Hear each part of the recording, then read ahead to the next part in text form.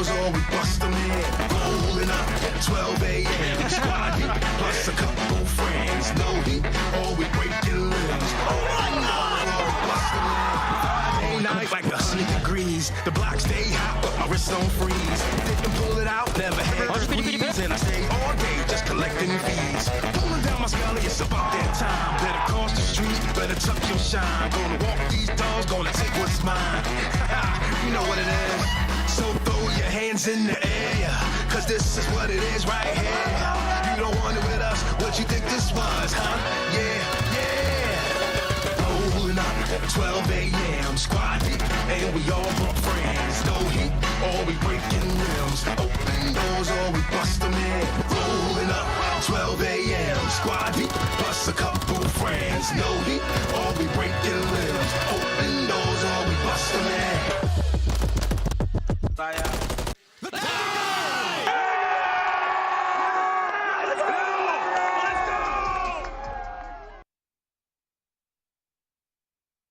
It's still unbroken. But what's your left, okay? Yeah, that's... Good push me. I already pushed. I'm a forklift. Take your time. So... Probably won't happen in this situation.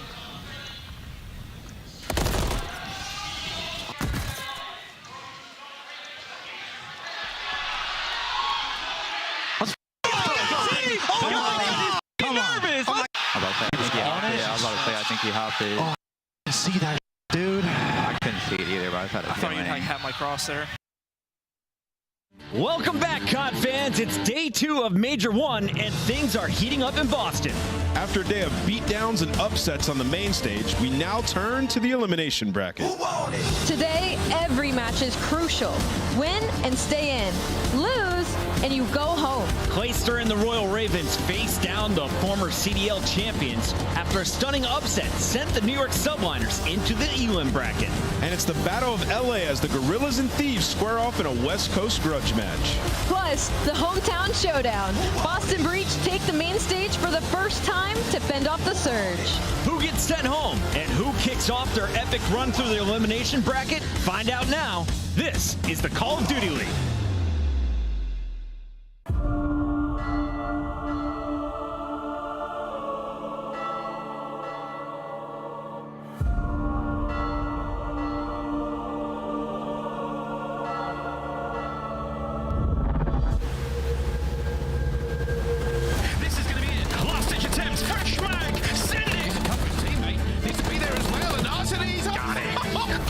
Versus Ghosty in 1 HP is all he needs.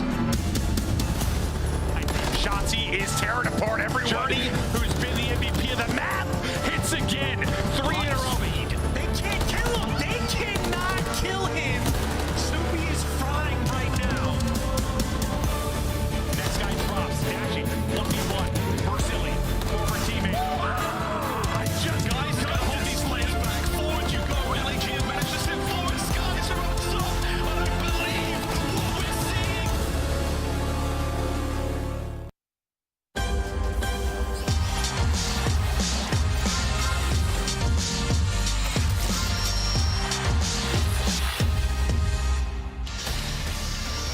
What's up, Boston? Are you guys ready to party?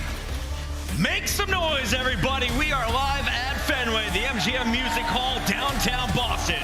Host of the first major of the 2024 Call of Duty League season, where the best Call of Duty players from around the planet are all here in the venue today. Welcome into the desk. It's Chris Bucket alongside Alley Cat and Nameless. And joining us this morning, we have Shift once again. I hold Shift. Love having you on the season. And so far, we have had a crazy major to open things up. For anyone who missed the day 1 storylines, what was the biggest one for you? New York, reigning champs, fall. Not just fall, though, they fall in 0-3 fashion to a Røkkr squad that is looking absolutely polished, coming off of a huge win streak during the online qualifier. They definitely stole the show. Allie, after day 1, do you have a favorite player or favorite team left in this tournament? Ooh, that's going to be tough. Maybe Toronto, just because of the way that they're looking right now. They look disgusting. All right, keep your eyes on Toronto in the winners bracket. They play tomorrow. The teams you see today, though, They're in the elimination bracket, and the Subliners are the surprise name for me. Minnesota came in as underdogs after losing 4 straight in the qualifiers. They won the last 3, and then 3-0'd New York. I don't think anyone in the pick'ems had this coming. No one saw a 3-0 at least if Minnesota was going to get the win. Yeah, I mean, 12-2 map count in the last 4 series, they have been unbelievable. And yesterday, Giga, Gargantuan, Omega Wake, some would say, came out map 1. They had to win it twice, by the way, Chris. But if you're a Minnesota Røkkr fan, you kind of saw everything that you want to see in that series. Lynz in the 1v1 versus Hydra, icing up at the end of the hard point. You saw accuracy drop at 2k damage in the search and destroy. Everybody had their moments, and for Minnesota Røkkr, they are a dark horse now in the winners bracket. Who knows how far they can go? Lynz making an early case for Rookie of the Year there for Minnesota. On the other side, we've got some veterans for OpTic Gaming. They came in against some veterans in their own right for the Miami Heretics, but OpTic, after losing 3-0 online, Allie, they came out and got revenge. Pred able to meme on his opponent Beagle at the end. Yeah, no, it looked incredible. For me, it was kind of the fact of how well Shotzzy turned up yesterday. I felt like he had been pretty silent as far as being Shotzzy goes in the beginning of the season, but yesterday, I mean, he was simply that guy, especially that map 1. I feel like that skid row was so important, and Shotzzy gets the god kill on Lucky that leads into the 2-piece, which allows them to secure the map 1 win and go up 1-0 in the series. So for OpTic Texas fans, you're feeling good right now. Fifth seed moves on to winners bracket round 2. They play on Saturday, as will Cellium and Atlanta FaZe. They played LAG. This was number 1 versus number 8.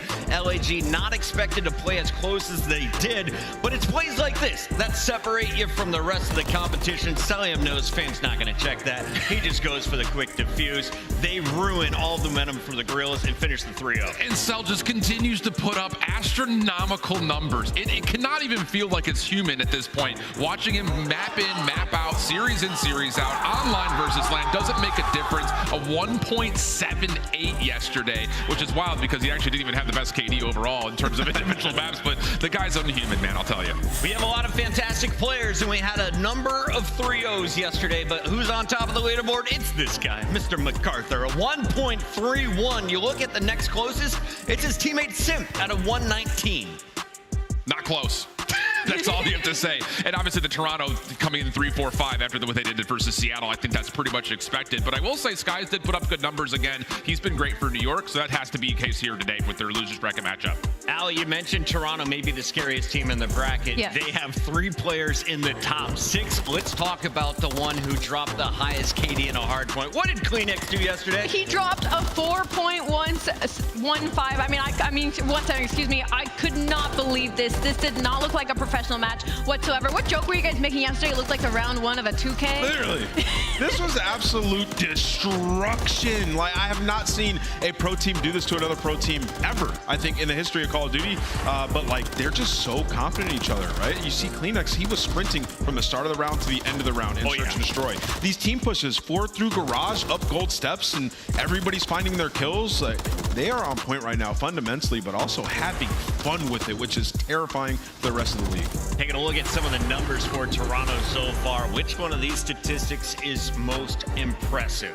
They're getting it done across all the respawns, but their hardpoint differentials are ridiculous. Not only are they the best team in the league at holding hardpoints, but when they need to break, which really isn't all that often, they're also doing that super successfully. So you're dealing with 86 points on average or so per map that they play. That's ridiculous. And I will say, historically speaking, Toronto Ultra has always been really good at hardpoint. They've always been a pretty dominant respawn team. I think for yesterday, the most important map for me had to be the search and destroy, because the search, if they had any strength, it was an S&D, and Toronto Ultra made it look way too easy. It's day 2 of the major. You know it's elimination day. Here is your bracket. We start with 12 as we close the show tonight.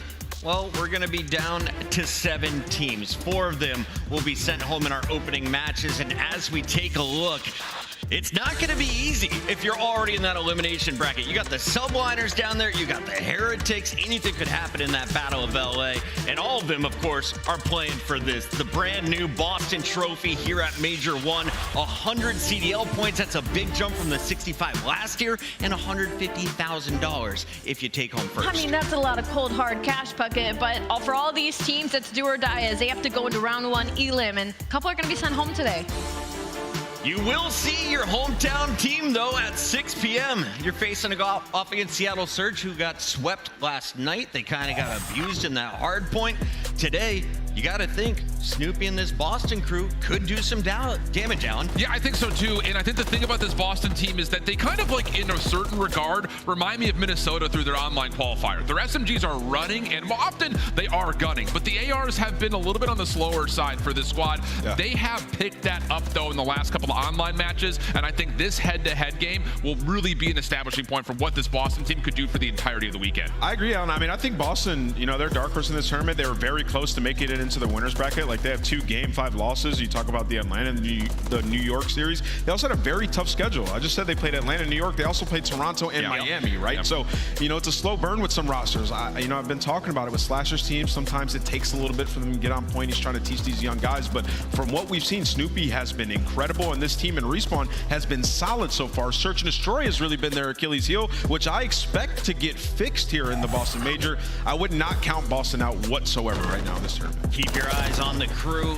representing the hometown, a squad that has had no luck in their last 4 matches. LAG is on a slide, just 2 wins on the season, but one of those is against their opponent they find here in round 1 of the elimination bracket. What do you see going down in the Battle of LA, round 18? I mean, you can give them that they do have kind of an advantage in this matchup simply because they've played LA Thieves and beat them before online. However, we've been way too kind about LAG. I've been too kind to them, saying, you know, it's just a couple of mistakes. If they just did a little bit of VOD review and, you know, tweaked a couple of things, they would be fine. Well, we're here at the Major and they haven't done any of that. They are still making these giant blunders in these series that are costing them momentum that should just never happen. So for LAG, they have to really show us something special today in this series. Big shout out to our stats wizard. 6-1 is the total score in favor of the Guerrillas. That's across all of the rosters, across all of the seasons, and this is what happened most recently in MW3. Yeah, I mean, well, you would say that this was sort of before LAG hit their regression. You know, I agree with Ali. I think everybody's been a little bit too kind to LAG, but on the flip side of that, LA Thieves have also been very bad, right? They're 1-10. You guys heard me, 1-10 in hardpoint. That is unacceptable, and they're going up against an LAG team that has not been able to win Search and Destroy. So, I mean, statistically, in almost every hardpoint statistic, neither one of these teams are very good. So this is really a battle of the worst teams in the league, but we'll see, man. Some teams just need that spark. Top 8 gets paid. That's all the motivation I need. You win here, you are guaranteed cash, and of course, more CDL points. And we get our first opportunity to score points if you are the Subliners and Carolina Royal Ravens. That match is kicking off here at 1:30. A quick commercial break. When we come back, we'll break down the battle between the world champions and the oldest remaining player in the league. It's Clayster and Carolina coming up next.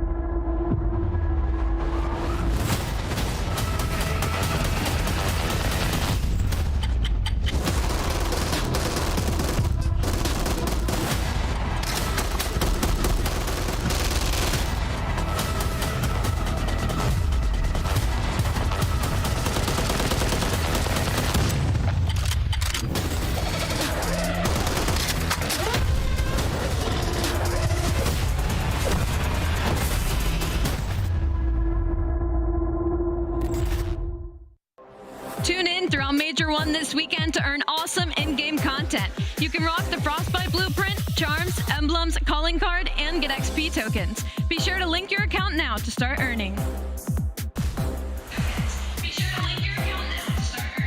We're back, ready to kick off day 2. It is Elimination Friday as we say goodbye to our first 4 teams here in Elimination Round 1. Chris Puckett, Alley Cat, Nameless. I hold shift, all joining you at the desk. And it's time to start breaking down our first matchup. We are all surprised to see that the New York Subliners are facing off against Carolina. Carolina, of course, coming in with a bottom 4 seed. The Subliners came into this event with a top 3. Let's start with the underdogs, though, because they have some players with an incredible resume. Let's start with Clayster, Nameless. Yeah, I mean, Clayster's been great. I mean, obviously he's a world champion, multiple at that, and he's still around. This old man, everybody knows him, everybody loves him, and he's built a new roster, and they've had some changes already. 2 new players on the team in Fellow and TJ, and they have figured it out, at least in the respawns. As of late, they've looked incredible there, especially in hardpoint. A lot has to do with Clay leading his team at 4.4k damage per 10 minutes is absolutely insane at his age and role on the squad. So for the Royal Ravens, they've looked pretty good as of late, man. They got to be confident headed into this series. And that's where they're going to have to win this series is when it comes to those respawns, because like you can see on your screen, 1-9, last overall in the league when it comes to search and destroy, where that's New York's best game mode. All right, Alan, I know you talked about him in the green room. We don't have a ton of time, but as we look at the Monster Energy pregame, Gwinn might be the guy to watch, right? Thank you. Are you kidding me? Challengers guy here. I was like, well, how are we not talking about Gwinn? He has almost single-handedly dragged Carolina through the mud to this point. Single-handedly? I mean, pretty darn close He's been considering good. that half the team is now different. But the big part is their hard point is an opportunity for them to maybe punish New York after some big follies that they had yesterday. I think there's also chances for Gwinn, who's been good in control, to take care of a couple of vulnerabilities there. Well, last year we saw the Ravens tie for last place basically across the season. A win here would be a huge jump, a huge start to 2024. Let's see if they can get it done in the battle. We have this one ready to go. Boston, are you guys ready to party? So am I. Let's send it to the stage with Blaze. Yeah, Boston, I'm ready to party as well. It's day number 2, and we got an awesome matchup coming to the stage. Now, this first squad coming out, they don't want to be here, and they're looking to make a historic run. Get ready, because here comes New York.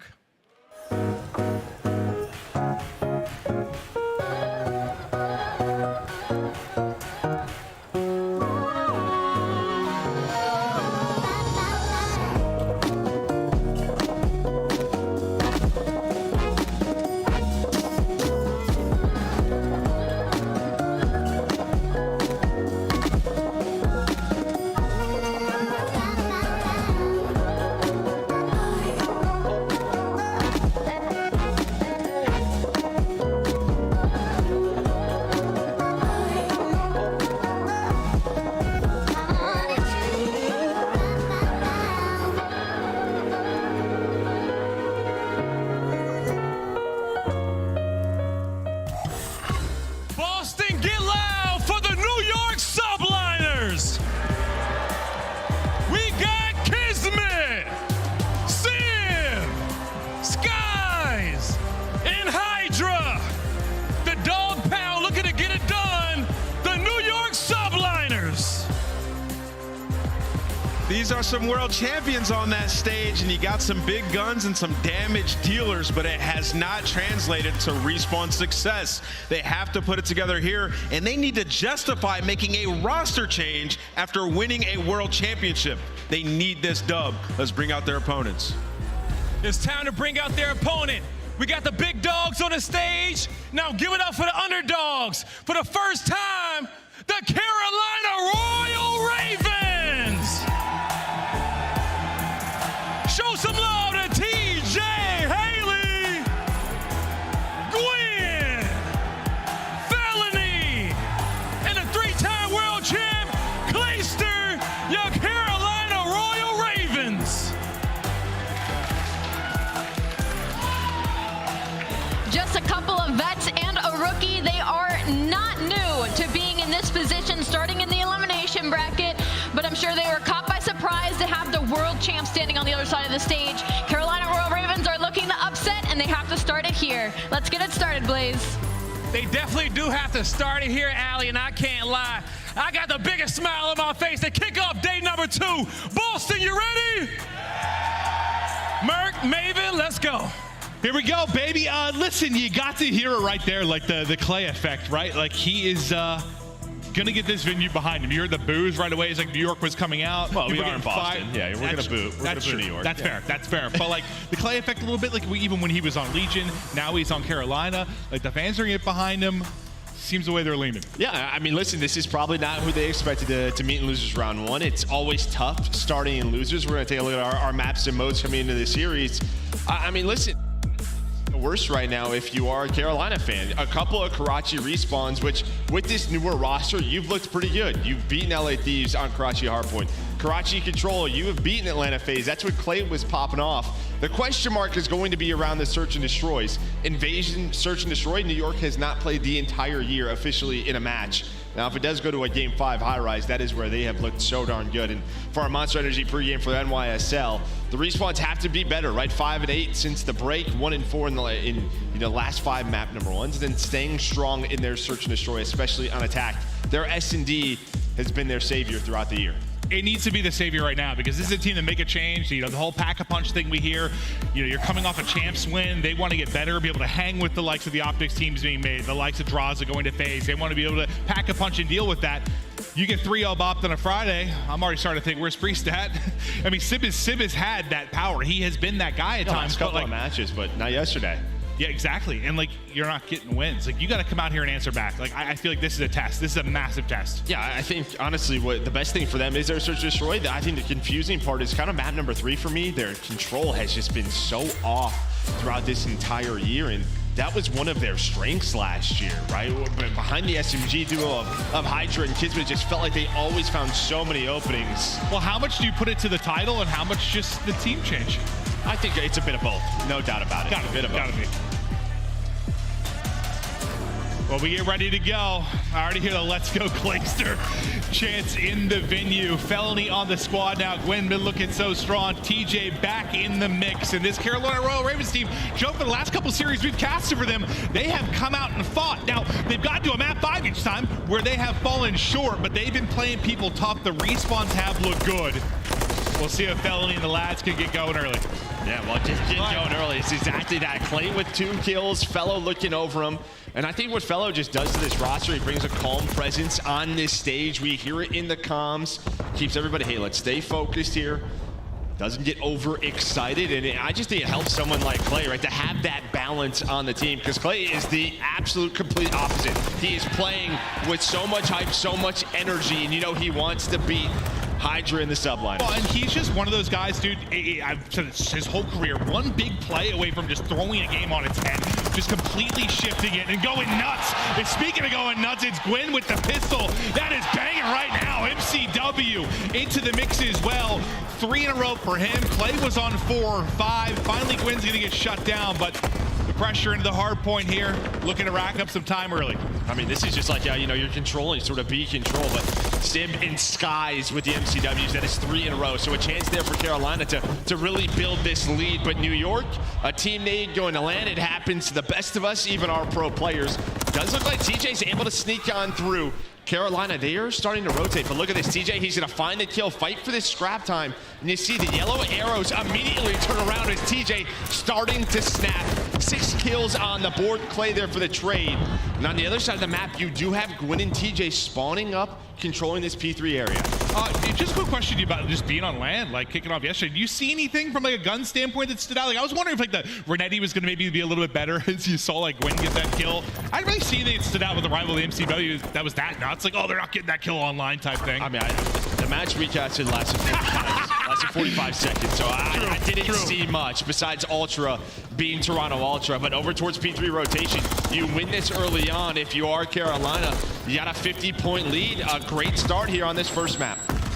Looking so good as you look to lock down Junk. Head on a swivel inside the point. It's a Ravens chance getting started here in the venue. Gwinn up top taking orders, but Kismet able to get the pick. And I'll see if New York Subliners can start to rally back into this as you are getting tested early and often against this Ravens team. And you got to think, like, each map, like, you go in a hole of your Subliners, man, it's just question marks across the brains of these players. Yeah, we saw last year they had a lot of ups and downs, right, winning Major 1, but then after that, it wasn't until the end of the year. So this is a team that, obviously, you don't want to go through periods like this, but they have experienced it before. That is very, very true. But it's Gwinn from up top that's able to get the double and answer the 2 you saw from Hydra. Tough gunfight there from Sibs. It's a frustrating one through the railings, and he's got multiple players to deal with. You can see via X-ray from Skyz POV. 3 inside. He's just trying to get information, maybe get some tags in, but this is all time for Royal Ravens. Still 50 seconds here to work on the hard point, Joe. You got 3 in a row for Gwinn right now, who's hitting triple positive. Gwinn is bringing it. Yeah, and right now you're really just fighting over hill control, but they knew about that. Everybody bringing out the rivals for this hill. Civ with 1, Gwinn with 1, and now New York only down 30 behind that break. Clay's gonna find one off his spawn, and now TJ's starting to work up this pinch. I know you love that, though. This is old school player. Like, sort of wait, take your time, get a really good push, don't get staggered, and how successful that was. But you get right back in now if you're Royal Ravens. We're starting to think about the other side as we get ready for the rotation to come up in about 15 or so seconds. Skyz bringing it on one end as he's just 10 and 7. Getting close to that 100-point mark if you're a Royal Ravens. Solid lead. Lock pops on the minimap, and now we get ready to go. Playing from back diner, you'll have TJ there early. We'll see if he can win some fights. Yeah, but on rotation, it's been Hydra. He's won a couple of gunfights. He was 4 and 8 now, 10 and 9. Starting to get going over towards P5. You're going to have Simp in the hill, and he's starting to slay on out. But TJ, right back into it. And now here comes this 4-on-3 push, trying to use their numbers to their advantage. And they're able to get through for now. But here come the reinforcements of the Subliners. Yeah, still a skirmish around the point, but good patience there from TJ. Just wait until he can get the pick, then collapse with the rest of the team. Hydra is taking heads off, but he's able to stay up. Nobody in the point for now as everyone's just battling around, trying to get a foothold here for position. Felony, the newcomer to the team, sitting at 6 and 10, but still plenty of time to get going as the pistol hits there. I mean, honestly, these last couple of hills, both teams just really fighting for map control, right? Just not flooding those hills, taking their time. You will get these final 20 or so seconds, and that is just a ridiculous shot from Clay. The snap, obviously, that's a rival on the Hydra, but not easy. He's up top near that satellite, but now Clay trying to find Skyz, and you know, through this first set of rotations, a 40-point lead. Some of the stuff we see in the rival too, range too, like it can certainly hit. There's the other side of it. It's the rival just absolutely obliterates Clay. Second story. And now as we get into our second set of rotation, get ready to get going. Subliners looking to see if they can get a lead change. He's still got 45 here, but it's TJ looking to pounce. Not quite able to get through. Sib able to get on his belly, but Gwinn will be there for the trade. Legends gonna have a one-on-one for now. But it was Skyz who was able to take him down. Nice shots out of Gwinn, up to 13. Like half his kills are with his pistol. But meanwhile, Skyz has just completely controlled top red, looking over P1. He's up to 17 kills, 5 in a row. And now you start to see Subliners starting to win a little bit more of these gunfights. Skyz looking for that cruise. Yeah, Sib's done a really good job, like in the hard point during this. Like he's been able to pop and get a couple of kills. We know what a difficult position it can be. I think he's gotten 3 or 4 from the point, which can be so hard to do. Usually you're just laying there in your belly, like, how do I get involved? Well, usually it's a rival, right? That's the difference. He's got the MCW, can take some of those gunfights. But on this rotation, still a lead for Carolina.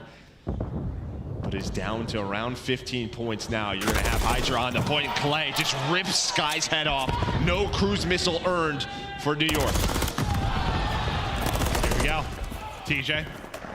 Fellow through in the mix. Hydra just trying to stay up and lurk. The information is he's there. Gwinn just able to get across. Hydra gets so much damage in, but he doesn't actually get any kills. He got 35 left to go here. Still comfortable inside, but how long is that gonna last? Not long if Kismet's snapping like that. Gets a little bit of help on the second one. 3 through there for Subliners. You get back in, and now you're looking for another lead change. These guys are just throwing punches at each other right now, Joe. No, a nice comeback here from New York, right? You started to feel some momentum shifting their way these last couple of hills, starting to win some more gunfights, but a chance here for Carolina to win a big P3 rotation. They're already set up. TJ off spawn, spawning across the map. He got taken care of. New York know this, so they're gonna try to go for right now. Carolina down 14 points, on top of New listening with Carolina. We can go fast, okay? I'm going quick.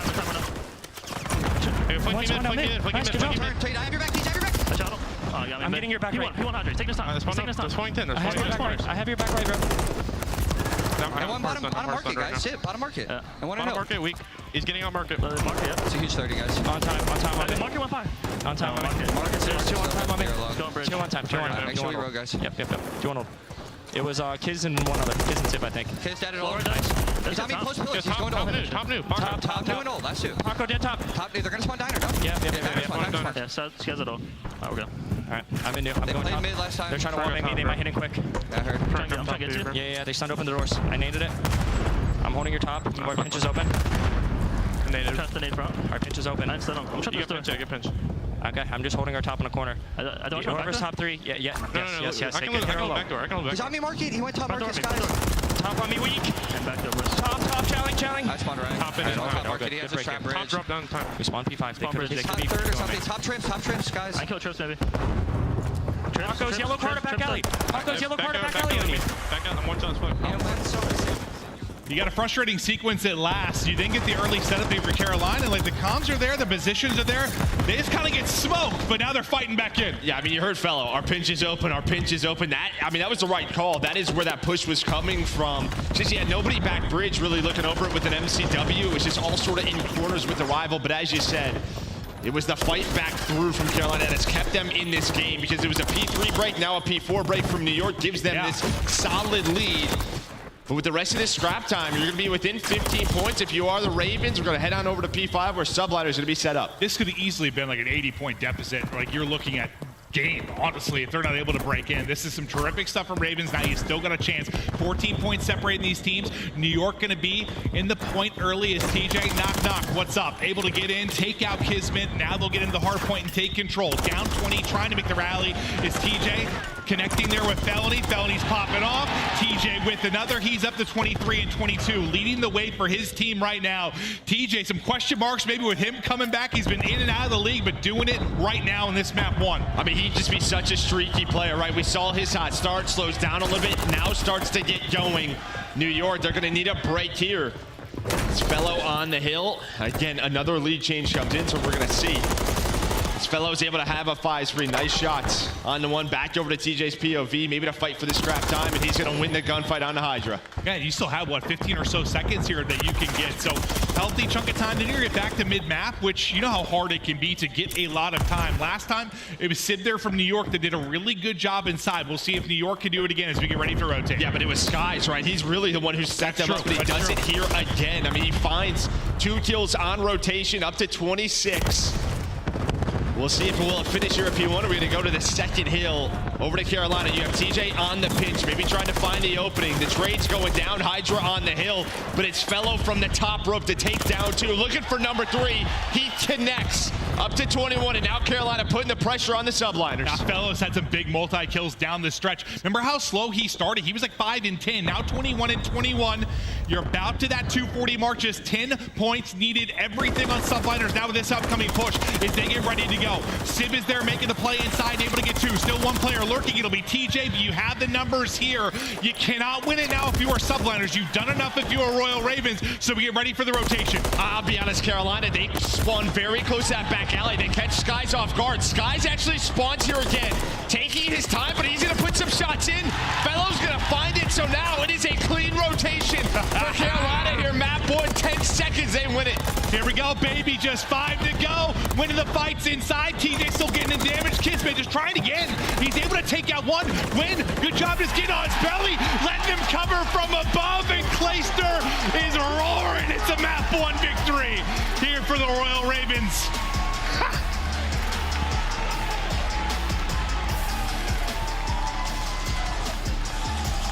This is what we talked about with this team. They have looked solid since adding Fellow, since adding TJ in respawns. Yes, in respawns. Yes. They have looked solid in it, and they continue here. I mean, you know, again, they beat LA Thieves on this map, but just a great job. They get outslayed, but they kept it messy, right? It just felt like there was a lot of times New York playing for certain map control, just never really found it. And then someone like TJ at that P5, able to just walk on in, get a couple of kills, and that setup is gone. It's a 12-point win.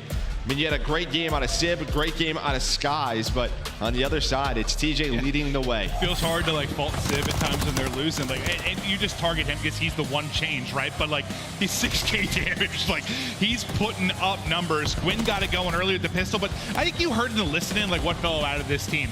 Just the calm there. You know, he was calling the pinch, I know, but once they got broke too, just not too much panic. Even on both breaks, we got to hear both times they got broken there. And it was just always sort of like, all right, let's set up for next. All right, let's rotate. Like, they never really got down on themselves too much. No, I mean, and that's just with this title, you have to be able to respond, right? Yeah. I mean, whether it's a full 60 hold on certain maps or a break of your own. And I think Carolina, that second set of hills, that P3 and P4 were not great for them. That's probably when they'll go back and watch the VOD. Our setup was not great here. TJ was spawning out. I thought that's when New York, we're going to start to run away with it. It was sort of right here in this point of this highlight. You had the 40-point lead. You hit the P3 break.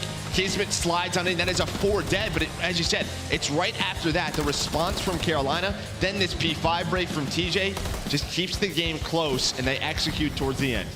Yeah, no, I'm with you. When they had that 40-point advantage, the break up P3, I thought that was it. I really did. I thought that was going to be it. But They do it. They keep it going.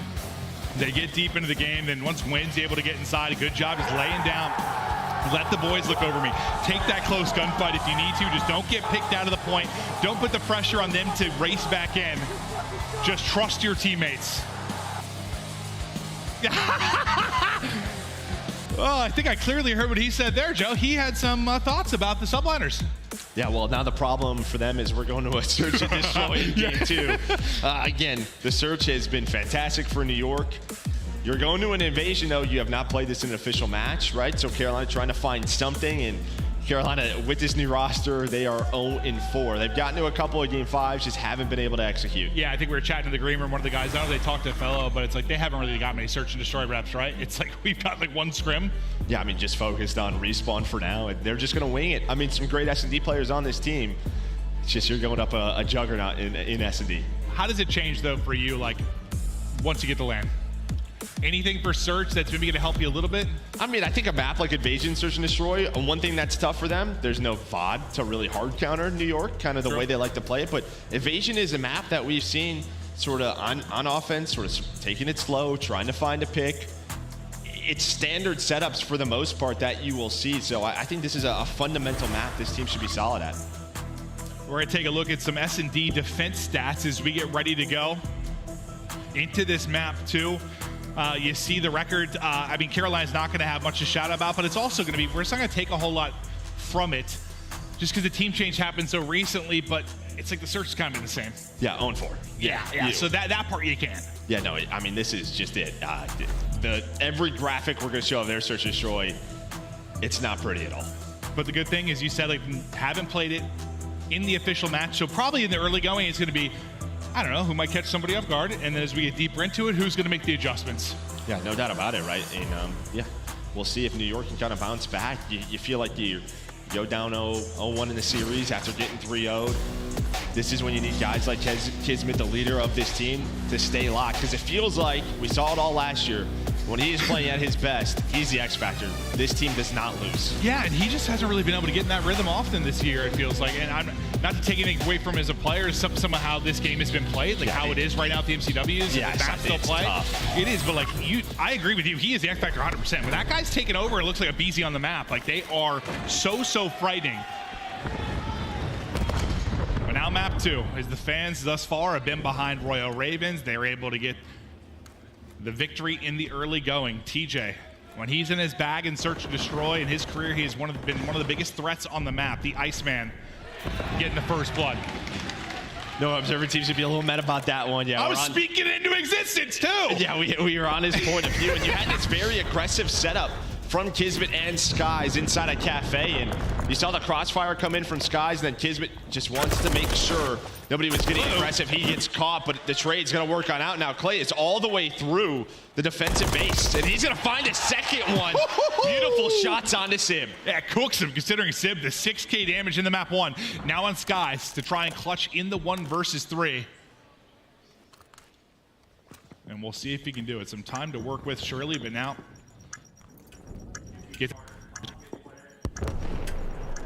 to work with, no stun, so every gunfight get a straight. We know how difficult it is on this site. Just DJ with 2.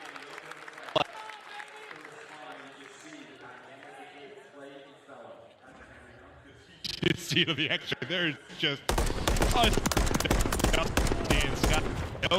in that one. TJ with the final. TJ going early. Yeah, and you know.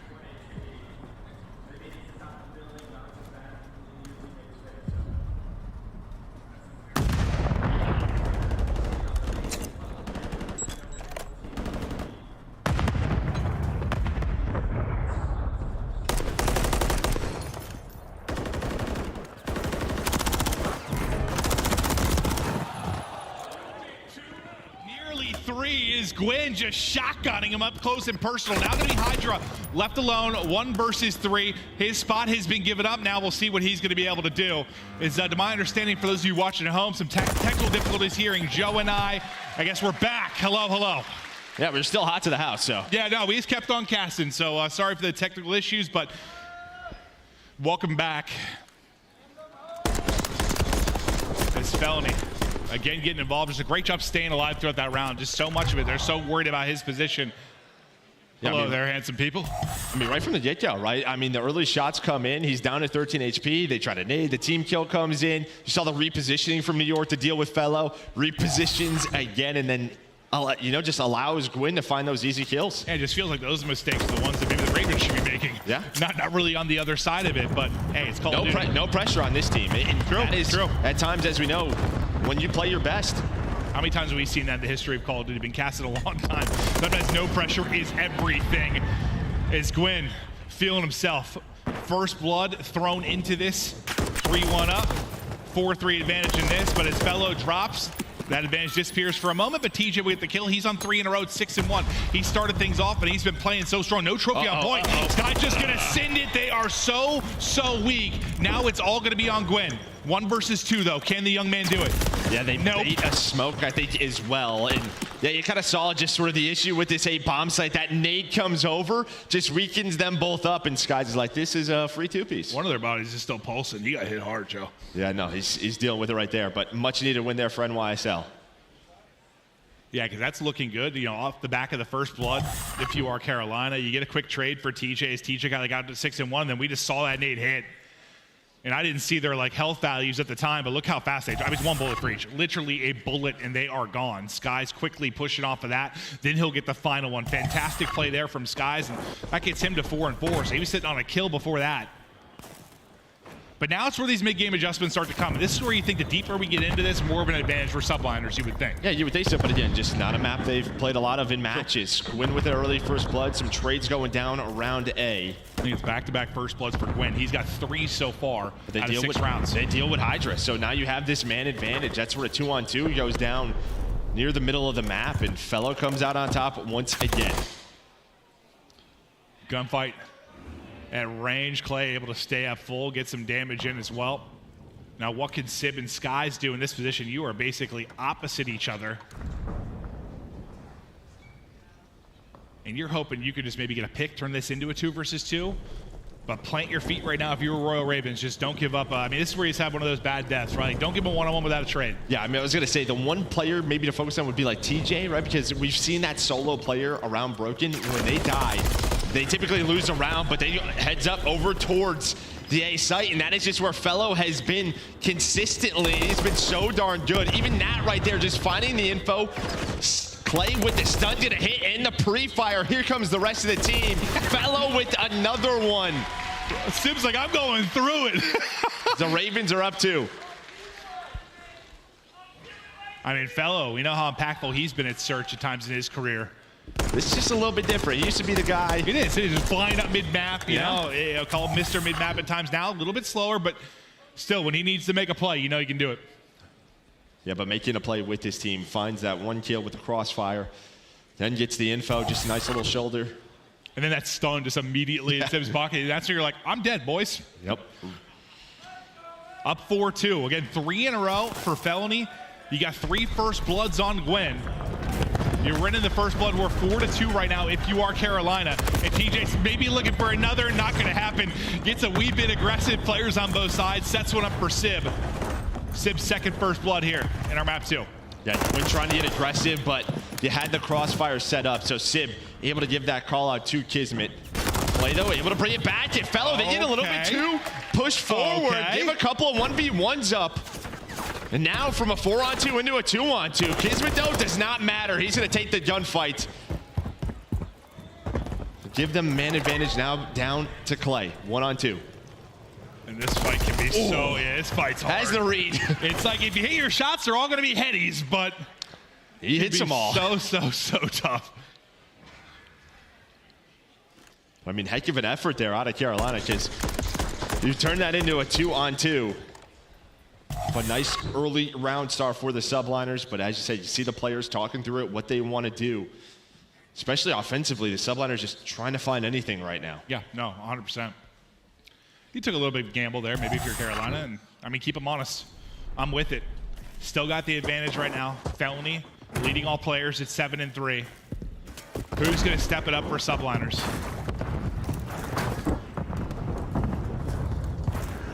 Checks the wrong corner. He looks right. Gwinn is left. The trade comes in instantly, but that's a 4th first blood now for Gwinn.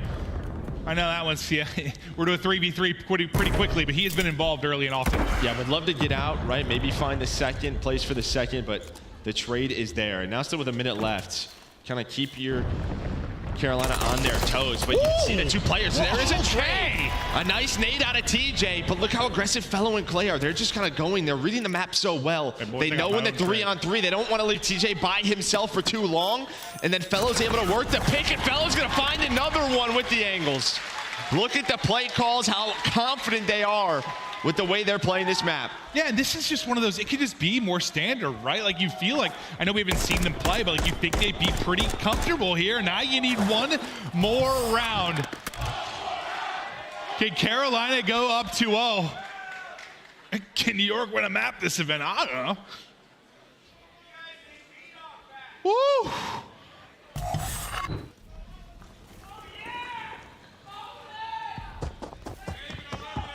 I love you too. Here we go. 5-3. One more round needed. Can they do it here on offense? They've been doing so well in the first blood department. 5-3 advantage. Gwynn's been leading the way there. Can Gwinn find another? Maybe keep an eye on that number 6. Not really looking to be involved yet, but he's the one that's been picking him up. They were able to find Kismet. Kismet, again, got aggressive through Cafe. He's going to have to back down. So you're in a more standard round here for both of these teams. The crossfires are in. Fellow just going to back down. Maybe just try to find a nade with a teammate. There is that info. Stuns open the door. Gives himself the angle. Sim now has to play his life. He's the only player here kind of behind an island. As soon as that goes down, Hydra tries to get aggressive and he backs away. Pretty sure Fellow has taken like 400 damage in this round. He just keeps getting ripped. He's been one bullet like 3 times. But guess what? You have to drop. Now you get aggressive. Clay's going to come with a wide peek. He will get trade out instantly. 20 seconds now to go. Smoke is out, and Hydra wants to go right through it. You got to make a decision quickly now if you are Royal Raven. They're going to rotate. Starting to track back on the other side. Simp is going to get dropped. Gwinn wants to get involved. Fellow winning another. Skyz now left alone, trying to get there in time. See if he can just get him off it. Can he get him? Not going to happen. 2-0 edge to Carolina.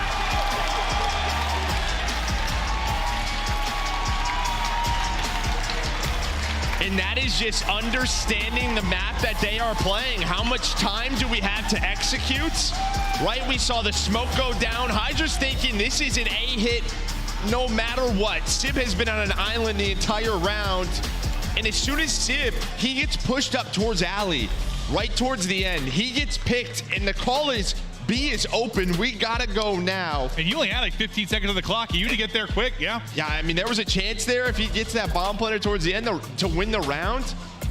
But it does not happen as Carolina now up 2-0. Carolina team's looking like a threat. You gotta think, I mean, with the way they've been playing Respawn, I know it's been a week. It's been a week of like solid Respawn. If they can just get clicking in search, man, and you know how it'll happen at an event, right? Like, you just, things start working. Every decision you make just works in search. Suddenly things are clicking and you're on land. If that can happen, who knows? We got ourselves a dark horse, bro. I mean, it's not even, they don't even know what works. They're just, they're trying to figure out maps. Again, I think you look at sort of the vetoes in New York, they opt to play a map or allowed to go through where you have 0 reps. So New York's probably like, screw it, let's go for it.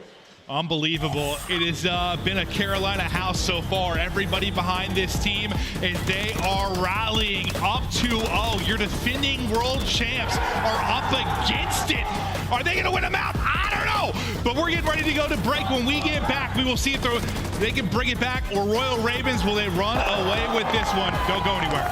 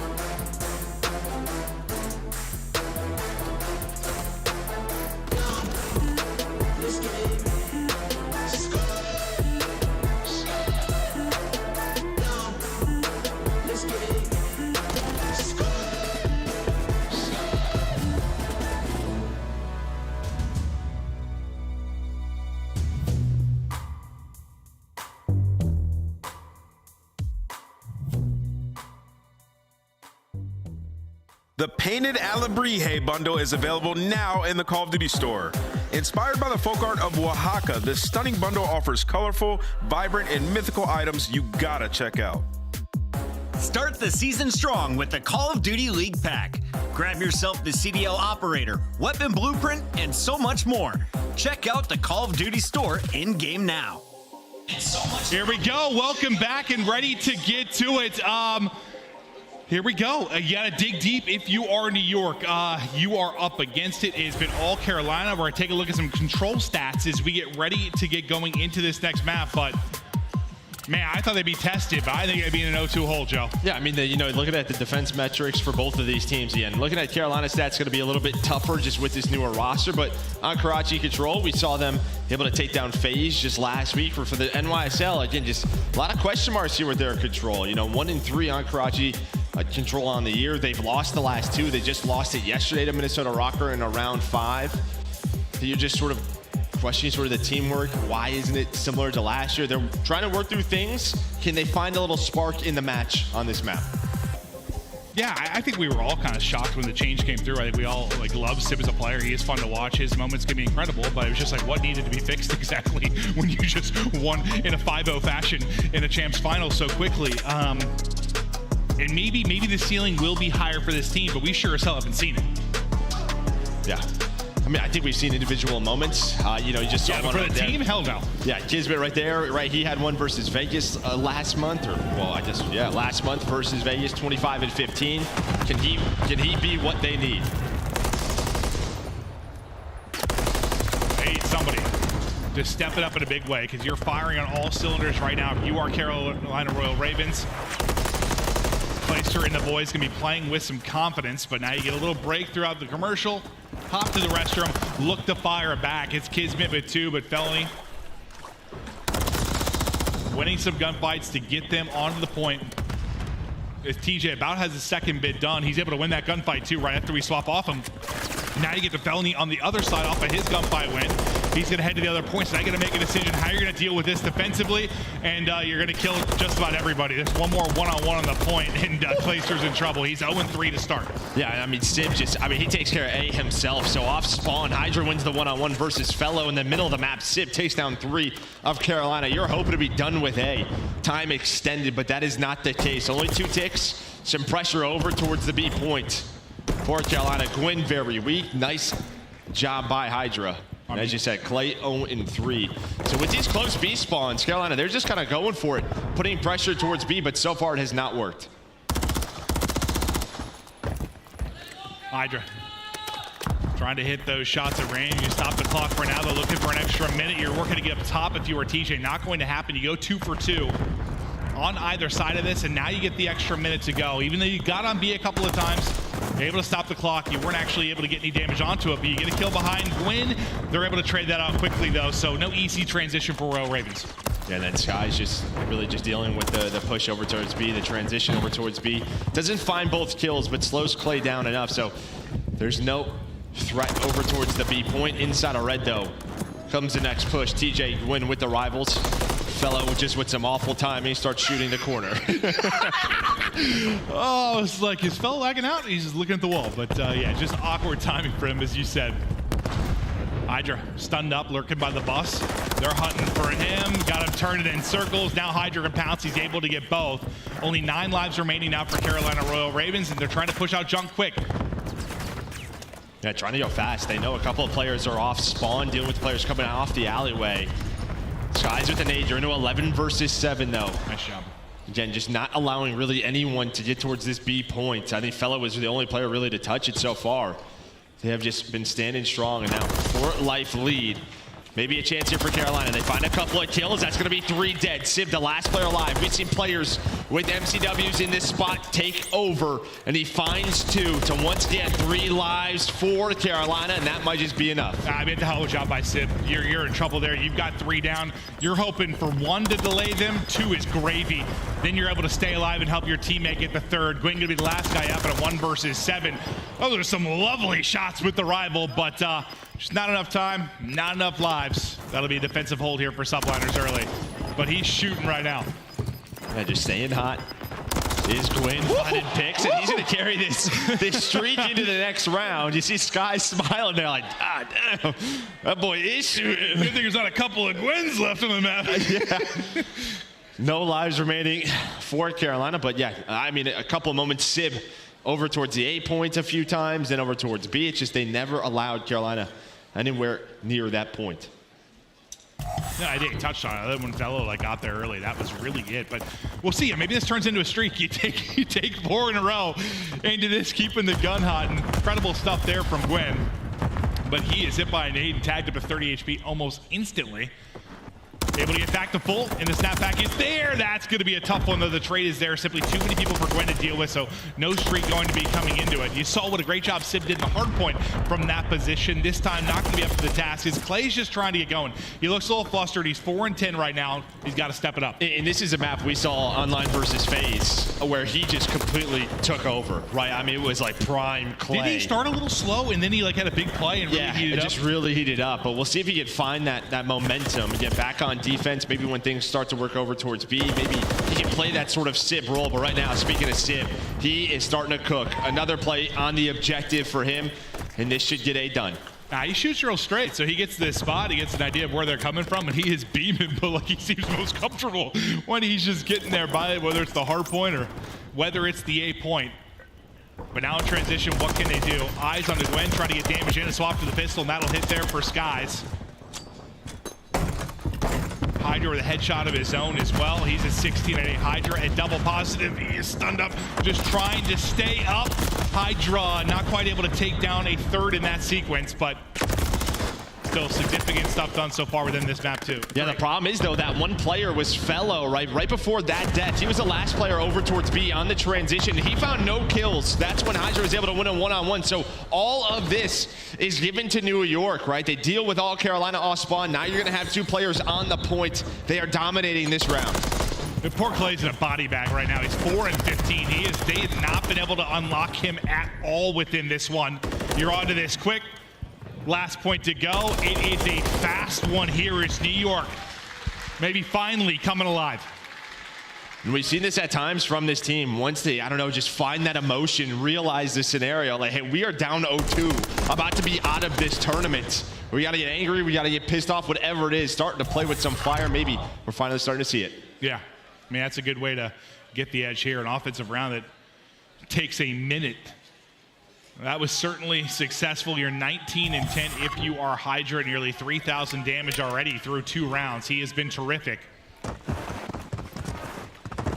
Did they close it out here defensively, or do you get one of those big plays from Clay and he starts roaring? Because nearly quadruple negative so far in this one, just cannot get anything for positive momentum. Oh, I thought Hydra was going to sneak on through there. I think Fellow hears him pop the Diddy right towards that second because he dodged all the nades with the lightweight boots to get aggressive. Sib, though, he's just going to back down. This is the last player alive for now. It's going to be Clay on the point. TJ getting aggressive alongside of Gwinn. That's going to be 3 dead. Let's see what Carolina wants to do with this. 5 in a row for Sib. Can't quite make it 6. You're able to take him out of the picture as well. Carolina, you're sending 3-4 while leaving 1 on the point. The problem is Clayster loses that one-on-one as he can't buy one within this map 3. The rest of the team steps it up though. Felony and Gwinn getting all the kills. Kismet's gonna be the last guy up. Would have been Sib in this position. In that round 1, he was able to get 2. Kismet just doing a good job staying alive as long as he can, but it's Gwinn and Clayster through on the feed as well. Some damage getting done on both points. He got 1 tick down at both, Joe. Yeah, I mean, you were just never able to get into this spot if you were Ravens in round number 1. But really, it was Fellow, the transition player. He just kind of snuck up over towards B, found the 1 player playing on an island, and that allows them off spawn to just hit this point now. Done. B is done. They have 2 minutes to work with. Already a tick done at A. We may be seeing a round 4. You got 5 spree right now if you are Gwinn. We'll see if he's able to get the cruise. Clayster on 3 in a row. Maybe he's starting to feel it a little bit within this map. Come alive a bit late, but a chance to get to another round. There's 6. There's a cruise. Now, can you just seal the deal here on the point? They have a 6 life advantage, 90 seconds to work with or so. picking them apart one by one. You're in a very good spot right now to get this to a round 4 if you were Royal Ravens. Yeah, they don't send like too many resources over towards the point. They're dealing with one player top red, now dealing with the player up top in Skyz. Now you're able to get TJ onto it. Now that's 2 in. Clay with some nice snaps. He's had a couple of sprees now, up to 11 and 17. Again, really struggled through the first 2 rounds, but Carolina on the board. Here we go. And I think that's huge too. Like, even if you don't end up winning this map 3, just to fight back a bit, like, just don't give an easy one, like a quick one to New York where there's like, all right, boys, here we are, we're back into it, let's slam these guys. Like, make it competitive. They've done just that by getting into a round 4. And I just love the way Carolina set up that play over towards B. Just leaving one player on A, just thinking, you know, having New York think, all right, they're going to go for A, that's where they're going to finish, and then they're going at offense. But they sent Fellow over there. He's able to find the kill. Well, I thought once they lost a player on A so fast in that play, I didn't think it was actually developing them much, but then they kill all 3. So, yeah, becomes something real quick. Now can you hold defensively? Because last time on offense for Subliners, it was a fast round where things fell apart. Start mimicking some gun sounds, maybe. Pew, pew, pew, pew. Yep, pew, pew. 1 dead in Fellow. Boom! Clay 5 in a row. We'll try to get that audio fixed for you as soon as we can for the people in house. And there we go. I can hear it now. We're back. Yes, let's hear it, guys. Positivity and love. Thank you. We love you all. You sexy individuals. Simp with some nice shots. Skyz hanging out. And you can see Carolina, they're just like, let's just not give up B early on in this round. Kind of what we were able to do last time through. Yeah, keep it a little bit cleaner. Off the capture at A. Second bit of progress is done. Kismet patient with the shots there and able to take it and just able to get away with 12 HP. As he's going to start to maybe work over towards back alley. Holding that was Gwinn for a second, but now some awkward time as they're going to little ring around the rosy. Gwynn's going to need some bad timing. This is actually not great for Carolina because Clay's going to have no clue, no idea that where this player is. And Gwinn off his spawn, maybe thinks, all right, Hydra's the first player through, but here we go. Kismet, he's going to be onto the point. That is going to be 3 dead. Nicely done from the Subliners. Last player forward is going to be Fellow. Clay spawns like in Hydra's pocket. Able to get the pistol out and get the kill. Bit of progress already to be done, just trying to get over the dumpsters. Gwynn's gonna call the streak in off of this. Simp is at top bus. Trophy's gonna be able to eat it as he will stay alive. Getting back to your spot is Kismet, but he's gonna get cut down.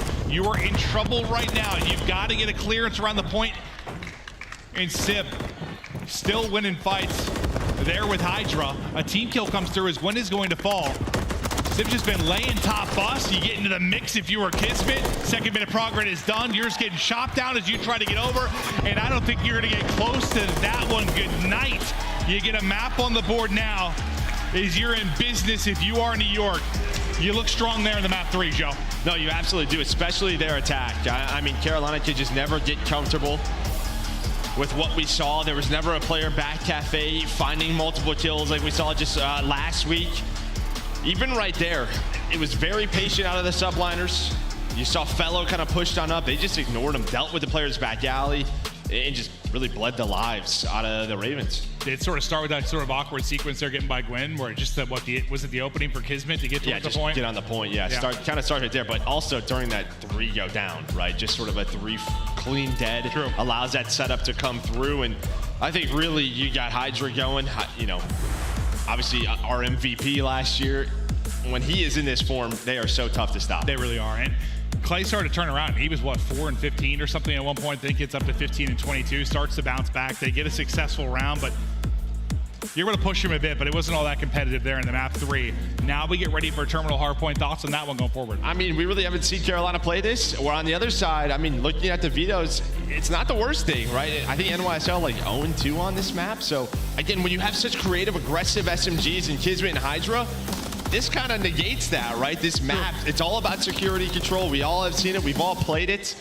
So it just doesn't allow them really to make those kinds of plays that they want to on the map. It's pretty rare. You don't know where people are when you're playing terminal hardpoint. Yeah, you know where they're at. Yeah, you usually know right where they're at. It's just a matter of, can you win the gunfight? Can you use your utility? Do you got a trophy? You have all the little intangibles, but yeah, just making those individual plays where you get lost, you finesse, you do some wild stuff. Just not a lot of playmaking ability here. Yeah, and obviously New York, I mean, not their map pick, so they're going to have side choice starting on that stronger side. Can they just carry that momentum we saw in this map to really build that lead that we see through those first couple of hills on Terminal? And just consider, listen, I know you won the map too if you're Carolina, but the search has not been great. Like, do you need to win it here? Do you need to win this map 4 if you're Carolina? Yeah, because Game 5 is one of their best in Subliners. I think they're 3-0 on High Rise, and a couple of times we have seen Carolina on High Rise, they're 0-2 with this roster. I think it's 5-12 round count, so not the prettiest. I mean, I guess at least you have some reps, but New York, it's been one of their comfort picks on the year. Yeah. So win it here in the map 4 is what you're thinking. That's what I'm thinking. Yeah. But who knows? Who knows? I mean, when we've casted Carolina these last couple of times, it's been going deep to a map 5, you lose the map 5. I think they're definitely thinking, let's win the map 4, boys, here. We don't need to get into another search and destroy. We did what we needed to. We won that map 2. Can we win another respawn? We start with a strong side on here on Terminal. You want to get some damage in. Oh, sorry, you said New York starts with the strong side here on Terminal, correct? So I mean, obviously when you're up 2-0 in a series, you're kind of the underdog. Yeah. You always kind of want to close it out in that map 3. But I mean, the fact is damage is done. You're up 2-0, right? Yeah. As you said, kind of damage done. Let's just get this over with. That's what you're hoping. We'll see if they're able to do it. We'll take a look at the hardpoint metrics of where we have been sitting. This is coming into the match for the last 3 maps, and I think you see there where it's turned. You know, if this was going back to the beginning of the year, that margin's probably now a -2.8, it's a -50 or something when you're looking at maybe the hard points earlier on. But as of late, they've been so competitive. They look so much better. Clay, TJ, Fellow, these guys have died it back, looking like prime time in their careers and moments. You need that again. I mean, now it's 4-0, but 2 Karachis, 2 sub bases for this Carolina team. Obviously, teams gonna have to figure out kind of, you know, if they continue on in this tournament, how to veto against them. But I think sub base was the easy call because that is where they've just looked so darn good. No, they really have. They really have. That's why we're on Terminal Hardpoint. Well, the Terminal, we get ready to go. The pressure on New York is there in losers bracket early. Get knocked down there yesterday unexpectedly by Røkkr. Røkkr, who's been hot out there 3 straight in the league. They come. They weren't scared to play him. They knock him down early. Then Clay and the boys like, all right, cool. We're playing New York Subliners first round of losers. Didn't necessarily expect that, but Clay and the lads looking to get nasty. This is Mr. Map 4 with his 31-23, 1.35 KD that he was able to put down against Atlanta FaZe. Can he do it here? Map 4, Terminal, underway. And coming into this for Subliners, 0-2. On Terminal Hardpoint. Starting on the strong side though. TJ's able to work through Bookstore, trying to find maybe an early pinch while the rest of his teammates come off at spawn, but kind of what you expect. Starting strong side, finding that early time. Yeah, you're gonna see this more often than not, that's for sure. Soaking up the time early, guys. Just holding the angle close. Getting the objective time for his squad. Clayster just comes jumping up over the top, able to take it. It'll be Hydra through the mid-cut. Hydra is snapping, feeling it early. He had a hell of a map 3. You don't want this guy to get going because one of the most fighting in the league. But you see the strafe there with the mobility for Netty. That was looking naughty. Yeah, nice shots there from TJ. Now Carolina have to go. 38 points earned in the first hill. Already in that setup, Kismet. It's going to be 3 dead for Carolina. The last player was Gwinn, maybe with a chance to flip the spawns, but does not happen. He gets taken down, and as you said, I think this man already got going last map, 29-20. It just feels like what he is, I mean, one of the best POVs to watch in the CDL when he is locked in. This guy is an enigma. Honestly, the sound I made was when I saw the spawn come in for Ravens. I'm like, you're tracking it. Hold on now. Terminal trying to get Hold on now. Start to line it up as TJ dials it back again, as that'll be 3 for him. They'll bust through quickly. Sliding on through and just slapping him in the face. Sib gets put down. Gwinn making plays. He's there with the read too. Kismet, maybe back down for now. My guy's in his bag. I mean, you didn't find the last 20 or so seconds. You can see 3 players spawning out. They know where Kiz is, so you're just getting this set up. Job well done if you are Carolina. Now you're trying to hold on to this rotation and get this hill. Yeah, otherwise you're down 100-0. Yeah, no, you needed that. Need that, but now how do they want to play this? Because they have security spawns. That's going to be 3 dead. Maybe they want to try to hold that, and that's going to be the play. But a couple of players spawn behind. Skyz with a bit of a split top Eskies. Fellow, he's going to have the play call, and now he's got to give all this info to his teammates, but NYSL right off his spawn, able to take down 3 of their own. 6 in a row for TJ here, lying prone, but not quite enough juice there, and then the MCW to get the kill. So you'll battle back in with 30 seconds remaining if you're Subliners. Now you think about fighting a rotation if you are Royal Ravens. They're already tucked away deep. It's going to be Hydra. They're able to get one through the mid-cut and Skyz. Kismet's going to get dropped. He loses the one-on-one on the other side of it. Now some big gunfights in front. Comes down to a 1 versus 1 for now. Hydra on one side, Felony on the other. All right, Fellow's able to pick him out of it. Yeah, you just have the spawns, though. You have the security spawn. I mean, you have to deal with all of these players. I don't even know. Skyz already crossed. The cruise is in from TJ. Comms will be coming on through. He's going to hit the roof. Maybe just trying to find some info. Not the most effective cruise that we have seen, but hey guys, Skyz just still so you on know, the points. the roof's dead. The roof's dead. But they get in. They get in, and they get the spawn. So this is great for Carolina. Another couple of force sprees as the gun's heating up here for the Ravens. It looked so scary at multiple points early going in this where you were Subliners, you had a chance to run away with it. But now Clayster is clipping wings as the drop shot is in. That's 6 in a row for him and up to 9 in 9. It's 6 in a row for Fellows. Also 2 more cruise missiles to go since that P3. The Ravens have come alive. Now they have the lead. They have security spawns to carry into P5 in the next couple. Oh my God. What a sequence here from Royal Ravens. 10 seconds left, and now we'll get into book. You had a presence here already if you are New York. They're fighting back and forth. Clayster backing down for now. Maybe waiting for some help, trying to get the read on the other side of the snap is there, but the gunny is up for Hydra. Fellows got to play this smart. You see he's just all the way in the back here. Clay does spawn up Dreams. They're trying to find Hydra, though, number 4. They're able to find him to keep this side of the map. That's a heads-up play for Fellow. Very calm, again, just waiting for his team, and now they are going to go. That is a veteran play there from Fellow. Hydra right off spawn, right back into the midst. It'll be Esky's side here for Subliners. 20-point advantage for Royal Ravens. The streak is still going for Fellow. Still on 8 in a row, locking down book with TJ. Fellow's gonna drop, TJ still here. TJ gets 2, gets on his belly, and then Clayster comes through with the kill. You're gonna get up to what, 40, 50-point advantage out of you this time. It's TJ just sitting it on forward. 5 in a row before he drops. My man's getting nasty. Yeah, another 5 spree for Carolina. As you said, 13 and 8. So through the first set, I mean, you have a 50-point lead if you were Carolina starting on bad side. That's impressive stuff. Yeah, impressive work. Now for the Subliners back against the wall. Our world champs.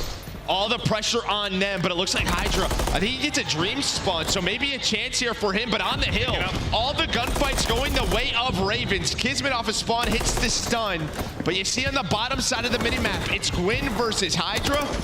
Gwynn's gonna trade it on now, but some more pressure is here. That is just a ridiculous chow with the Renetti.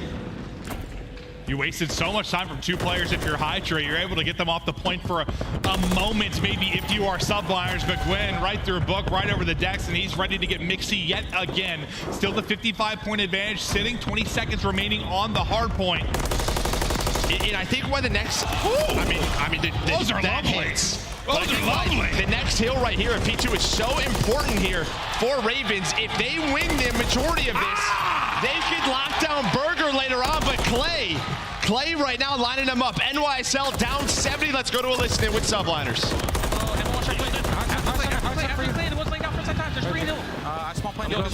Two elevator, one time. I don't see him out. I spawn in plane, bro. He spawned in plane. Glass. Yo, get on me, teach. Glass. Glass. One shot. Yeah, get on me. Slow down. One shot, back to 2. Yeah. We have to bid together again. Yeah. Get on me, teach. He backed up to the corner. And one's in the back elevator. And one's close right corner on me, teach. In the hall. Close right. I stunned it. Guys, good job. Lots of back. On time. Back door, play them. Weak time. Good job. Shit. Nice. Flip them. Yo, turn around. They're going to be playing me. I spawn plane, they spawn S. We're trying them here. I spawn in plane. How much I'm on red? Whole week going front cockpit. Go back to the ammo pocket, one shot. There's 3 on you, 3-0, they're weak. I think you heard the listening sort of like, they're kind of like, what's going on? We got to slow down. We got to slow it down, boys. We are getting hammered. They're down nearly 100, but you still have got a chance here. Show that world championship form. Start to bring it back if you are Subliners. I mean, this is just so tough. This is honestly what we see on like Invasion, right? Setting up for Palace Hill. It's the same thing here for Carolina. To me, you just take your time here and make sure you win rotation to Røkkr. As Fellow able to find a big kill on Simp on rotation, they're going to try to break this plane hill.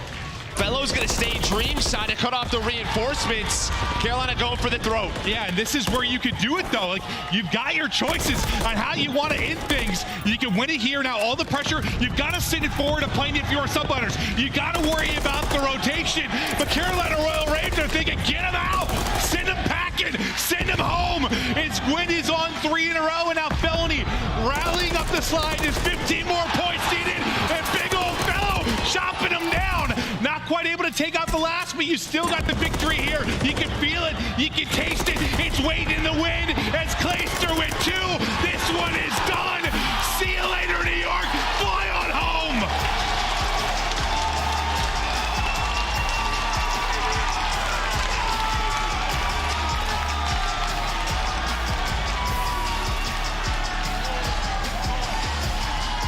Did not see that coming. I feel like you and I kind of did in a way, though. Like, we've been casting Carolina so much since TJ came in, and like they've been so close, right? Like, they push it to a map 5 and lose. They push it to a map 5 and lose. But like, we're watching this team improve. You're watching them improve, and now you get to land. There we go, baby. Woo! This is just losers round 1. Yeah. I mean, everybody in the crowd's just happy we got to see a map 4 on the day. Hey, we didn't have to restart either. Yeah. What do you know? It's all about the improvements, baby, for the Carolina Royal Ravens. And on the opposite end, NYSL, some big question marks heading into stage 2. Because, listen, online, was it shaky at times? Absolutely. But nobody expected them to go home and lose this round 1. World champs pack a punch. Like, you're looking at the world chumps. Like, you just, I don't know what you are right now. And I know last year they had up and down moments, but double bop, you win a map? Yo, Priestahh is in the back like, well, he's in losers round 1 too. True. Yeah, he's focused on his game, but this game flow, I just think the early start here for Carolina, starting on bad side, you see P5 being up 50 points. You are in control. What it does for the rest of that game puts all the pressure on NYSL on a map where it is just so hard to be creative. And we saw 5 spree after 5 spree, multiple streaks as Carolina get us to losers round 2. We got 2024's sexiest man alive on stage. Let's get it to Clayster. Thank you so much, Maven. Boston, give it up for the Carolina Royal Ravens as they send the world champions home in their debut matchup on the main stage. Clay, how did that feel, man, with the squad? Felt good, man. I mean, obviously coming to LAN, getting our first win as this squadron. I mean, we're getting the momentum going. Exactly, and as getting that momentum going, you're getting more games in with the boys. You guys just hit that recent team change. How does it feel to be playing with them, and how's everything coming together? Everything's coming together pretty well. Fellow's doing exactly what we need him to. TJ's going off. Isaiah's playing like Rookie of the Year, and I've finally elevated my gameplay a little bit to where I can kind of keep up. So it's all just gelling right now. Every day we get a little better. You know what? You speak about elevating your gameplay, and did he look good out there, Boston? What's the secret, man? What's going on? Is it the new game? Are you just in love with it? Yeah, I don't know, man. Maybe it's this crowd. I think this crowd definitely got us going a little bit. We got a little crowd buff. I'm down with that. I'm down with that. Well, talk to the crowd at home and buff these guys up a little bit more. What you want to say to them as you get ready for your next series? Hey, that's just one. There's a lot more coming, boys. A lot more coming, and that's going to do it for me and Clayster on the stage. Chris, take us away. Clayster in his 15th season has a fan base no matter where he goes. And the Royal Ravens, who had basically no fans in the chat, they won't shut up in the chat right now. World champs are done, and here's how it happened. All of us predicted this on the desk. The Subliners, the world champions, were going to lose. to the Royal Ravens, the 11th seed. We saw it coming from day one. Absolutely. No, I mean, it's a tough call, right? But with the Royal Ravens, we got to give them their flowers, Chris. What an incredible series that we just saw from these guys. And even with the game throwing them for a loop in that terminal, spawning behind them, still just getting it done, and everybody playing so well. The rotations were absolutely on point, and, you know, it came down to the very end of that Karachi hardpoint, a beautiful break that they needed to get done on that P1. What happens? It's Bello, one of the newcomers. Huge two-piece to get them in, and then that momentum. I think the most impressive thing that I saw in this series, not only everybody playing well, but the search and destroy. It was beautiful. Yes. They're going up against the best search and destroy team we had in the qualifier, breaking them down with Gwinn, 4 First Bloods, unreal gameplay. And it's not even just that. This was a Carolina team that came ranked last in every opening duel metric in Search and Destroy. But today, they won 66% of the total opening duels, and they converted on almost every single one of them, save one round. Impressive stuff for a team that just got formed. There's too much to say about this series. Like, there's so much that you can talk good about Carolina, but also the mistakes on the side of New York. It looked like Carolina made New York feel uncomfortable. And that map one out-rotated the entirety of the time. Every time that somebody would get a kill or get lost behind the scenes, New York, everybody would turn. That's when Carolina would collapse and get the kills. Even map 2 on Search and Destroy, it just seemed like the longer the round went, the percentage of Carolina winning the round went up because New York was uncomfortable the entire map. I'm baffled right now. New York, the world champions, are knocked out of Major 1. The first team. That's insane. First team out are world champs. It's 2024, a brand new season, and it's only day number 2. We got to go to a quick break before we do. A reminder, sync and earn. You can get a brand new calling card and sync up your calendars to find out when your favorite team plays. You got a phone, bust it out, take a little screenshot of that bottom left corner, go to the website, and you're all done. Thank you all for tuning in so far. When we come back, we've got our second elimination battle of the day. Don't go anywhere. It's the Call of Duty League, live from Boston.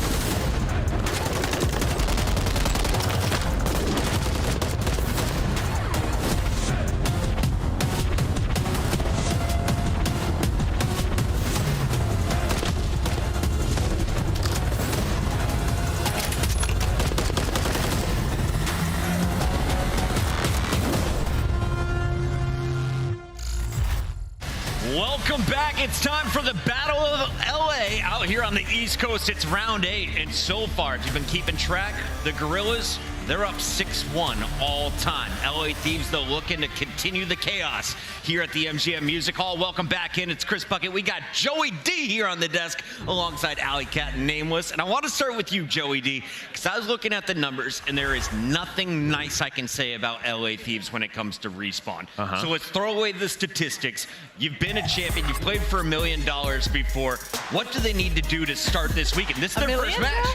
I mean, honestly, they just got to get guns going. I think if you look at the respawns, like, we just got to play some simple Call of Duty. I mean, you look at the respawns, the stats are just not there. Even just from a slaying point, it's not like they're, I don't know, competing and throwing some of these games. They are 1 in 10 in hard points, right? And this just has to be better. This is a mode where you're hoping to be around 50%. They are just the complete opposite.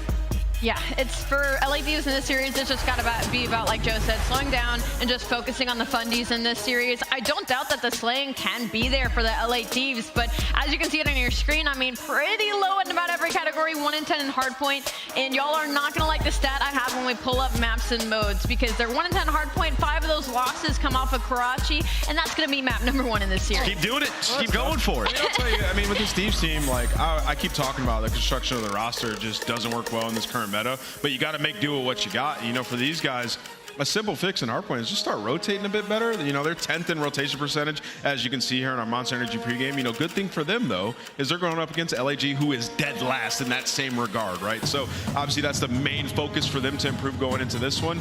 And then as well as the 49ers defensive control. So they've been good there on defense, 12-1 record. Everybody knows they've been the invasion merchants throughout this game so far. Unfortunately for them, we don't have that as control in this series. On the other side of this battle, we've got a purple squad. They go by the name of the Guerrillas, and they've been retooling the roster for a while now. Assault returns with the team, and now they've brought in some extra firepower. Fame came in from Minnesota. DiamondCon moves up from Challengers, and well, the team has had mixed success. They've taken the top teams the distance. They haven't pulled off any major wins, though, Joe. Yeah, I think really the problem here is earlier in the year, they were just competing with some of the best, right? They were able to find a couple of wins, one over LA Thieves, and you just saw glimpses of the potential of this team.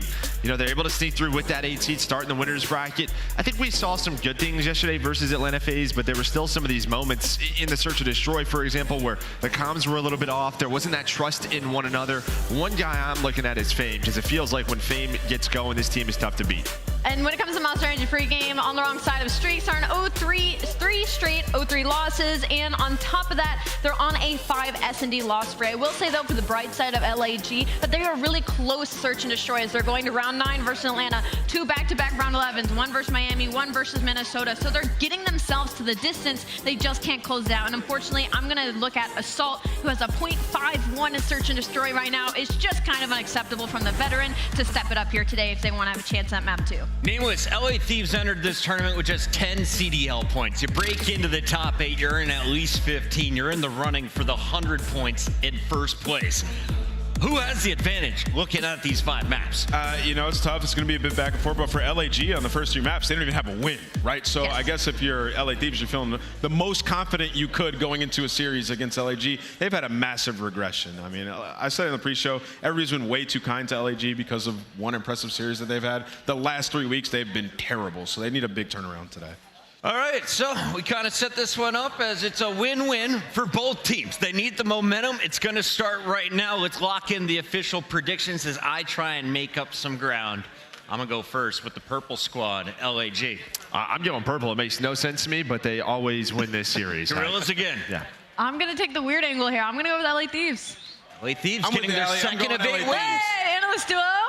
Going with LA Thieves as well. We are split here on the desk. We need to know what the fans think, so get your pick'ems in right now. Let us know on Twitter as well, and join us in the YouTube chat. Before we kick off game number 1, though, let's break down the numbers. These are the hardpoint stats that we've seen. Joe mentioned LA Thieves, one of the worst in the game, if not the worst we've seen in the CDL currently in this game mode.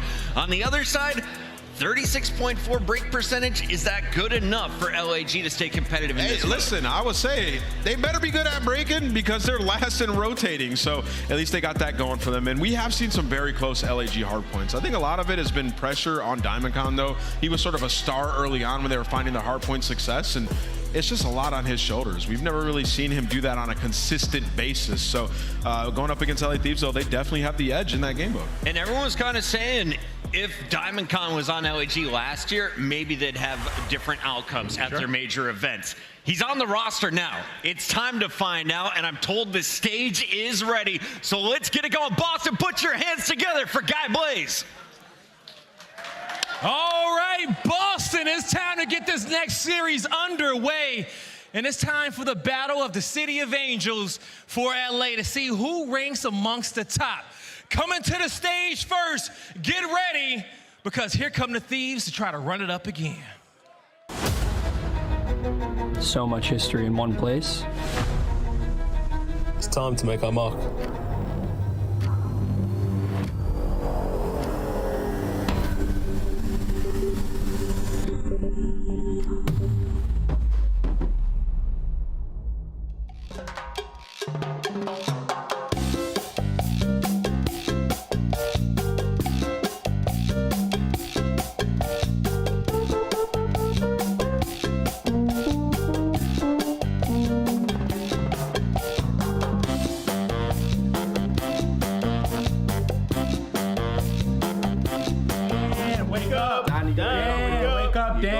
Get your goofy ass up. We're about to play. Boston, show some love to the Los Angeles Thieves. We got Ghosty, Joedecieves, Cammy, and Afro.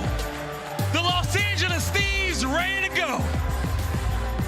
It hasn't all been bad for the LA Thieves. They have turned it around in Search and Destroy and Control. As you saw in their intro video, there's a rich history in the LA Thieves camp against everybody but LAG. The Battle of LA has typically went towards LAG. Can this Thieves roster turn that around? We'll see. Let's bring out LAG. All right, let's see if they still got it.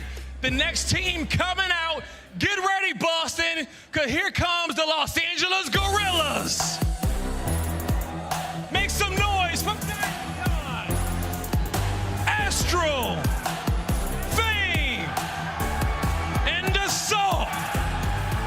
Give it up for the Los Angeles Guerrillas. LAG was given a tough round one, but now they get to head the stage into a battle they know they have the advantage in. They've shown a glimpse of hope of being a good squad, and now they have to put it together to keep the Boston dream going. Blaze, let's go. Let's see if they can put it together. Boston, you ready to go again?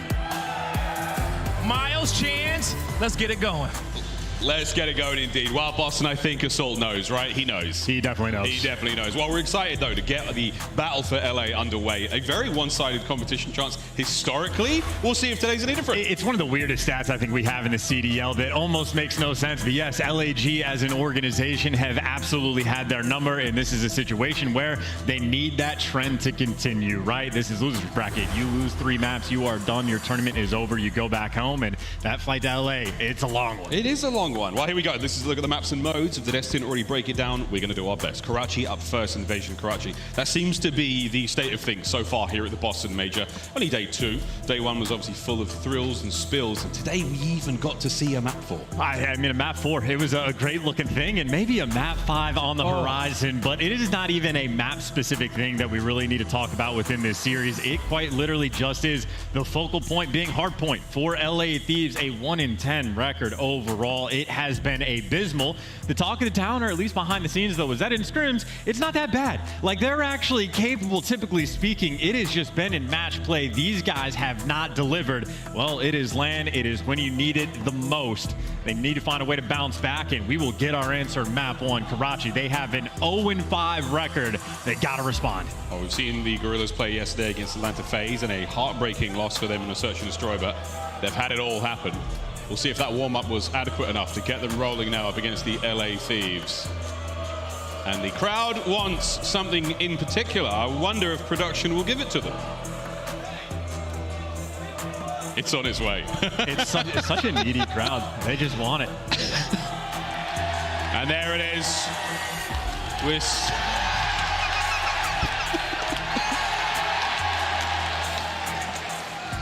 We are simple creatures here in the Call of Duty world. What a treat. I would change nothing. That's it, man. That's gonna come into play like in the middle of maps and whatnot. Like he's just gonna. He knows, Boston. You gotta let him pay attention. He literally is at work right now. Let the man focus. He's got to play against LA Thieves. That is going to be unbelievable as we work our way through it. But again, map is actually successfully loading up, so we will be on Karachi shortly. Here we go. Map number 1 here in our lower bracket matchup. The battle for Los Angeles. The battle for an early exit, which no one wants to take. It's a long way home for both of these teams. Fame, yesterday. Actually, no, even that was a stat from Miami, but yesterday's gameplay, not bad whatsoever. Here we go. Now, Fame was the one true shooter on the team when they needed him to yesterday. And we'll see if he can bring something into the mix, or we'll see if Adam Assault can lay the law down on Karachi, overlooking his boy and looking for the first blood. A couple of his teammates deliver. DiamondCon actually picks up 2. If you get to hill time, it's looking free. It's so far so good for the purple side of Los Angeles. They've got themselves that opening hardpoint time, and they're going to keep a hold of it until the next hit from LA Thieves comes right about now. And they're just getting every single kill. You have not bought a single kill if you are on Los Angeles Thieves. This is perfect right now for the Guerrillas. Maybe even set themselves up on a rotation, but as far as P1 goes, that is going to be as good as it gets. LAG now, plenty of time to go on the roto. Yeah, top left, second hard point. They've got that under control for now. Estriel trying to make a case for that control. Here comes Afro right into the fight, and he walks away with nothing. No seconds, no time. No problem, though. New hard points up in a moment. Can Assault keep the spree going? And keep in mind for Afro, he's going to spawn out all the way across the map. So these might be dagger spawns for LA Thieves Guerrillas. This has been a perfect rotation. Almost every single kill going their way. They get their trades. They get the hill time. And right now, LA Thieves firmly on a goose egg. That's the break. That's the hard point now. Once again in the hands of the Guerrillas. That scoreline is only getting bigger. Afro now and Joedecieves breaking through the back door. Assault up front. Can't get any more out of it. There's the contest for a moment. Fame taken down on the point. That's the break. LA Thieves. Yeah, finally able to get at least a little bit of time. Trophy's inside the hill. Estriel, though, gonna rip a couple heads along the way. Ghosty getting great tags in, but he gets traded out. And just like that, the scored lead continues. Guerrillas right now doing whatever they want, popping off. 20 seconds left on this hill as well. Talk about a situation for the Thieves where they're gonna need this rotation to be perfect just to get back in the game. And they held that hard point for 8 seconds before the second break came upon them from the Guerrillas side. Across the map we now go, from the restaurant to a little cafe, to a little market stall. Cammy v Estriel takes care of business, trying to keep those members of the Guerrillas in their side of the map. Spawns are going to be a little bit squirrely looking at that mini-map. The Thieves are all over the place. It all comes down to Joedecieves here. And they don't even have a trophy, though. This is just a cakewalk into the point for free. Joedecieves is going to have to make the big play. Good news is a free kill just to shoot a player in the back, but this is a hill you can get a full 60 on, and right now it is Mixy. Assault still living on the back line, so Assault is at least going to be blocking these spawns and dragging that attention towards the back. And this is a rotation Thieves won. They can't get any time. They are getting stopped once again. It's nearly a 7 spree for Assault. It's full streaks now. Nearly. Joedecieves ends it. Not enough to stop the real damage, though. Hardpoint battle continues. Last man Estriel there. LAG wiped off the map. 20 seconds to be had now for the Thieves. No, not even. They can't get the final 20 seconds. They can't snip the hill. They are 0-5 on this map and on land. They are showing us exactly why. They can't get kills. They can't win rotations. They're going to be down by nearly 100 points. And right now, the ARs on the flip side for Guerrillas can't be stopped. DiamondCon and Assault, what is that? 19-7 combined. Thieves yet to start shooting back. Indeed. Well, you're not pulling your punches, nor are the LA Guerrillas. Fountain's up. DiamondCon from upstairs. This is the power position to be in. Finds the kill on a Ghosty. Fames to back him up now.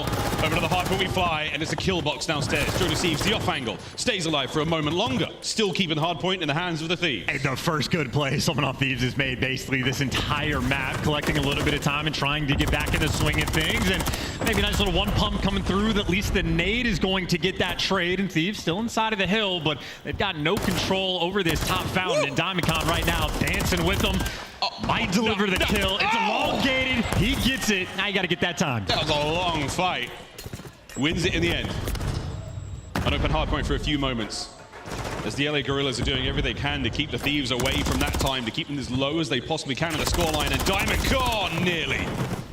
Streak still though for Assault. We'll see if those final few moments go their way. New hard points up. And once again, it is going to be the LA Thieves that make it there first. We talked about the Guerrillas' break percentage, though. They're one of the best teams in the game at it. They got players nearby as well. Fame just waiting for the reinforcements from Estriel, and it's 3 players right now for Guerrillas stacked up, about to make the move. There we go. Estriel, all the timing can be so good on this one. There we go. Finds one. The immediate turn. There's the burn. Estriel with 2. All 4 members of the Thieves down. They've been taken care of. And that is as easy as it gets. That is a perfectly clean break. And again, for Thieves, a situation where nobody shot back. Nobody shot back indeed. Here we go. Thieves doing what they can to hold on and see if they can pull some magic out here. We'll go for a quick listen in with the LA Thieves.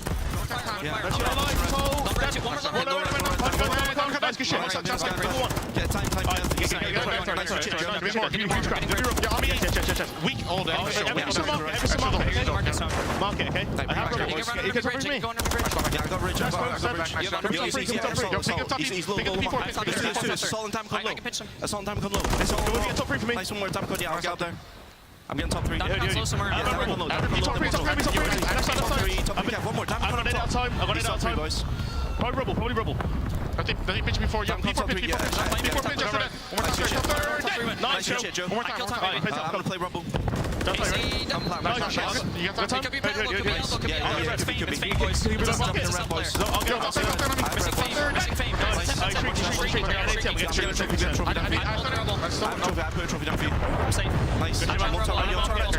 He's weak. In top red. Left market.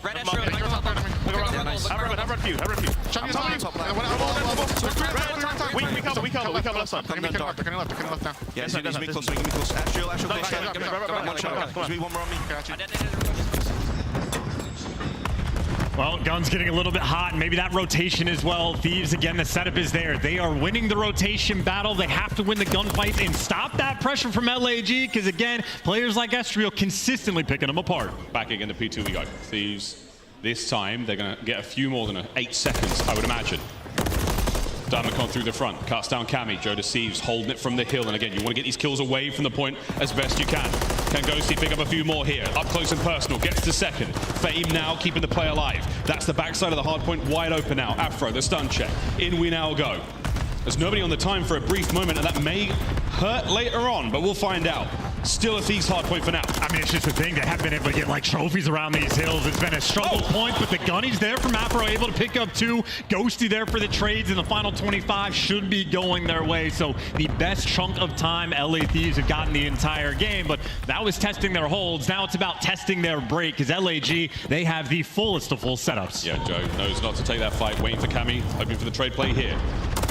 Joedecieves tries to run the rabbit. There it is. Cammy does get the kill. That's an open lane to play with now towards that new hardpoint. And you get scattered spawns everywhere on the map. So 2 players from LAG actually trailing 2 players from the Thieves. Junkyard's going to be open, but Fame trying to read that pressure has to back down. You at least have clearance to get towards this point. Cammy and Ghosty now trying to make the break. Fame takes care of 1. Ghosty up close and personal. 1 down, 2 down. Ghosty gets the break. That's 3 members of LAG out in play for now. Afro keeping Junk safe. And we tested their break. They absolutely delivered. Still a long way to go in this game, but that is the opportunity to get back in the swing of things, and a very tight setup around this hill, but you still have everything covered. LAG, though, that pressure is swarming. A couple kills going their way. Final 2 players coming through the junkyard, and they made the cross towards the back. Joedecieves, the pistol, can't get it done. Fame, only member up for LAG now, trying to get the break. Ghosty will know with strict confidence that he's the backline. Will he count for the next 3 players, though? Oh, my word, the turn, the burn from Ghosty. No more in the life. And a late break and a 10-second grab there from the LA Guerrillas. And that's surprising how long Ghosty just lived for. That bought his teammates all the time in the world to go and set up towards new. Cammy up top. You got Afro down low inside the point, and they are both just looking through one tiny doorway. We're over 200 points now for the Guerrillas. 140 now for the Thieves. Holding onto the fountain. Cammy guns up. What can he hear? What can he see? Waiting for the play. Fame down. Afro gets his as well. Thieves hold. And you have 1 player right now from Guerrillas trying to flank, but they got it covered. Joedecieves is ready for it. The timing isn't great, and neither is the gunny. That is a clean break. The first 2 kills go for the Thieves, but then they just break down. Oh my word, the House of Cards collapses. The win won't be found here for LAG, but they're going to do what they can to get close enough.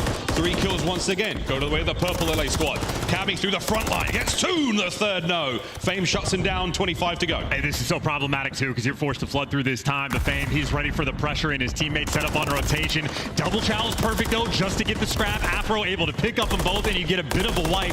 Diamondcon, though, just needs to keep it slow, back these players down, and he does exactly that. Picks up the extra kill, and LAG, they can win on this new hill. Bottom side of Hotel, maybe the last hard point we see here on the first map.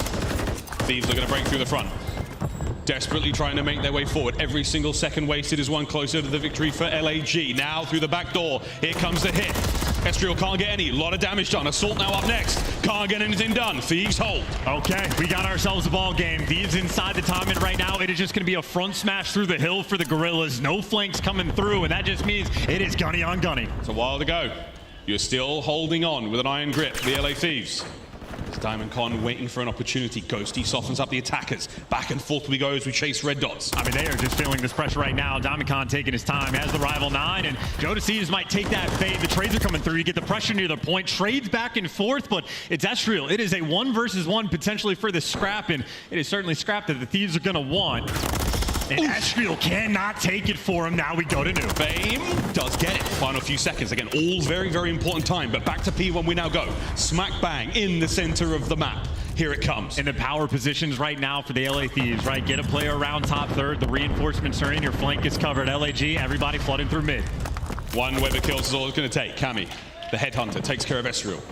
Clock still ticking. Over 200 we now go for the LA Thieves, and it's 1 kill at a time as the Guerrillas have been somewhat silenced. They're holding him, and they are gunning him down. LA Thieves, it is a slow trickle back into this game, and that team kill might help them. An extra man down. Guerrillas, they cannot find their way to this time. The clock still ticks. The LA Guerrillas are now waiting for the perfect moment to try to get the break. Nobody quite there. 30 seconds to go. You have to see something happen. Diamondcon being the man to start the play. Joedecieves at range. Forced back. This could be the break. Joedecieves, the double dip. It's bad manners normally, but he's getting a lot of job done. It's the exact same setup too. Finally, you're getting around the point. You only need 12 on the clock. They made a way to their time. Afro trying to back them down. They finally get in the point, but they might have done just enough to at least force it to new, but look who's there first. The final few moments. Again, no win here. Big damage. Cammy can't quite get the kill. Assault on a force spree. Into new we go. LAG are there first. Joedecieves, you must break. You must break now. Here comes the play. Through the back door. Will he get the kill? The contest? No! It's Assault. It's Estriel. It's map 1. And that is a map 1 that it felt like it was almost inevitable by the Guerrillas. Built themselves a massive lead. And that guy Dicey towards the end. That is a P1 break that took a year and a half to orchestrate. Maybe 3 full hits they try to make on the point, but the good news for the Guerrillas, they kept the spawns the entire time. Makes that rotation that much easier, and they get the job done.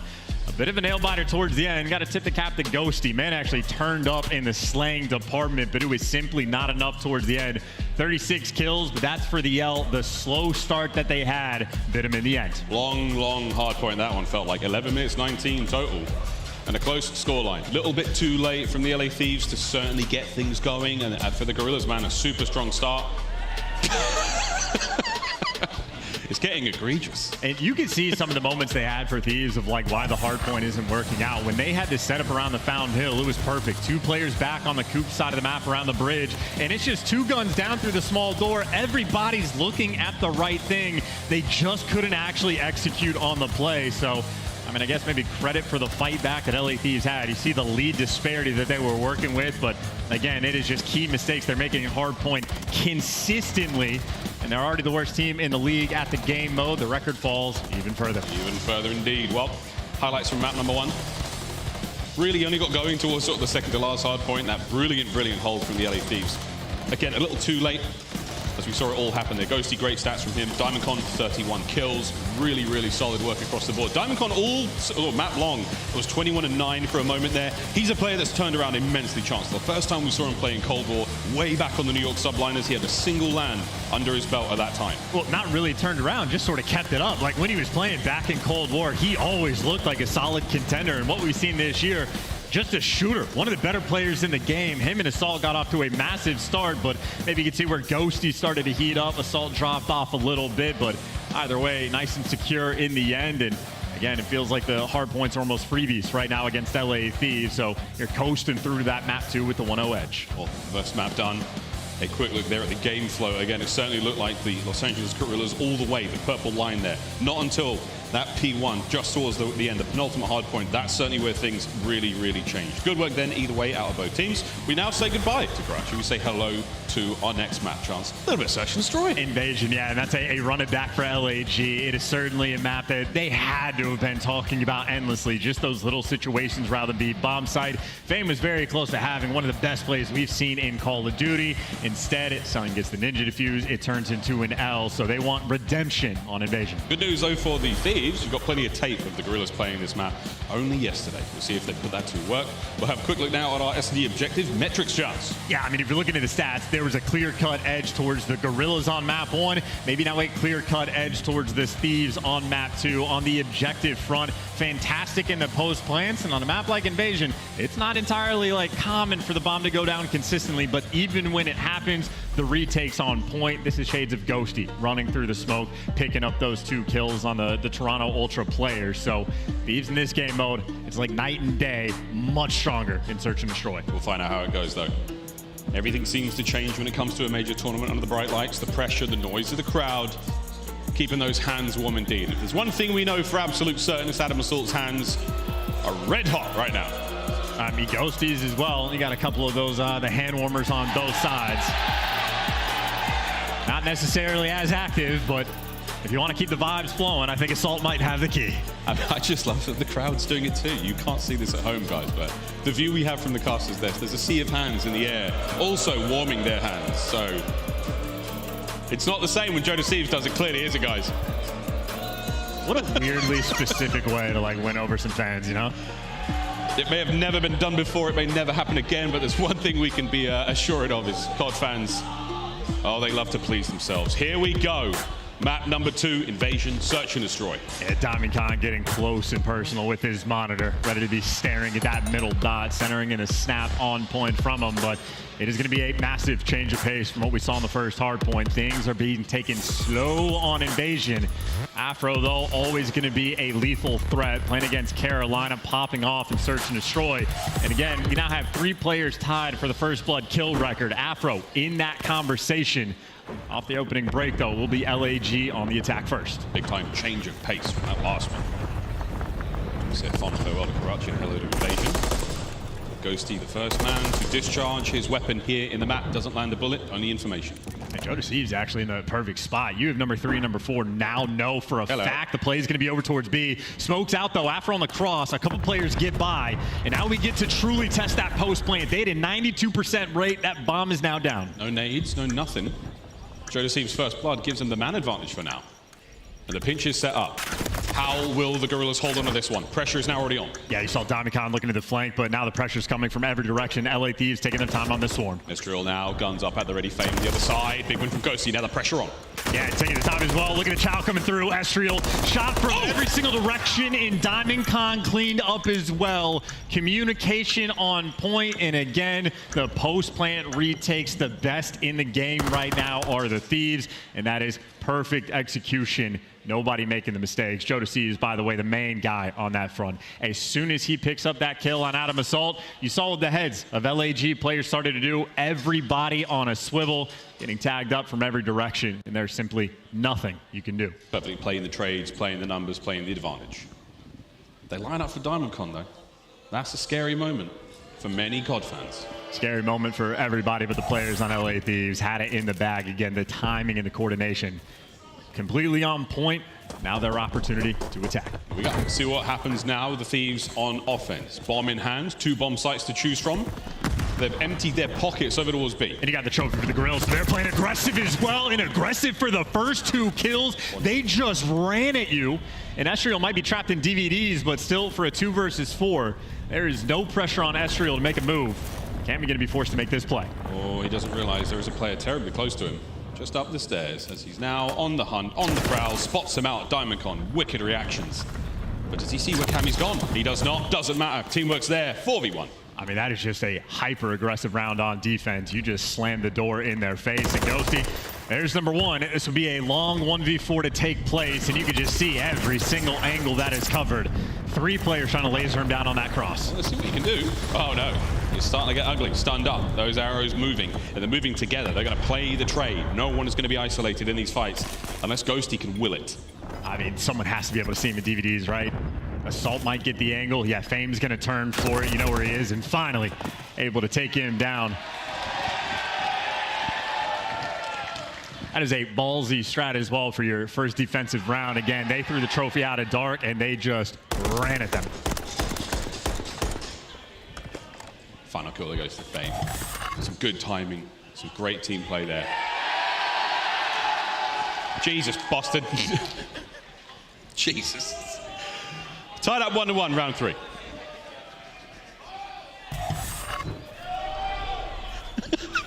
It felt like a long time, that cut, right? That was an incredibly long time. That made me nervous from what we were dealing with yesterday, but smooth sailing thus far, and LAG going to be pumping those brakes, maybe waiting for the response. If we were playing hyper-aggressive on defense, Thieves might attempt to do the same. You see the spot Joedecieves has put himself in. That is an interesting angle. He might have moved in the perfect time. Knows Ezreal's going for the check spot, but that stun does not connect. He's invisible in the moment. You make the read, you at least get the trade, but still a 3 versus 3. Plenty of time. Now what do you do with that information? Afro by the mid tank. An extremely powerful position to be in. A lot of angles to cover, but he has to move. And for the moment, Diamondcon is going to be out of this play. Thieves have just fully rotated over towards the A site. Ezreal effectively by himself. He's going to be dancing with death because it's just an extra man that's around the point. The extra man delivers. Man advantage for the Thieves. 3 versus 2, and this is an easy read here from Afro. Diamondcon forced to back down. Very, very tough situation to be in. Assault tagged up. Oh my word, stays alive. Cammy looking to get the pressure on Diamondcon now. Looking to get back at Afro. 25 seconds on the clock. Magnificent shots from both of them. Yeah, literally just dancing with them, and now with the time ticking down, someone's just going to be forced to slide in and take a bad gunfight. Assault makes the moves, and Diamondcon might get a trade, but he is still trapped on this tank. Get some great tags down, but the problem is just the time. Not enough to work with. LA Thieves deliver on the defensive end, and it's just a clean rotation by Ghosty. Coming in from the B site, reads the pressure. And again, Diamondcon out of the picture down that B street. Thieves deliver with that man advantage. Maintaining the advantage that they've worked so hard for. I would love to be a brand new Call of Duty fan tuning into the stream for the very first time and not knowing why we're cheering. Like, this is Salt Guy. Everybody loves him. It's my favorite player. He's really good with his hands. Here we go. That's not what I meant. That's not what I meant. Fame tagged up. Yeah, great tags as well. Fame, typical to play the spot. Once again, Ezreal finding himself in these aggressive positions. Afro might be waiting for it, though. See LA Thieves responding to the pressure that they felt from the previous round. Oh, there's a lot of red over in this part of town for Ezreal. Tactical retreat to the bomb site. Again, a lot of these positions, you're going to know these players will be in. The question is, do you have a tactical? Do you have a lethal throw? And Fame's the guy to sort of suss out this push, right? LA Thieves are still playing a little bit stagnant, but they're certainly leaning towards A, and the comms are good. Diamondcon has made the rotation back towards the middle of the map, but might be a 4 versus 3 around A. Ezreal might be the player out of position for the moment. Question is, can they find this first blood? Fame's been told, here they come. Absolutely spot on with the information. The frag grenade out, the slow cook. Trophy intercepts. A bomb site might be the play right now. Fame gets his. That's great damage too, though, at least on the trade, so Fame can't challenge too quick, so the bomb does get planted. Here we go, bomb down. Assault getting his way in there, gets himself on the board. Ghosty takes some heavy tags. You've still got numbers for the Thieves. Cammy from behind wins it. Great Cammy for 3. No, Fame makes it a 1v1. He's got the 1v1 as well, but he's got to take his time. Ghosty knows he has him trapped, but he's giving up the pinch. Ghosty to clear the street. Might just wrap back through dark. The question is the timing. And you see Ghosty going back in. Fame, not a clue. Heads up and gunned down. LA Thieves, nice execution once again. Scary spot to be in, if not for Cammy's 2-piece in the middle there. If he makes it 3, obviously the round is done, but Fame gave the boys a fighting chance. Assault finds his first kill of the map. And we swap sides. This is going to be a tricky situation as well for LAG. You're down 3-1. You're back on the attack. You really need to pull something creative out for this round. You do not want to fall down to 4-1. You're losing attacking rounds. Got to find a way to respond. I'm now waiting for the first time I play ranked and I get killed by Assault's hand warmers. I'm sure the X account has already been created. Lovely dash. this right here, too. That's great damage, but yeah, he just gets left out to dry. So damage is one thing, but the kills are another. Guerrillas might have their answer. It wasn't enough for anyone to really move in a position. Afro's now got himself over here, but right place, maybe the wrong time, the wrong weapon. He has to get closer with a rival. How good is the peak for the plant spot? Well, the bomb's going to go down. You get a taste their retake percentage again, but this time it's a 3v4. He's just peeked the door slightly. Afro's there. It's the Thieves versus the Guerrillas. A man down for the Thieves. Now another. Diamondcon in the smoke. It's awkward. Joedecieves stays alive. Afro finds two, and it's now a 2v2. 1v2, but he is behind him. Joedecieves getting some damage. There's the trade. Last guy, where is he? He's behind you. The distant man on LAG to seal the deal. That is a dicey moment for the man advantage, but they are taking care of business in more ways than one. Assault gets it done. That final kill was an important one. And that is the value of winning these attacking rounds. You're still down 3-2 for the Guerrillas, but they trust themselves on defense. LAG on defense now. We'll see if they can find the equalizer. Thieves once again on the attack. Typically what? 3 nades over this side of the map. No trophy spotted in the distance. Oh, Diamondcon answers back. No trophy spot in the distance, and that'll be the punishment for it. Those are deep frag grenades that are rolling through, so LAG on point again. LA Thieves might have plenty of time to work with, but it is back to a default setup on defense right now coming in from LAG. Looking for maybe a bounce to see if you can catch Fame, but Fame is backed up, nowhere to be found. Yeah, smooth move from Fame there, just to retreat enough to get out of the distance of the frag grenade. The blast rate is pretty solid in this game. Ghosty, he's getting antsy. Oh, he's found the timing, he's got it. Across he goes. Catches Assault! What a damage dealt though. Ghosty has to back up. Is that enough to pull the members of LAG now from the top side of the map? Oh, Cammy, this is it though. Yeah, that's the extra trade. So many men to deal with, and the Rival 9 right gun for the job. Still can't even get the plant down because all those nades and tacks are coming through. 2v3, not a lot of time on the clock. Too many mans. The smoke now from Joedecieves. This is a hope and a prayer. Ghosty, just enough to pull a little bit of aggression, but Fame is there for the kill now. It's a 1v3, 20 seconds on it. That's the equalizer. It's 3-3. That is so painful from Ghosty. That extra little bullet, but even more so Cammy just getting caught. If he's just able to stay alive and be out of the picture, his teammates are out there making the play on the opposite side of the map, but Asriel there to take him down. Rookie out here making the plays. You lot are unbelievable. What a tournament this is.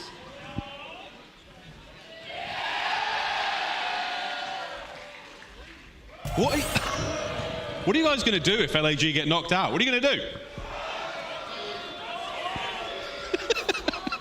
Some guy shouted, I'm going home. Here we go. Another Kobe as well. Hey. Look at how far back in this spawn Fame actually just fell. That is maybe the least amount anyone's able to get out of their spawn before they die to a first blood. So already strong advantage for the Thieves. Afro patiently watching this cross.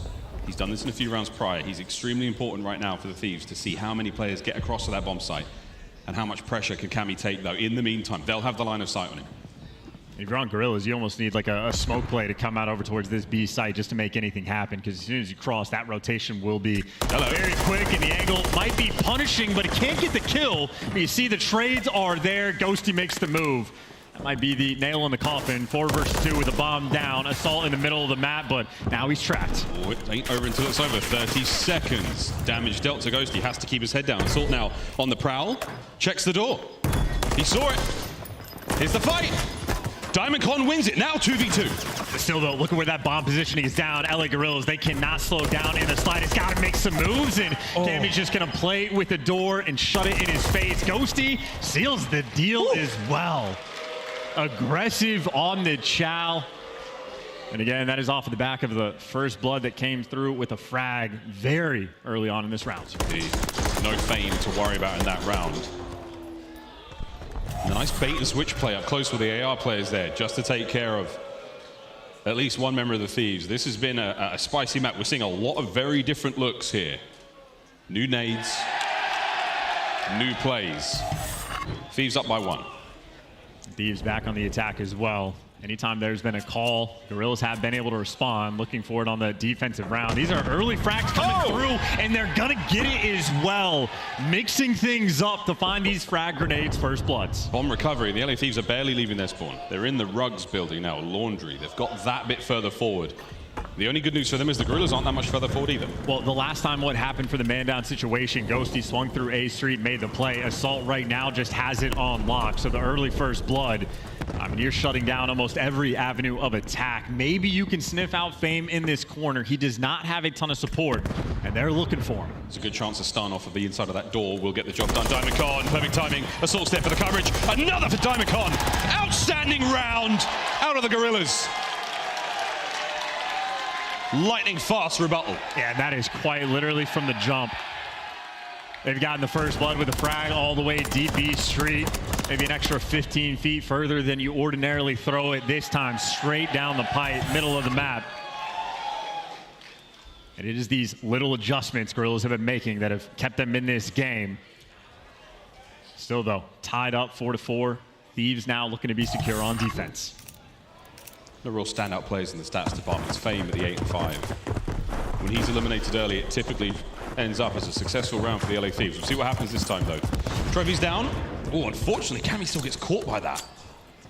He's taking an aggressive route just to wrap back towards the tank, but B Street, Thieves keeping the pressure on, but the play is going to be towards A. Ghosty, big responsibility just to keep the tags down, but through P1, Joedecieves will be the man on the A bomb site. Only 2 players right now for Thieves on defense. You see 4 and 3 though starting to wrap over. Oh, this is an awkward moment for Joedecieves. He's looking around a lot. He needs to focus on a single target because here come the Guerrillas. Estriel up close, just on the other side of the wall from him. Massive amount of damage dealt there as the rest of his teammates from behind. And Ghosty's also getting so much intel down the A Street. He saw 2 players in showers, knows that they're swinging towards P1. It is straight through this door. Massive win. So much damage. Joedecieves wins both. Got the nade in as well, waiting for the retreat. See Assault trying to make the play for the trades, but Ghosty playing with them. Might have just let his boy die, but still the man advantage. 30 seconds on the clock. Melon's on that man. Diamondcon now trying to get involved in the fight. Will he look left and right? Afro. Oh, that's the pinch. That's the teamwork. It's now all down to Assault. That's the round. Map point, LA Thieves. Shutting him down. Ghosty just out here, the intelligence man. Spotting out all the pressure that's coming through the A Street, tells Joedecieves, hey man, they are all in towards P1. Sets his teammate up for the easy kills. LA Thieves 1 round away. This was the 2-piece from Joedecieves. I thought it was a nice 2-piece.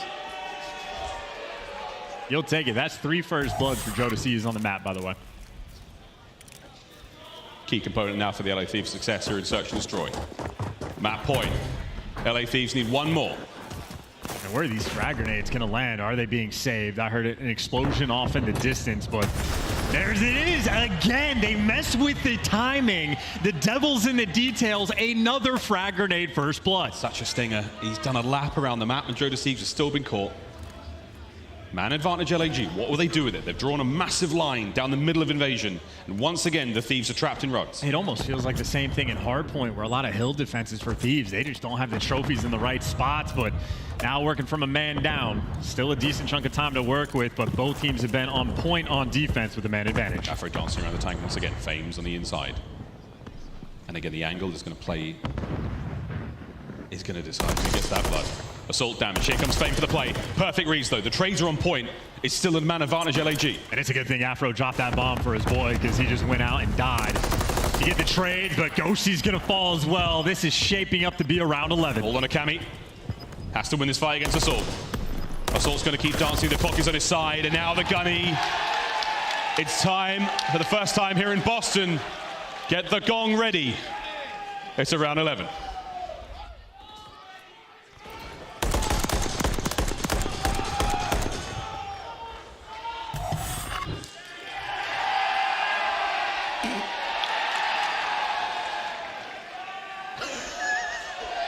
This is so strange. Guerrillas have pulled defense for this final round as well.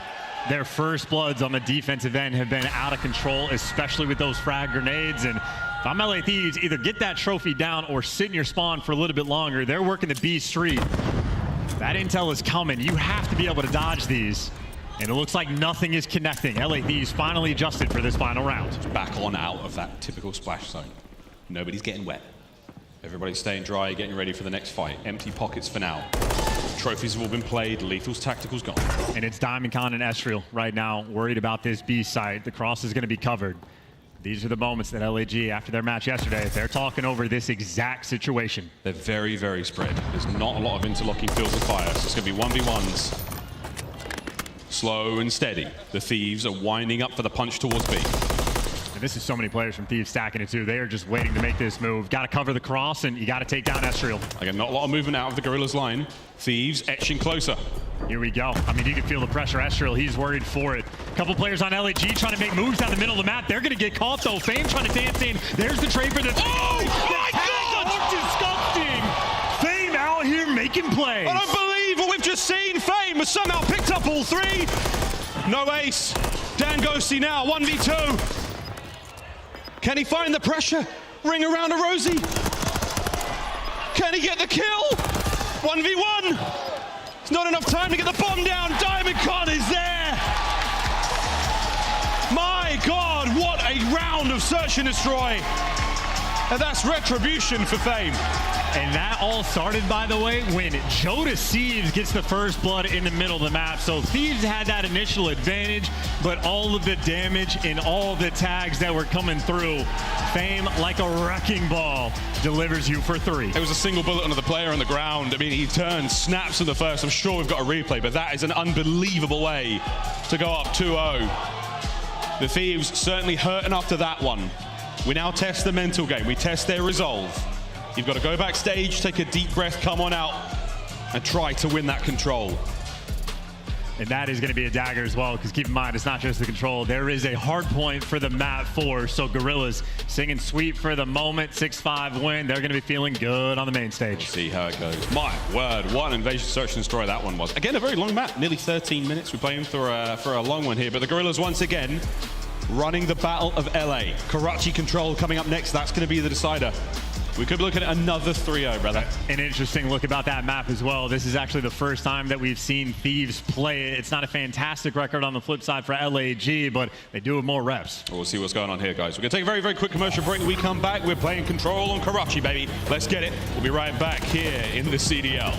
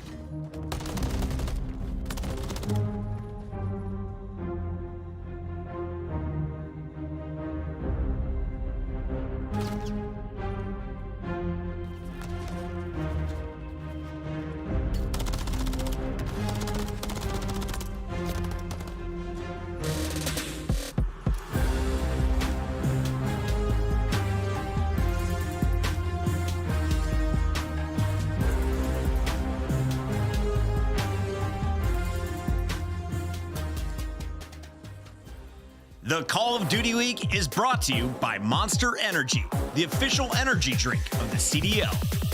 The Painted aBeZy bundle is available now in the Call of Duty store. Inspired by the folk art of Oaxaca, this stunning bundle offers colorful, vibrant, and mythical items you gotta check out.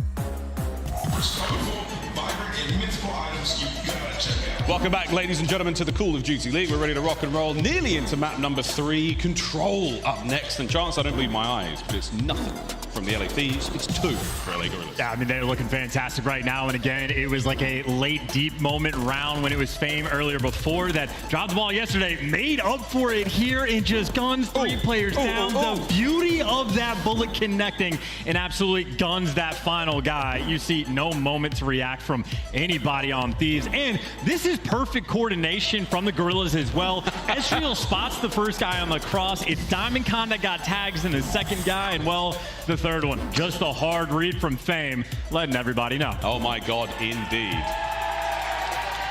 Map number 3 is on its way. There's a great moment where he almost checks to make sure. You know, did I get that guy behind the tank of the truck? I did. That's crazy. I also love the chow on the guy towards the end, looking for the ace. Like, you know, you're just looking for that big moment clip. So Fame delivers. Second year on the main stage for this young man, but he certainly has that pop-off potential. But towards Control we go. And elimination time right now from LA Thieves. If you get 3-0'd in the only round you play, that is the quickest flight home. Oh, indeed. Here we go. We're playing Control. First to 3. The LA Guerrillas, they're looking to close this one out as fast as possible. And this might be a B hit off the rip as well. Fame just going to be maybe not soaring in for it, but taking your time to make sure you guarantee these kills. And he's got the angle to be underneath the guy. They get the first 2 as well. You've already made it through. This could be a potential triple stack on B. Well, the opening gambit goes very well for LAG. 2 players on it for now. Nades are out as Fame and Assault in the feed. They're doing a fantastic bit of work. The first segment gone. And the nades might do a little bit of damage, but it's not enough to stop Fame. It takes 2 to trade him, and Assault's still alive. The reinforcements are going to be quick. Already 2 ticks gone. Second segment gone. That's going to be massive work out of LAG. Can they get the players off of it before the one closes out? Estrel's there. Joedecieves staying alive as best he can. Pistol up ready. Wow, Mining finally managed to get that player off the back. DiamondCon, though, they're going to pressure on. They should be able to finish the point. Yeah, well, the opportunity here for the final kill. Joedecieves still trying to make the big play, and they are getting juked out of their shoes right now. So they just stopped that B pressure. That was nearly a guarantee for the Guerrillas, but back to square one. They want to keep the pressure on, but Thieves on defense. Joedecieves has been on point. This could be his cruise. Got the hot hand. There's the cruise. Beautiful work there with the Rival 9. Up close and personal with Estriel. Oh, eyes on another towards the B point. 44 seconds to go. Joedecieves still alive. Can't be stopped. This is the one man trying to fight. Finally, Domicon's there to take him down, and none of his teammates can get the kills. Maybe Afro could be the final player, but it is Joedecieves versus the world. Ghosty stopping it in the nick of time, but here comes Estriel for the gunny. The Rival 9 on point, and again, barely. It is Joedecieves, the hero of round one. Another goal line saves. Joedecieves defending this one alone. Here comes the cruise. He could have done that one in the point to possibly keep himself safe. Will there be a trophy over done by A? We'll find out.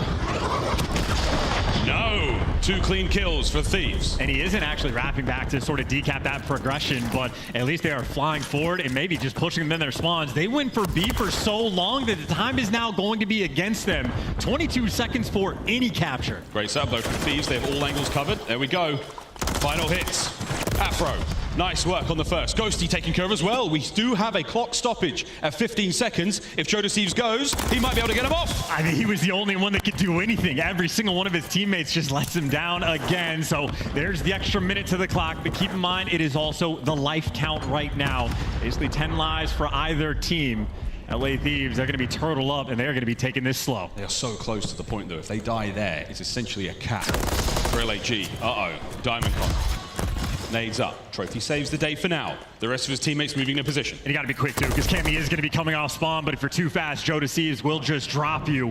Now Afro showing up in the feed as well. Guerrilla's going to have to regroup.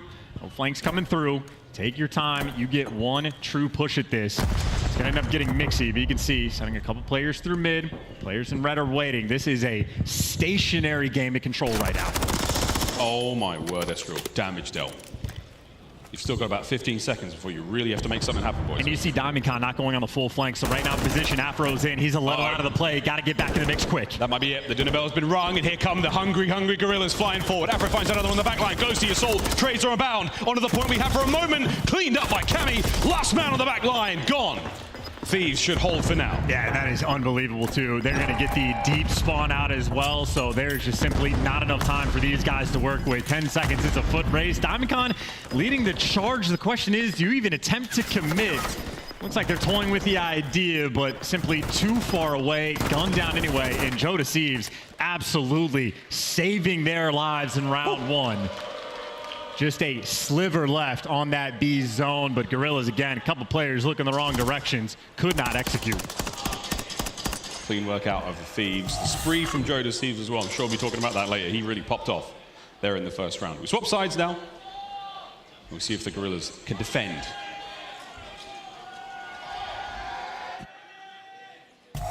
Now off the attack, we've seen some interesting B hits coming through, especially more so this weekend on LAN. Team's doing the more difficult thing first. LA Thieves, though, keeping things simple. Straight down the pipe, right through mid, got the trophy out, and might be a bit of a stack as well, or just going to leave Joedecieves on it. Oh. Everybody else setting up for the kill. Lovely work, the two-piece. Only one player alive on the point for now, getting the stack done. Possibly now you've got the numbers to work with. And if it's only one guy on the point, that means they're going to be looking for these spawn kills. Afro knows they're all going to be funneling in through B. The timing might work against them, though. Damn. The gunny will be on point. That was for the cruise. Now everybody else is cleared out. These spawn kills might continue. Guerrillas haven't gotten a kill yet this round. No way. So Afro's challenging that, and it works out. 6 spree. Ghosty in the feed as well. Here comes the attack towards the diner. Estriel towards the back alley. Fame on the heady. Gone. 3 clean kills, though, for LAG. A few moments to breathe. Afro is an absolute maniac, but with a shot like that, might as well be. Still keeping the pressure on, pouring through red, and no way. Shut down as well. Afro ready for the trade. No the way. Trade too slow, and he is gunning in this second round. Unbelievable. He is heating up. Is he overheating, though? There's the crossfire from LAG to stay alive. Ghosty picks up the trade. 2 minutes to go, and lows of lives to get in the beat. Might be right about the overheat, too, because Afro no longer with his teammates. They're trying to flood in through the front. Joedecieves for the cutoff, and awkward timing around that dumpster. We'll see right now the first man in, and he's going to deliver. Him and Afro attempting to work together. A 1v1 for the final second. Ghosty knows where the push is coming from. Adam Assault shuts him down. Take that full burst from the Renetti. That's a lot of damage. Didn't seem to slow down Assault whatsoever. Second there in the feed for him. 19 lives to go. LAG are holding on well. Cammy looking for the Aaron kills. There's a couple players hunting him, and Adam Assault, there's number 5. He's got 14 kills. Soul Man leading the charge for Guerrillas. And this is what you want to see. Joedecieves stops the play immediately. The front line from LAG push forward. Joedecieves pumps the brakes on that and open play now towards B. And for Thieves, you need the teamwork. No one can throw away their lives. Up top, Afro waiting for the doors. The timing might be perfect. Estriel, though, well, here's that one from a mile away, and Fame wins the gunfight as well. Back to a staggered push for the Thieves. Trying to group up and reposition, but they afforded nothing on that push. A little bit of magic there from Estriel. Slows the play down massively. Trades once again. DiamondCon, how many can you get before being brought down? That might determine the next minute. Goes to check the corner, just didn't win the gunfight, and DiamondCon doing the smart play. Heads up in that moment, repositioning on point. DiamondCon to use any gun. Coordination for Thieves right now, can't quite get it together. Estriel there in the top bedroom. Here we go, trying to make the play happen. Assault back at it. Too many members of the Thieves down the hotel. 2-2 split. They're on to the point. That should be the B zone. In a lot of trouble. Fame damage. Got up for the kill. Afro. Kale gets the kill. This could be it. Estriel trying to fight for his life. And this is no lives remaining too, so you can win this one of two ways, and that might just seal the deal. Only 3 lives. That initial break from LA Thieves has gone such a long way. Just now to make sure you close. Nades are going to land inside. A lot of damage. Joedecieves stunned. Pressure now on. You're still getting the capture. There's the kill. As the final segment was not needed. The Thieves slowly but surely. Sometimes you have to bite the orange in order to peel it. And it might have taken a little bit of time for Thieves to break that defense, but that opening break, they were 30 lives to 24, and they had Joedecieves with the slow capture on A. So they bought themselves a massive amount of time to play for the kills, and it's the slaying that went out towards the end. Map point, LA Thieves. Can they make it a clean 3-0 here on the Karachi control and push the series further? LAG now, attacking round from them. We saw how it went the first go around. And you see the extra investment. There you go. They're just going to double up around the B zone just to make sure no funny business happens. But, of course, the play back over towards A. Standard push off the break, but LA Thieves might be quick here for the response. DiamondCon by himself in the hill. Joedecieves sent in for the freeze to kills. And now you might have a spawn trap set up as well. LA Thieves spread across the board. Well, let's see how this goes. Cammy from top coop looking to top third. Eyes across a lot of the map from this position, but so exposed. Middle of the map covered now. Ghosty with a little bit of intel. Still has a cruise to play with and on a 4 spree. Yeah, Thieves might have had to spread across the map, but they gave that up immediately and get punished for it. The levy gets opened up on the chicken coop side of the map, and now you're just playing for staggered kills all over the place. Afro getting chased off spawn as well, but Thieves are still just collecting every single kill, already up 28 to 22 on the life count. Guerrillas can't make it out of their base. Oh, Estriel just about gets the headshot to Afro there. Space now to play with. 40 seconds on the clock, though. Thieves are still holding this down brilliantly. Guerrillas have got to get something going. I mean, they are just slamming right there. There's cruise missile number 1. Afro's got number 2. And there is no hope right now. Estriel, the lone man on this A zone, but they've just been strangling them on this map. No one to cover, and Cammy can walk on in, possibly get it. Fame, right place, right time. Still keeping the capture going. Joedecieves playing whack-a-mole against Estriel from behind. Oh, here comes DiamondCon. Space to play with now. It's still a 1-man capture. Here comes the 2-man stack. We could be looking at an additional minute of play. Yeah, life count's been evened up just a little bit as well. Down by a tad, but you can absolutely work with this. Cammy needing the hands of DC, a heavyweight in the UFC, heavyweight again. Another hit in the middle. The ordnance from the LA Thieves is seemingly endless. They still have a life lead. One more crack at this. The B zone is all that remains. Can they hold it? Easy reads on the flank as well. Guerrillas going to be taking their time. They're actually getting a pretty deep spawn as well, even without that junkyard pressure. So these right now, nice and patient. No open avenues of attack. And again, these have been very slow rounds on Karachi when it's only the B zone left. Yeah, it's really slow. Front line's getting closed around them, though. The Thieves are in a little bit of trouble here. Joedecieves has got to win a big one against Assault. There it is. Fame now through the middle of the map. Trades between he and Cammy here on land. Estriel, the last man alive. Atop AC with 45 seconds to go. And Guerrillas just can't get a single push going for them. Afro going to be playing aggressive as well, jumping into death. And you see his teammate actually with the frag grenade going to get the extra kill. So it is now a full hit through the front. Guerrillas have grouped up together. Posted up, Joedecieves, here we go. Final 30 seconds. Estriel's in. Assault, damage, Del. Sliding, keeping him guessing. Can Joedecieves catch this? He does. A massive 2 kills, 7 lives left for the Guerrillas. One more hit, all they've got. Yeah, trade's on point. They're trying to get a group together, but they are getting shot down along the way. But it is Joedecieves by himself. His teammates coming off spawn. If he buys you 1, you're feeling great, and he gives you 2. That's it. That's it. The last bits of air snuffed out of the LA Guerrillas here on Karachi Control. The Thieves stay alive in the series. And that is a dominant bounce back from Thieves as well. That was not even close. Joedecieves popping off on the one dicey moment in round number 1, but clean towards the end. That only buys them an extra map. We still know it is one problem and one problem only for the LA Thieves, and that is hardpoint. That is exactly where we'll be going for the map 4. That's where we're going next. Coach Shane there from the LA Thieves, glorified water boy at times, but a fantastic coach. He's helped us get the squad right back in this one. 2-1 as we go to another hard point. I mean, yeah, he used to be a dog, so I think Shane, he's had quite the tour, I'd say, on this LA Thieves squad, but solid scoreboard through and through. Joedecieves popped off round number 1, but his teammates caught right back up to him, so completely on point there, even on the objective front. And Ghosty out there making moves, and honestly, for the one offensive round that LA Thieves had, Ghosty putting in 11. Very solid work. There's non-traded kills again all across the LA Thieves. Everyone was winning their 1s there on Karachi. That's huge. That's actually the crazy thing. Joedecieves got 20 on defense. He had 11 just in the first round, but yeah, I'd say on the defensive end, Joedecieves, absolute menace. Absolute menace indeed. Highlights here from that Karachi Control. That's another swift 3-0. See plenty of those here in the Boston Major 1 so far. I would imagine we're going to see less as we move deeper into the tournament, as the sort of higher ranked teams start to get at each other. We'll see how that all goes. Higher the play, presumably the closer the control games will get. But we will see. Plenty still to play for here in Boston. Man, we saw it all in this one. Plenty of streaks there from the LA Thieves as well. All of those netting their kills. See if they can keep that one going on the hard point. Yeah, and Skid Row is going to be a very interesting map as well, because we talk about the pain point of hard point for LA Thieves, but they've only played this map once. And I mean, you know, we've seen those moments even when they were on map number 1 Karachi, where they're winning the rotations and they simply cannot hold on. There are certain hills on Skid Row, especially that P2, that they are very easy to hold. So the rotation game can be incredibly important. Not a hill you want to fall behind on. We'll see the breaks percentage a little bit later on. But Skid Row hardpoint coming up next. We have to go the distance here in this battle for Los Angeles, which the Guerrillas have had the advantage in for the longest of times. It's terminal. Search and destroy for game 5. We'll see if we have to go there. But for now, Skid Row hardpoint coming up next. I get a chance. You talked about rotations being key. Breaks are going to be on point. What are we thinking? I mean, even for like a map 1 of the Skid Row that we're going to be seeing, like we just watched Afro and Joedecieves go on an absolute tear. So like the boys are shooters. It's really just about that teamwork and like coordination that they have. But the way they're shooting map 3, I'm not going to doubt it. Nope, no doubts whatsoever. It's going to be a very, very interesting indeed. We haven't seen too many Skid Row hard points this tournament so far, but all the ones we have seen, absolute bangers, no doubt.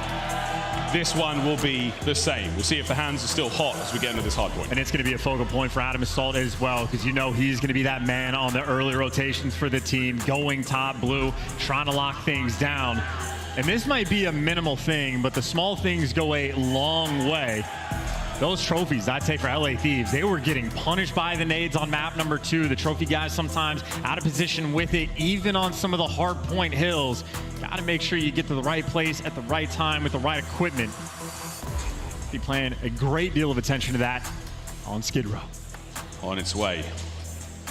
Map number 4 here in this series. As the betting folks know, LAG have had a very, very decent run. As Ant said on the desk, though, Nameless did say for the last couple of weeks, LAG have not looked particularly dominant. We had a lot of hope and a lot of promise for this roster when they first came into the league. Diamond shooting fantastic, teamwork on point. Can they turn it around here? And look, there's no expectation for this team, I think, to be dominant, right? Quite a few players coming up from the challenger scene. Esriel's going to be a rookie. Fame only his 2nd year, and DiamondCon his 1st time in a long time. aBeZy, he's got at least 1 ring, and he can certainly get a 2nd with moves like that. He's got to be very distracting. Genuinely very distracting. I mean, if nothing else, it's like moments of levity. They never broke character when they were playing in the Search and Destroy, even if you hear it in the background. But nice to sort of get the vibes flowing in between maps. Obviously, Guerrillas, they're looking for the bounce back. Need some good vibes. We're just waiting on the map to get started here. As the Boston crowd gets themselves ready. Skid Row hardpoint. Map number 4. It's still match point for the Guerrillas. For the Thieves, it's an opportunity to go to a game 5. And, whoa, first of the tournament. And again, for a Guerrillas team that maybe they haven't looked dominant, but still the game plan, the work they've put in, the coaching staff through and through for Guerrillas. They understand the game, they play it well. Joedecieves, we saw what he just did in control. In hardpoint, it has simply not been there. This is the issue for the team. They need it fixed now, or they'll be on that plane ride home. Here we go, Boston, map 4. Can the Thieves keep this run alive? And the situation for Thieves, they get the good spawns as well. So a strong opening break, a clean rotation. You can set yourselves on this map like crazy, but the opening salvo commences. A couple trades through and through. Thieves do have that early time, and right now nobody rotating towards P2. There's a lot of red in that feed. Diamondcon nearly walks away with the second, but Ghosty's there to pick up the trade and then get that time. Over to P2 immediately. Cammy's in position. He's running out of things to throw though, and he's doing this alone. Well, he's getting some decent damage in, but at the very least right now for Thieves, you're going to get all of this time on P1. Nobody from Guerrillas even thinking about it, and they're challenging and dying as well. Diamondcon, maybe a 1 pump, maybe a 2. It's enough to get the trades, and 7, can he make it through? Yes, FaZe has made the cross over towards P2. So Guerrillas, the early rotation of P2 has been won. At the same time, though, for Thieves, they just got a massive amount of time on the first hill. Let's see how Cammy's MCW works at tremendous range. A little bit more damage there. It's still pre-patch, but the guns are at the ready. FaZe there up top. Assault from down low. Trophies all over the place. There's no worry about anything landing. But Cammy is winning the battle of attrition there against Assault. I mean, is he winning the battle? He's doing great damage, but look at the team. Absolutely nowhere to be found around this point. So much so that Ezreal has just looped the map and is now shooting them from bottom garage. But if Ezreal's that far out of the picture, there's your route to get towards the point. FaZe got to make the read. This is for the time, and FaZe gets it done. Easy peasy on that rotation. 30 seconds still to go, and it is more pressure coming towards the hill. FaZe has to deliver again. FaZe holding on now. He's home alone. Here come the Wet Bandits. They're all downstairs. Will they make the hop up for time? It's all gone the way of the LAG squad. They've done a magnificent job of holding on to this position. Rotation's long gone. Yeah. There will be a battle on the south side of the map, but for now, FaZe, hats off to him. That's a 6 spree. Yeah, Mr. McAllister going to be having that cruise missile in hand, double hit through the back alley. I think LA Thieves might be ready for it. 2 players stacked up for the trade in the initial time, absolutely going their way. Maybe the third lead exchange we're going to see in this game. It came out of laundry squeaky clean, they ended up dead. Diamondcon making his way through mid. Beautiful shots from Ezreal there. Takes care of Cammy. Hardpoint, though, still firmly in the hands of the Thieves. Heads up play by Ezreal, too, just to be switching weapons instead of the rival line. Has the MCW for the break. Now the pressure coming through. Ghosty has to back them all down, but what can you even do? Ezreal off spawn, switches to the MCW, goes on a 3 spree, picking them apart, and FaZe hasn't died in a minute and a half. Instant break there. It's 8-2 from FaZe. Back over to Ezreal. As Diamondcon, the player in the feed for his team, looking towards the barbershop now. Once again, though, the LA Thieves, good job on the rotation. They are there first. Here comes Diamondcon. Doesn't check the back. FaZe cut him down through the mid 9 spree. This is about to be a 2-minute life, by the way. The 9 spree as well. Extra guns in hand. He has everything for the right moment, for the right play. Can you read the corner? Joedecieves jumping on top of him. Finally, what looks to be an actual stronghold coming out of Thieves. Right now, Guerrillas very distant on this push. Yeah, they've got that full setup. 2 players on the inside of the point, backstairs covered. The God heading somebody in apartments. Oh, here comes Ezreal, though. He and Diamondcon fighting their way forward. They've made it to the window. There's the contest inside the point. No point throwing anything. Cammy goes through the feed. Assault trades. That's going to be another break. And a hold now. You got to get the last man, though. Joedecieves, maybe the Wrecking Crew. Still going to be a bit of a battle through the window. That was a passive sort of hold out of LA Thieves, but all's well that ends well, and they're going to shut it down. So a very strong hold on the barbershop. They do not get punished, but what Guerrillas have in response is rotation. 20 seconds left, though, for this old time, so Thieves are not in a hurry, but see a couple players going to be falling. Yeah, they're starting to play a lot faster. The Thieves working together quickly. LAG doing what they can to now get over to Nuke. And this is a brutal setup as well, because FaZe is going to just be above him. So as soon as he gets the information, he is so far pushed up on the map, has a couple players he could just shoot in the back. Stun's getting the intel. It is 2 players in garage for LA Thieves. Nobody else going to be anywhere near this zone. Here we go. Post it up. Trophies are all in position. There should be clear skies for now. Ghosty loses the fight. The feet give them away. Ezreal holds on to it now. 10-10. Lead change, LA Guerrillas. And still even on the cross, it's a bunch of players. You see Assault just gunning them down in the meantime. Now you get FaZe to go on the pinch, apply that pressure, and just slow them down. Looking to be a perfect hold from your LA Guerrillas. Lead exchange, as you pointed out, maybe one last hit, trying to deal with Estriel. They've at least taken Adam Assault out, and there you go. Estriel jumps up, he's gonna fall, and a P5 break might just be in. To the very least, you get him off the time. You might not be able to get it if you're the Thieves. You're still trying to maintain some control through the middle of the map. They don't have it. 15 seconds now, going back to the Guerrillas. Yeah, you strip away that extra 10. Little play might go a long way right now. Guerrillas certainly making amends for the bad spawn off the start. They have a nice little lead. Nice little lead. Let's see how the comms sound with a very quick listen in with the Los Angeles Guerrillas. I saw him on me.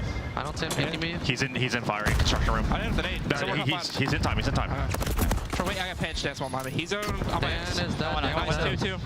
He's gonna be fine. With you. I got pinched. He's right side fire. Left side fire in the corner trying now.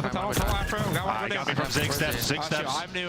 6 steps of fire. 6 steps of fire. Nice. Last one time. They spawn Zig. Hard on Got something nice. They spawn back alley too. Dead. Back alley now. Alley. Sunny 2. I got one. The other one weak to a nade. I have you. My heart's done. There, me tunnel him too. Go side. Flat, Joe. Nice. Go side. Apply.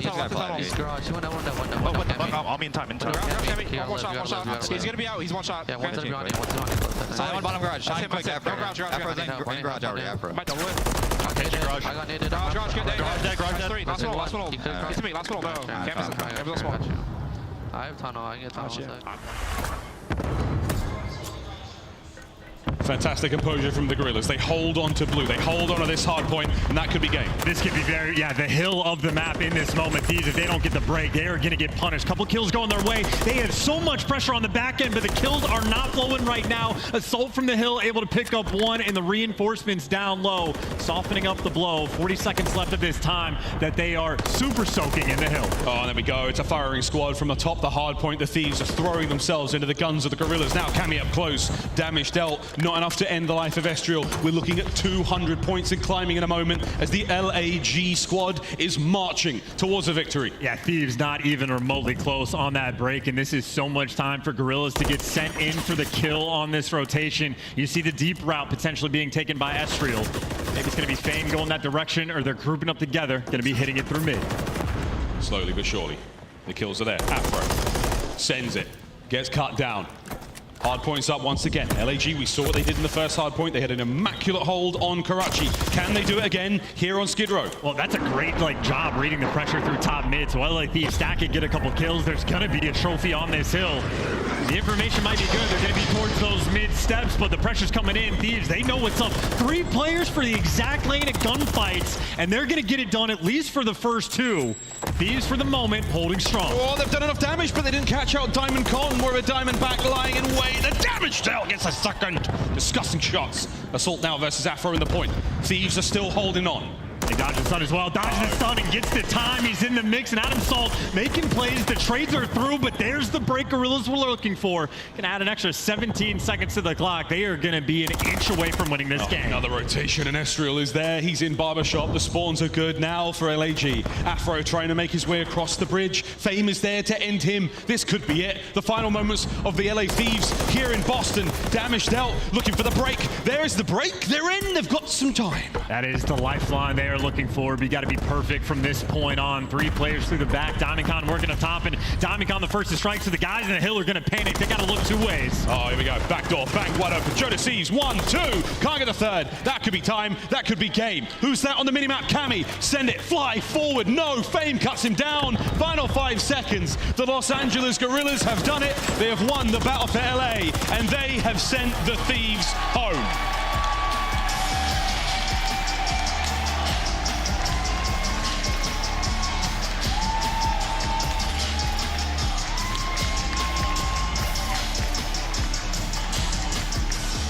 Out with a whimper. LA Thieves, that is lights out for them on that flight back.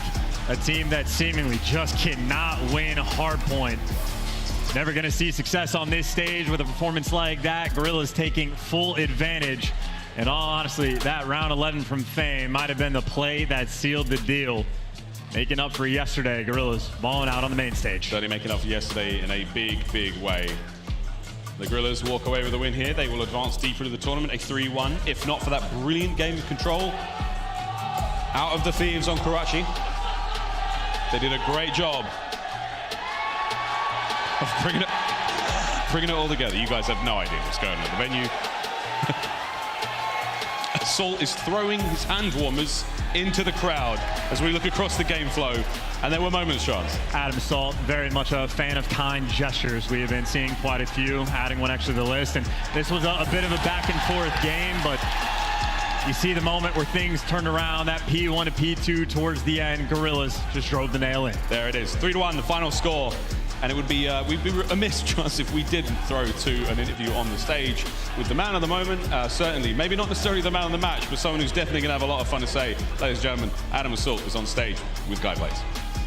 Thank you so much, Miles. I got your 2018 World Champion on the stage. Give it up for Assault and the Guerrillas as they stay alive in this tournament. And, you know, from the beginning of the whole matchup, this crowd was rooting for you and the Guerrillas, okay? Yeah. How did y'all get this one done? Honestly, we just used teamwork. It's what we've been preaching every day. We played more together today. So, I mean, it's about us playing together, bro. It just makes the game easy when we do that. It definitely does, right? Now, did you realize why all the random cheers was coming for you multiple times? You guys love him? You guys are nuts, man. You guys are awesome. Absolutely wild. All right, now the tournament's not over just yet. What do you guys want to work on going forward here to go into this next matchup? Just closing out our late game situations. I think sometimes we just get a bit frantic. So, you know, late game we have a lead or something. Just got to slow down and work something together, honestly. That's about it.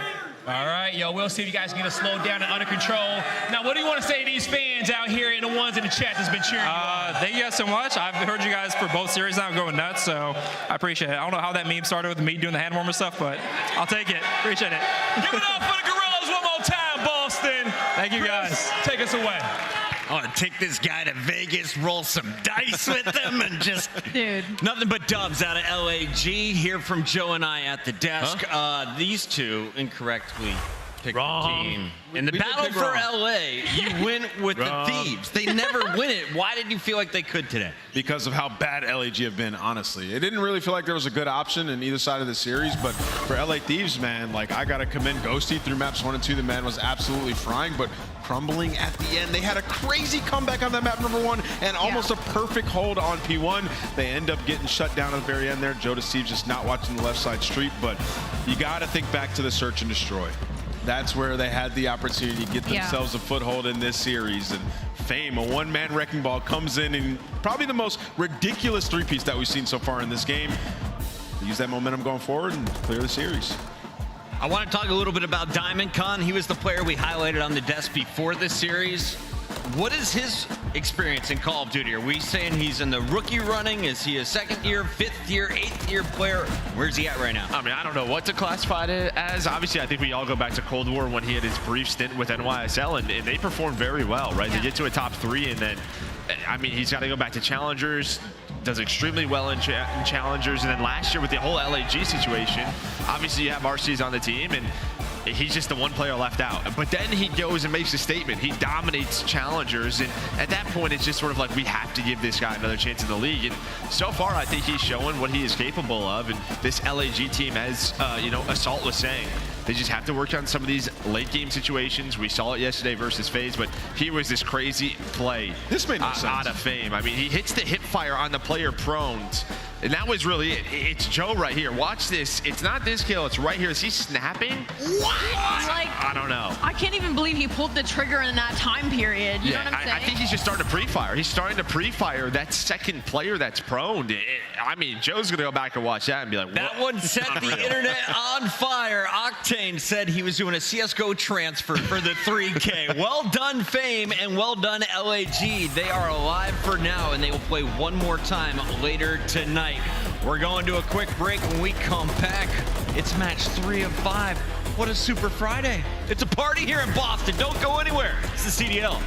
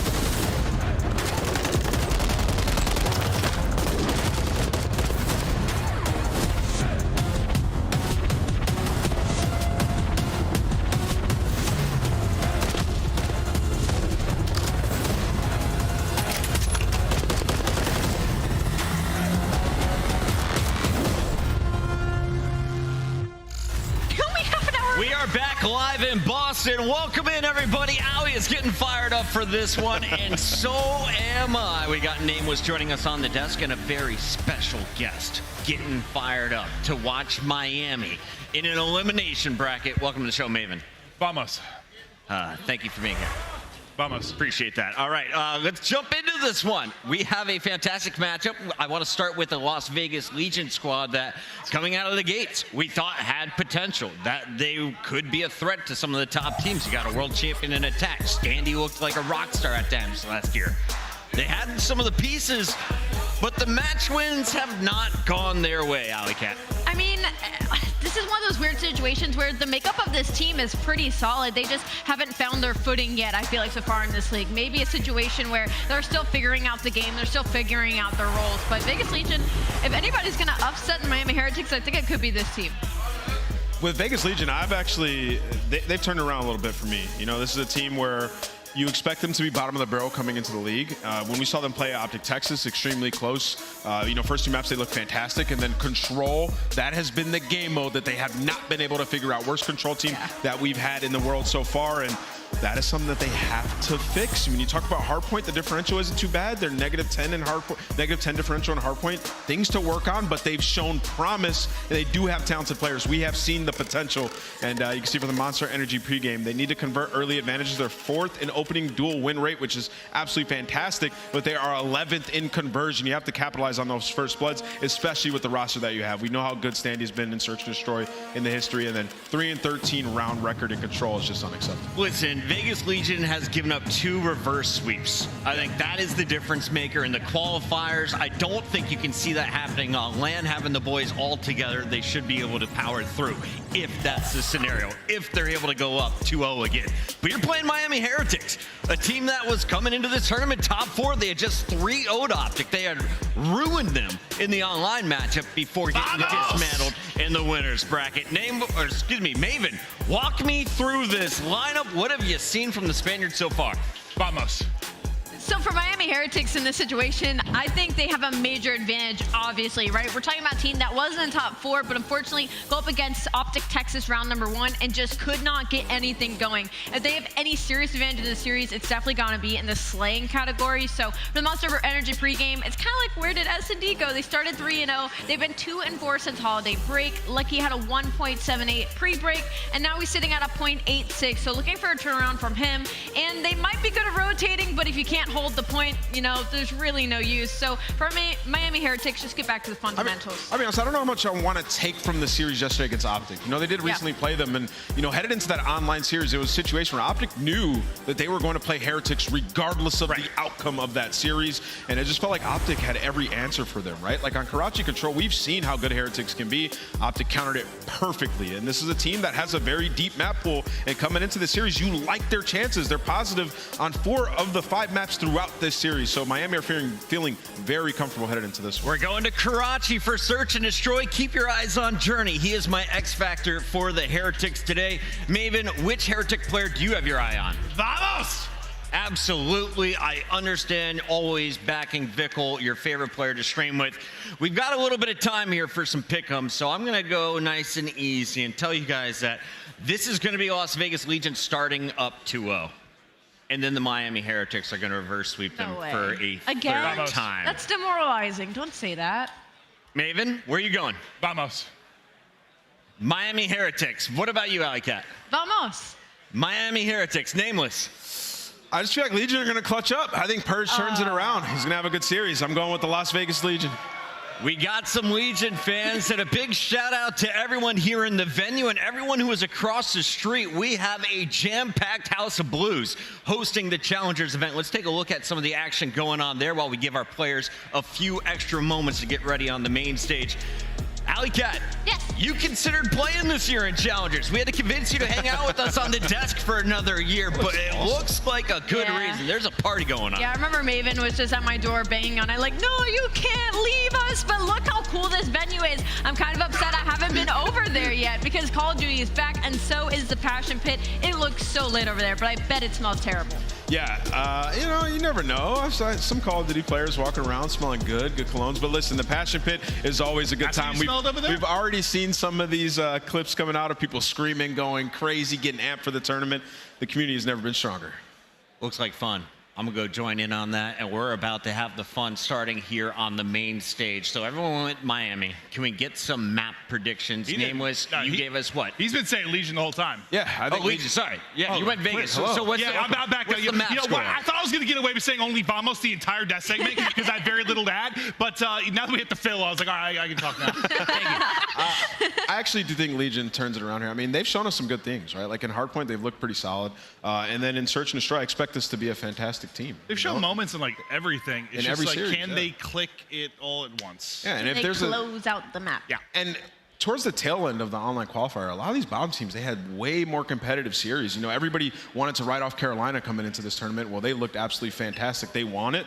They need to perform. And a guy that I'm looking at is Purge. And he's bottom 2 statistically in the CDL. He has to turn it around for them. And I think he can do it in this atmosphere. Let's see if he can hang on the main stage. We'll see what he's got for us as we take a look at our hardpoint stats coming into this one. Remember, we see hardpoint every best of 5 at game 1 and game 4.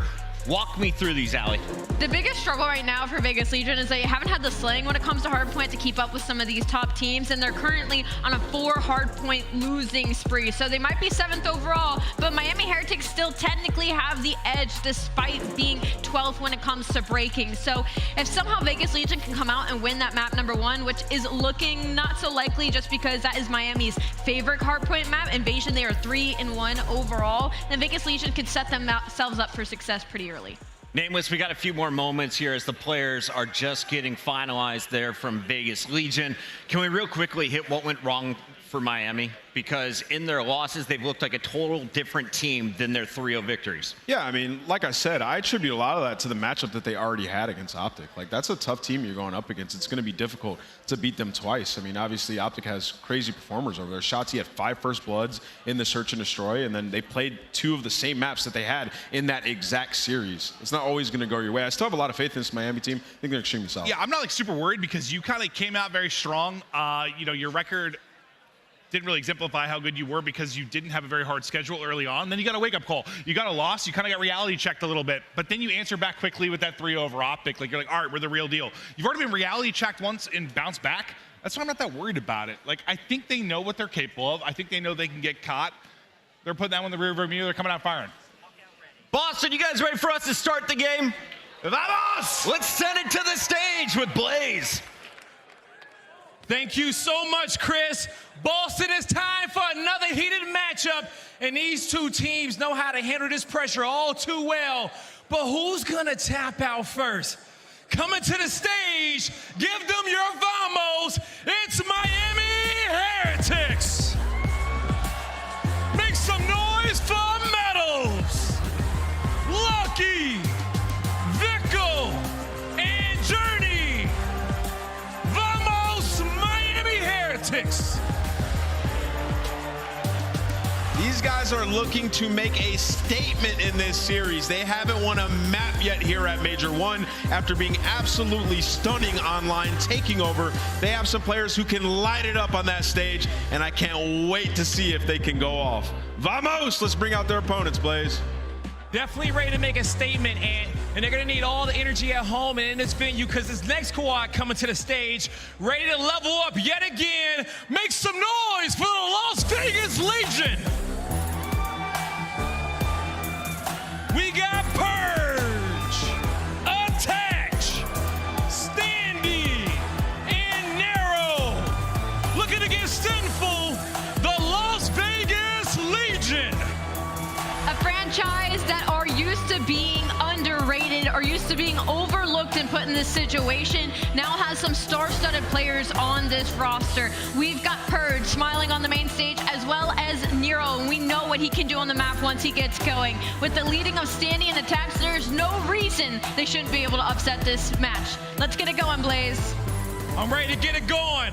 Boston, send us off. You ready to go? Same here. Hold shift, study, let's go.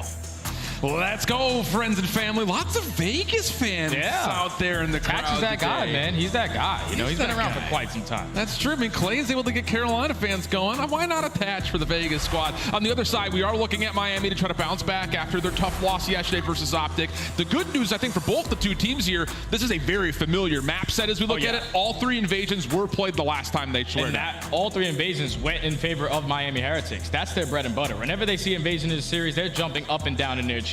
But when you go up against this matchup specifically, Heretics yesterday, they looked like a shell of themselves. When we watched them all throughout the online factor, their teamwork was just outstanding. And the pressure that they applied on the map together as a unit, it was top tier. Yesterday versus OpTic, it wasn't really the best. And then on the opposite side for Vegas, I feel like Vegas, even though they started off the season 1-6, their first 2 matches, first one was Minnesota, you get it done in game 5. Second one, Carolina, you get reverse swept in that one. And the next 5 matches that they had to play were the top 5 seeds going into this event. And they played them fairly close in all the HP. So I feel like Vegas Legion, it's a good thing and a bad thing that they are starting off 1-6. Good in the fact that they got great practice versus some of the best teams. Bad thing because obviously you need the points going to the later half of the season. So I think Vegas Legion are a huge question mark, and a lot falls into the hands of this young man right here in Purge. I like that. I mean, yeah, he's been bottom 2 KD pretty much across the board in the league for every single mode. But look, watching this guy play last year through when he was on Omit, especially during the grand finals, he was a key reason of why a lot of teams are looking at him saying, hey, he could be our pivotal AR pickup going into this roster mania period. And there were a lot of teams that were fighting to try to get him on the roster. But he has to show up here in this matchup. We saw Miami, even though in the loss, they were squaring up really nicely. I think in particular, that AR battle is going to be a really interesting one to keep our eyes on. Yeah, Purge is a guy that obviously people have been talking about. Before the offseason came in, there were multiple teams fighting for this guy. So obviously he was doing something right on the map. So far when the season started, he hasn't really been having the best performance. But now this is your first pro match on the main stage, going up against familiar players in Miami Heretics that you played in challengers years after years. So you know exactly what's going on. So I don't want to completely write the rookie off yet. This is your opportunity to really make a name for yourself. And I think the thing about it is not only are we getting all 3 invasions back, so you have some homework you could go back to and say, okay, we know what to expect that Miami may pull off. But at the same rate, you look at the Karachi, could be an opportunity for them. And I think also looking at the Skid Row, we've seen Standy and Euro absolutely dominate at different moments in time. Those could also be big factors for this Vegas team to pull an upset here. Yeah, the Karachi Search and Destroy, neither squad has played it. So it just comes down to what kind of strategies we're going to have going into that map number 2. And a lot of it is going to be based off of what you get in momentum-wise in map number 1. Like, come out and absolutely dominate, you're going to go into the map number 2 really confident. All right, there's the terms. Now it's just down to figuring out who comes out on top and continues their potential run through this tournament. A lot of eyes on what Miami can do to bounce back, in particular in the matchup versus Vegas. Last they played, medals popped off 1.7 in their opening map. That was actually for the loss. Keep that in the back of your mind. So if he could continue to reap this Vegas team, could be a great start for Miami. But we'll see how things go. It's a grudge match rematch here for Miami and Vegas. Let's get it on. Here we go early into the P1. Vegas Legion, Miami Heretics. Miami on the bounce back, starting off on the bad side. So Vegas Legion going to be the team early on in towards this P1 HP. Just want to slay around, keep your teammates protected, and that's already 3 dead in the feed. Vegas coming out swinging. Journey, the only one left standing, has to wait for help, so he'll just finesse his life a little while longer. And actually, Vegas are on the hunt, seeing if they could get Journey taken care of before this next hit starts to develop, and successful in their endeavor. So great start here for Vegas. First 25 seconds looking good, and Miami need to try to find a way to hit through hole. Yeah, and if you are Miami, you have to find breaks. They've had 13 attempts on this map and have not had any success on either one of those. It's already a great start if you are Vegas Legion. Almost 30 points collected at this P1 HP. They're trading effectively, and they're already thinking about that rotation. The only player here for Miami is going to be Vehicle, slowly working his way, just trying to hold these cutoffs those teammates get to. A lot of the tight maps that Vegas have had throughout the course of playing up against some of the best hardpoint teams in the game have been by way of, can they rotate better? So far, so good. 40 seconds on the first. You thought for a moment with the numbers in place where they were that Vegas was going to open up construction to their name, but not the case. Miami gets the quick break, and now a chance for them to earn some time of their own. Yeah, Miami's not going to get contested for another 5 to 10 seconds. You see all of Vegas Legion, their game plan right now is to flip these spawns. We don't want to get trapped in towards the backside of Palace, especially rotating over towards the next hill. So everyone conga lining right through the middle of the map. Doing a great job of at least finding that first kill, and that flips the spawn now for Journey. So if you are Vegas Legion, job well done. Now we got to get him off the point. Hardpoint will go neutral for now. Metals up top has a good look at everyone down below. Off the reload. comes through. And Metal starting off where he left off last time he played Vegas. Nice little 3 spree for him. Miami take their focus over towards not just the scrap, they're also rotating in towards new. Yeah, Vegas Legion, they thought they made the heads-up play. You find those kills, you go for the pinch, but you just do not tech top treehouse. And that's what Metals finds 3 to keep Vegas, again, spawning all the way towards back palace. They are in the trap. You have to get out. You have to get past Lucky, and at least a couple shots come down, so he's able to reposition himself, but he's still here to cause problems. Does he have the read on the Nero? Oh, he may have, but doesn't make much of a difference. Nero with the kill. Now you start to look over towards the hard point as Vegas continue to stretch across the middle of the map. Only 2 players in their way, but Miami trying to get themselves set up off of spawns, looking to try to find some way to assist Beekle, who's kept his head down. Trade starting to come through. Now it's the hit for the hard point, and Beekle is good for 2? Okay, surprise, surprise, Miami with the hold. Yeah, that's just a moment right there where you have a 2v1. You're sending from both sides of the hill. You have to find that trade. Beekle makes it happen, and now Miami are going to find themselves up by 50 points. Vegas Legion, again, losing another rotation to start this one off. They have more bodies on this side of the map. You just have to win these trade gunfights. Where are the players from Miami? Metal takes down one, but Standy's there for the trade. So now they have the opportunity. You just have to take down Metals. He keeps on finessing it towards the treehouse. Yeah, really well done here for Miami. Again, talking about their rotation percentages, it hasn't necessarily been the worst part about their game. It's just down to can they actually get time off of these rotational setups. So far, so good. Vegas now setting up for their break attempt. Not really finding much success through street side. Standy will at least confirm one trade front side of the hill. Allows a chance to contest, but it's in pieces. Individual hits has Vegas reeling. And this is where you have to make that decision if you're Vegas. We're not trading effectively until the treehouse. Finally, they find a break. That's a much-needed 40 seconds, because if you allow Heretics to get all that time and you commit towards the rotation at next, basically down by 100 points, but still gunfights going left and right. Nero with a huge one in towards the top treehouse, while his team is holding down that next spawn. So this is the opportunity for Vegas to get back into the game. How messy can Standy make the exits here for Miami? Answer, not very, as the quick kill comes out for Lucky. Where does he spawn up at? Yeah, he'll be right there at Palace. So Vegas will be fully set up, ready to go for new, but a lot of scrap time given away for free. The gap is wide as Miami now take the efforts over towards Palace. And if you allow Heretics to break this hill, they're basically going to be able to call a game right here. Vegas Legion, whenever they are set up properly, they average about 40 seconds in an HP with a proper hold. So if you are Miami, just got to take your time, work a couple kills. Attach is starting off with the first holding down that right street. Just full on 50-yard line. No one cannot cross. Vegas holding on strong. Everything being watched. Miami taking their time, trying to get a couple of players off the region. Where is this focus hit going to come from? Well, nowhere is where it's coming from. Quick kills come through for Vegas, 3 in a row. Lucky also seen over towards that ice cream location. No chance for him to make a play. The first 30 seconds are free for Vegas. Yeah, and they're not even going to contest this anymore. Heretics know, like, this is impossible. We don't want to feed any potential cruise missiles, so let's set up back at that P1 HP where they did dominate us the first go around. So they're going to be the team early on. Just got to try to trap him in towards back palace, not let anyone slip on by, and Nero making it to that mid tank. He's the first line of defense that you have to focus on. Big moment here for both teams. Vegas, you find a way to break, all of a sudden you find yourself at the ascendancy, whereas for Miami, chance to bounce back after what was a very liberal 60 seconds given for free. Attach also on fourth, looking for possibly an early cruise missile, and Lucky gets caught playing up on top of the rafters. Metals with one trade, but Vegas find the break early. This is a nice early break for Vegas Legion. We just get a full 60 at Palace. You force Miami to hit that early rotation with about 30 seconds left, and as soon as that hell pops, your team is in it first. Attach walks away with his life. He's on a 5 streak, and potentially earn a cruise missile, pick up the SMG. He can do it with both weapons.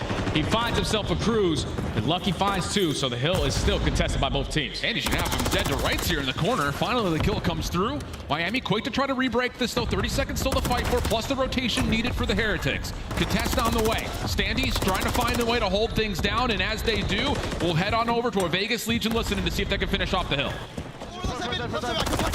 Nice, good shit. This time, someone take it. On you. One shot. Last guy's on you. I'm He was on the P2 tank, okay? He was on the P2 tank. I don't see him square. He didn't square. Yeah, I'm one shot. It was lucky. Okay. So hard. Hit him with nade on square. He's behind the square. Hit him with nade. Okay. Hear that? I'm pushing this guy square. Square, daddy. I'll get time. He's gonna be close left. I'm flicking square. Like, get behind square. Give me one shot. You have to get time. I'll get time. I'm going. Oh, no. One shot done. Nice. I'm looking dark. Info lucky. Hit him once lucky. Paint dark. Lucky dead. Nice. I started your P2 tank. Square. Nice. Looking for one. I need help. I'm one shot. We're going. I'm on streak. First guy. Yo, get in time. I'm gonna shoot. I have your pillars. Go on the pinch, yeah. Close right. Yo, close right. Dark pillars. The other guys on the control heading. Close right. There's three there. Close right. Take your time. Lucky one shot. Pillars. And right side. P2 tank again. Lucky one tank. Yo, P1 tank. Get alright. Can we send in this guy? He went in on P2 tank. P1 tank. One shot. Absolute P1 tank. I need it.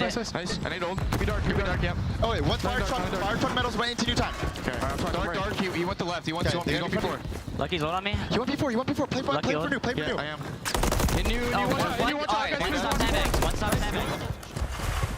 Great stretch right there from Vegas, able to find themselves a lot of time on P2 and the rotation to 3. And I'll tell you, Jay, we've got a tight game of 3v3 going on right now. Journey and Purge have not really been able to participate to the levels that the teams were expecting. And the way that Miami's playing that, like, first P2 went all to them. The second time, Vegas Legion held that from the back end and then win the rotation over towards next, because the only player on this point was Metals. You go for the trade, you flip the spawns, and now Vegas Legion have blown this game wide open. Keep in mind that they have those cruise missiles to work with. They no longer have to focus on maintaining palace spawns. They can win the game at the next hill if they continue to hold. You just got to be the team air early, and it falls into the Røkkr, who's currently sitting at 5 and 15. This is the play to win the game, and he finds 2. Vegas Legion win the rotation. May not have many, but that double could have confirmed the map right here, right now.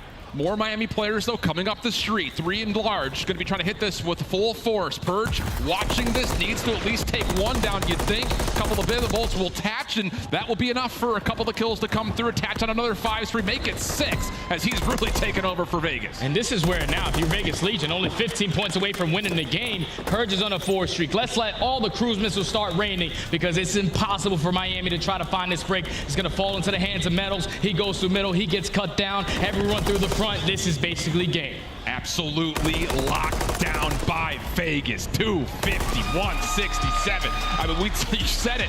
We've seen this Vegas team compete against the top 4 teams in hardpoint over their online phase. We said that, hey, you just rotate a little bit better, you probably take a handful of maps. Here, they're able to execute nearly perfectly, especially in that second set of hills. And the same thing for Miami Heretics. The thing that's been costing them in hardpoints, it's more specifically on Invasion, is simply not finding breaks. We're talking about multiple P1s, dominated by Vegas Legion. And then in the second rotation, the fact that you were trapping him in towards back palace, Standy was staying alive towards the backside of Tractor, finding multi-kill after multi-kill. When you allowed him to get time there, and you lose the next gunfights off the rotation towards bathrooms, Vegas Legion basically locked it up, man. They just played perfect the second half of this game. Miami was just a little too slow. Obviously a slow start from Journey, but Vegas Legion find themselves up 1-0.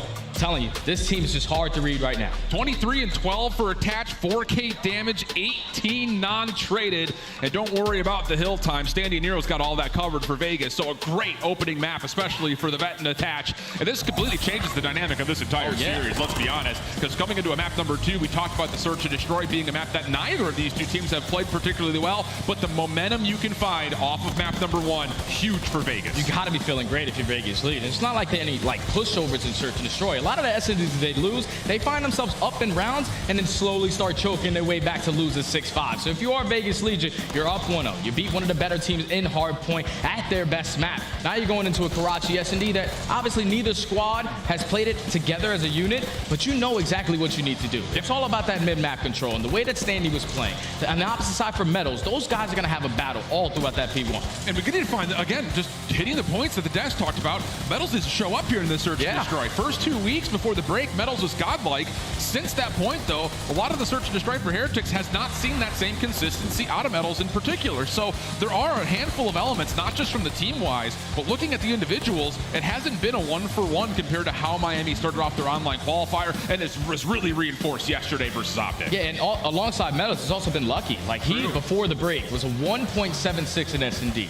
After the break, he's sitting at a 0.7. That's a whole 1.0 jump. That's completely different from what Lucky is used to. You just have to get back to that teamwork aspect of Search and Destroy. We saw it yesterday versus OpTic. Just a lot of individual plays. We saw Vico every single time on that invasion, challenging Broken. If he wins that one-on-one, they usually find a lot of success. But if you lose it, then your team is in a disadvantage. But as you take a look at the game flow, it was back and forth. But then when at the very end of the game, it just came down to the bathroom hill, to the treehouse hill, and that's where Vegas Legion were able to lock it up. A complete flatline. And again, we talked about this. if Vegas could just rotate better on maps like Invasion, they're going to start to absolutely dominate. They hold one of the best points per hold as they get into a hard point. So great start for Vegas. Now looking over to the Karachi, we can really dig into this one. Like we mentioned, not a lot of results to look at from either side. The one major factor, though, talking about Vegas, is they're great defensively finding opening first bloods. The only real thing to keep your eye on, though, is can they get the bomb down offensively? Because Miami I won't say love, but they let the bomb go down more than any other team in the league, and they really aren't all that successful in getting the retake going. So that's your opening right there if you're Vegas Legion. You have SMG players, you have objective-minded players who like to take a lot of ground. And on a map like Karachi, I think the perfect play that we have to watch is Standy. In every single search and destroy, he puts himself in a position that's so cheeky, that's so difficult to find him, and he gets a kill, gets out with his life, and then eventually challenges again. So on a map like Karachi, where he can switch up that pace, take mid-map control, even pull out the AR, be aggressive on the top ACs, that's a guy who really can change the factor of how Vegas Legion play this S&D. And here is those opening duel statistics for you guys again. 4th overall, but that 65.2% defensive win percentage is the best in the league. So you talk about a map like Karachi, get your ARs padded up, find a way to get that first blood, turn it into a conversion success, and you think that there is a very steep chance that Vegas can start up 2-0 against this Miami team who has yet to find a map here on land. Not the start that they want, but chance to turn it around here, get us to level footing before we consider the control. And you talked about Standy a lot. Don't forget about Nero. He has not been particularly great, but if he can find a way to figure it out, this could be a very nasty Vegas team. Oh, if this guy right here figures that out, he's sitting at a 0.5. I promise you, he's one of the most untouchable players in the game when he is on point. So Nero feeling that confidence off the map 1. If he can trade it into this map 2, even better. But into the search and destroy we go. Heretics on the attacking side. Keep in mind, they're going to play this a lot slower at this B point because there's no trophy systems to work with. Vegas Legion have read it. 2 players already working the flank. Oh, and Vico, he does get a little bit of information. I thought he was going to be dead to rights, but that changes everything for Vegas. That full flank now has to be modified as Miami will have gotten the alarm bells ringing that the pinch is on. Just comes down to, can you find any success with the trophies not being here to actually get this bomb planted? You're kind of stuck at bridge. Yeah, you're literally stuck. Right now, if you're Vegas Legion, no one has to do anything. You just got to make sure they don't put this bomb down for free, because a forward for a retake at this B site is not easy to do, but the bomb does get planted. Now you have one player going a full pinch all the way around backside chicken coop. The rest of Miami just holding down this bridge area. Bunkered up, but a lot of noise has been killed. Can Vegas create some doubt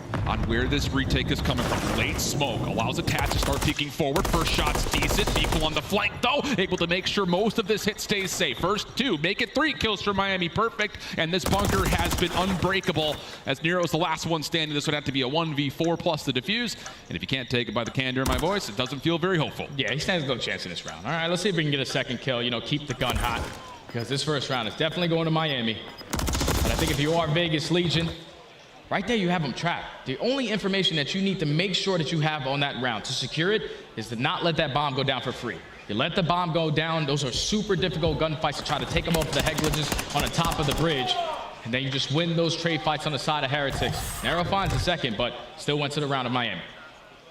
And the opening play for Vegas, love the idea of it. Yeah, I loved it. Put a little bit of extra pressure on the back, keep Miami thinking, but the thought was good. Bunker up, let them come to us. A lot of nades had been spent in the opening as well, so I'm sure that was also tallied. So see how round number 2 starts to develop. Mostly looking again to see, can Vegas find successful bomb plants? Miami have left the bomb largely open, these sites, to allow a chance for retakes. And this time, it'll be Miami getting aggressive through the B side of the map. And there's a chance for Vegas will actually get a read on this. Yeah, and it's 2 players aggressive as well, but Nero, he's not slowing down. Finds his 3rd of the map, make it 4. Ty, you let this young man get hot. It's gonna be hard to stop him. Finds 3 on the round. Journey now left in a 1v4. Journey will see a couple. A little discipline coming out of him, but the help is very swiftly there. Nero's already let him know about it. That .5 is not going to stand for long if he's gunning like this. I'm telling you, he's playing like that. Just an SMG, super aggressive, super confident. Finds an ace on the round through the middle of the map. 2 kills off earning that cruise missile, an instant response on the attacking side to tie the game at bat 1. Now you're going into the second round on defense. You got trophy systems to work with. I say we save a bunch of our nades this time because we can shut down that B push if you put them in that trap again. Nero's the only one who's got kills on this team right now. He's doing good. 1-1. Yeah, I'll say. See what the mind games will look like this time as Miami's going to head this right over towards mid. Vegas still looking to play a little bit more aggressive with their A, but not as far forward as they had the round previous. But Miami will hold their ground just a touch, and it's Nero through mid-map. He'll find himself another kill before being traded, but the follow-up good, and we'll go into a 2v3. That's a big first kill from Nero. Unfortunately, he does drop, so no cruise missile will be earned, but standing instantly there for the trade. Now it's left up to Vico and Lucky, who have had a lot of clutches, at least early on into the year, to try to clutch up in this 3v2. Looks like the bomb's gonna go down for B at 3. Oh. Vegas Legion, 3v2 now. And there must be some doubt that Vegas thought there was gonna be a re-wrap back. Both defenders over towards the top side of the map, wrap back over to A. So now this wrap coming all the way over through the offensive side of the map is gonna take forever to get here, and it's all being watched by Lucky. Can he find good contact? Oh, he may have just had the worst piece of COD timing ever. Here comes the hit from behind, and Miami just don't have a look at it yet. Yeah, they have no idea what's going on. Lucky's getting some really bad COD timing, but the entire time, Purge is holding down their spawn. Knows that no one's on that side of the map. Lucky eventually takes him down, attached there for the trade. 2v1, 12 seconds. Sandy with the opening shot, but doesn't wait for his teammates. So that's a free kill for Vico. 1v1 with attacks. The snap is in, but not quite good enough. Doesn't make a difference. The time has been killed. And with that, Miami will find a successful 2v3 conversion. That just can't happen again. That's another round where Vegas Legion have the advantage. Once again, they get costed on the round because we're just simply not watching any crosses over towards the B bomb. Purge was a sole man on the backside of Palace. You got to put yourself in a position to watch that cross, especially knowing that your teammates have everything at A. If they don't get the bomb down, at least you're able to call it. They're able to play a lot faster. It just took too much time to locate what the players from Miami were, and eventually leads to Miami win. Next up, Vegas trying to find a way to get the offense, continuing to find success from both sides' perspectives. Miami coming out of spawn with something a little bit different. A hard focus in the middle of the map and a lot of nades tossed Attach's direction. That'll be good for first blood as the bomb starts to kind of lean over towards the A site, which to be fair is completely vacant. Yeah, you're okay. Sandy already found himself in a great position towards top red, but unfortunately he jumps out the window right into Metal's pre-aim. So now it's a 2v4. The young Røkkr and Nero. So having himself a great search and destroy so far to try to clutch this one up. Got to go big here if you're Purge. He'll likely be first contact as Miami starts to get this retake going. Nero still playing down low. First contact on Vico, doesn't win the gunfight. Now it's just down to Nero, who he may have found a little bit of timing here. A check for Metals, but the double for Nero. Not fully confirmed to the pistol. Will finally lock things up. Oh my. Doesn't quite track Vico in time. So Miami will successfully retake once again. Hey, if he gets that second kill a little quicker, he probably turns on the third guy, makes it a 1v1 with the way he's shooting. But Miami started off with the first blood onto Attach. They snip out Standy, and in a 2v4, they just play their numbers, play the trades, and walk away with the defensive round. Now starting to pull away in this search and destroy. If you are Vegas Legion on the defense, it's been all about B. Yep. You send 2 players every single time through that red side, you get those trades, but we just got to shut down this B plant. What adjustments come through, though? That's the question. I mean, when you don't have a lot of participation on a Purge, do you look to the SMGs to have to kind of take over the map? Yeah, because right now you have Standy and Nero working up that red side. I think you just switch the positioning of one of them, have them be aggressive up towards bridge so they can put themselves in a position to shut down that play. Well, it's going to be Nero by himself. A 3-man hit for Vegas over towards the B side of the map. We're going to get some conflict here early as Attach will respond to the opening nade, almost in the exact same position. Vico now the one to fall. And once again, Vegas continuing to find great success in their opening defensive kills. And you see Journey across the map. He's just waiting for his teammates to try to get something done, some kind of information gain so he can be the island player, and he catches Nero to make it a 3v3. But it's still standing in a great position. If he just checks the bomb, you're going to be good. Metals is going to sneak this one off for free. Lucky just watching along her route, but on the exit. Oh, man. Standy's got Metals down completely to one shot and eventually just gets the pre-fire out to find the kill. Smoke not going to allow him to get an exit, and Standy, similarly so, will also find a bit of an escape. Just keep your eye on Journey. He has to come here and help as the bomb's already being defused. Purge trying to stick for it, and Lucky getting taken down means that Journey will not get here in time. No retake this time. Bomb defused. There you go. You make the adjustment on defense. You put Standy in position to instantly take that bomb carrier down. And then once Journey finds that kill across the map, Lucky puts down a couple shots from Coop. You have all the information. Journey has to work his way all the way through mid to even contest it. We take down Lucky, we will be able to stick the defuse, and that's exactly what Vegas Legion do. Adjustments on defense leads to the W, now down 3-2. Little game of chess starting to come out for both these two squads. One round the difference at the moment.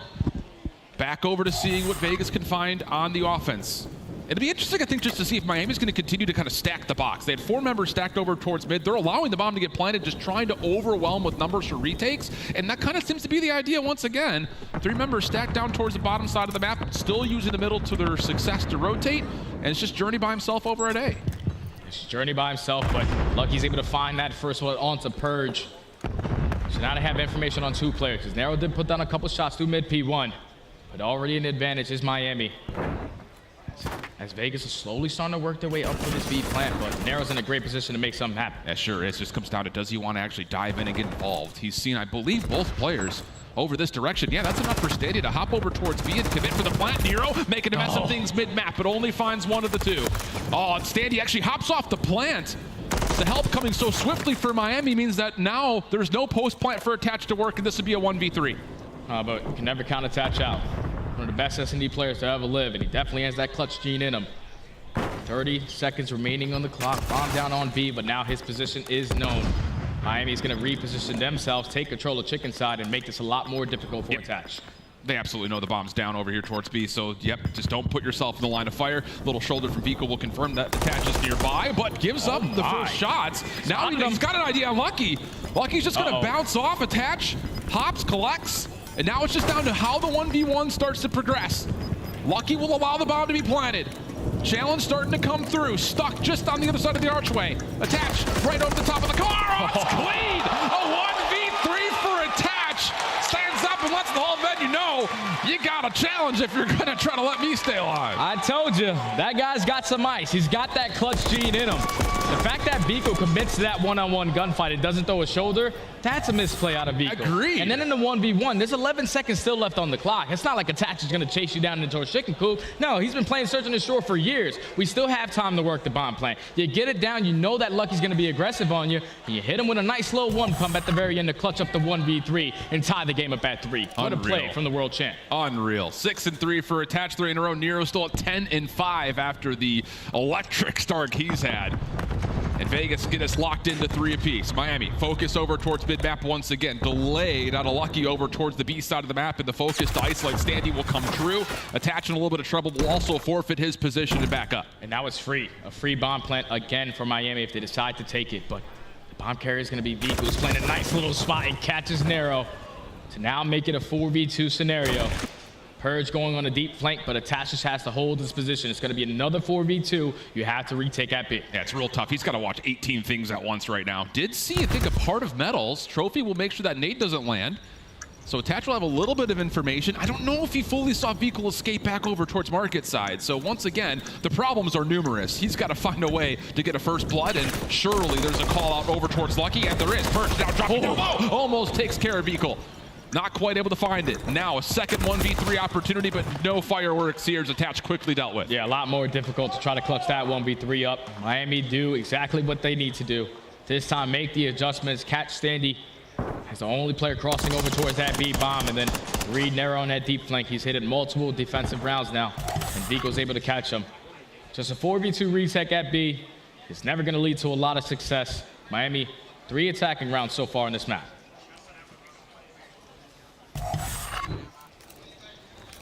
Decision time here for Vegas as well. After a couple of number situations have not really gone their way in the opening first bloods, do you try to maybe just continue to try to bait out these nades first? Try to hit something with a little bit more concentration.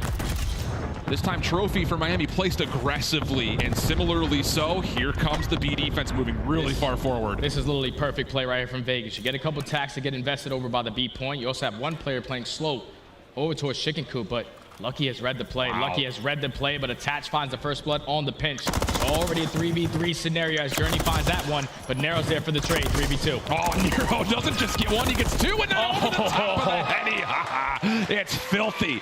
And a quick little tempo change. That time it's, hey, look at all of our nades being thrown to B. Exactly. Bomb goes over to A. And the crazy thing is, like, they get all those nades to get over towards B. And at that point, they're like, oh, we don't see anyone. So we're going to rotate back. And it plays right into Lucky's hands. But they were not reading Attach to be the sole man over towards the Chicken Coop side. He finds that player on the pinch, and everything else falls into the hands of Nero. He plants the bomb, finds 3. Mr. Do-It-All right now in this S&D. Man, this Vegas team is really showing us that, yeah, our online schedule was tough, friends. I mean, they're fighting a good Miami search right now. And they're getting it done. This time, Miami back onto the offense. Quick play over towards B. This will be their first for really full tempoed play. You don't really have many defenders in place. It's just Attach is watching at range. One other player up close in the form of Standy. Here comes Nero to assist. Smoke down, but the bomb will not be planted. First 2 kills go the way of Vegas. Now it's instantly a 4v2. Left up the Lucky. Vico gets taken down. Nero's on a 5 streak. You might as well just jump at him. You're not making any bad plays. Him and Standy get that one done. 2 and 2 from both the SMGs. Shut down that B pressure. Now Vegas Legion at game point, but I think when you want to go into this attacking round, we got to get this kill from Nero. Big time. Cruise missile can change the entirety of the game. Absolutely the case. But do you change it if it's not broken? That's one of those situations. Don't need to pull out the duct tape if you're finding as much success as you had, especially with the tempo. You just wait the first 5 seconds. That's fair. You can't get first blooded behind it. True, okay. All right. See what the call looks like here for Vegas. Try to get this done cleanly with a couple of rounds in a row and possibly the extra benefit of having the cruise missile in the back pocket. Bomb leading over towards A. This is a very similar setup offensively to what Vegas had done the round prior. They're just shaking it nice and slow this time around. A couple stuns do get invested, but Nero's playing for this kill. Journey gonna be the aggressor. And Attach finds the first blood again onto Metals. Instant 3v4.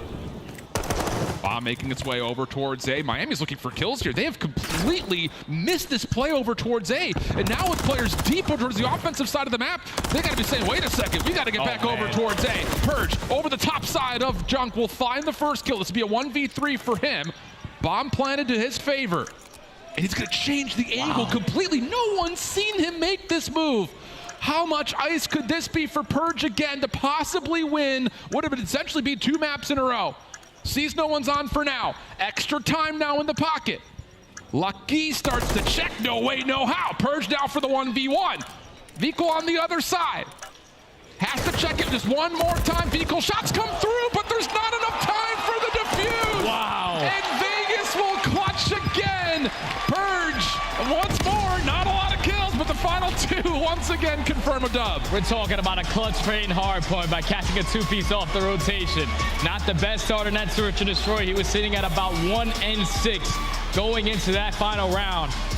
But the way to get it done, the rookie gets it done in a 1v3. It was just a repositioning out of him. He was so quick on his decision making there. He goes from junkyard, finds the first kill. The fact that he's able to maneuver his way through Ticket, slide on out, make his way behind Cafe, and no one is able to spot him. Miami just simply had no information on where he potentially could have been. And then once he finds that kill onto Lucky, there's only 17 seconds left on the clock. Vico has to make a decision. Am I going to be aggressive? Because he's just going to throw shoulders, just try to play his life, let that game clock wind down as much as he possibly can. But he plays it from sight.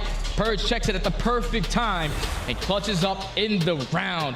I know he hasn't been having a stellar series. That's 2 clutch plays from the rookie to now be up 2-0. And on top of that, the 15 kills from Nero ties the S&D kill record, so it's just all going right for Vegas at the moment. Invasion Control coming up next. Again, this is a rematch from when these 2 teams had played. It went all the way to round 5 last that they were here. So again, we're only looking for small adjustments out of Vegas, because honestly speaking, they're playing pretty polished and they're looking real clean so far. Miami struggling, need to find a way to reset as we head over to the break and see if Heretics can find at least a map win here at their first major. We'll join you at the backside of the break. If I had to call one person and they had to answer the phone. One person to answer the call. One person to answer the phone I feel like would be... Fellow, easy. Cellium. Insight. Ghostbusters. Probably Cammy from Thieves. He'd probably answer me, I reckon. Wow. That's a question. Drazah, I mean, he loves me. We talk all the time though, and checking each other after our scrims. You know, he calls me every single time they beat me in a scrim. I call him every time we beat them. So it's just it's brotherly love. I would do. Definitely teach Lamar.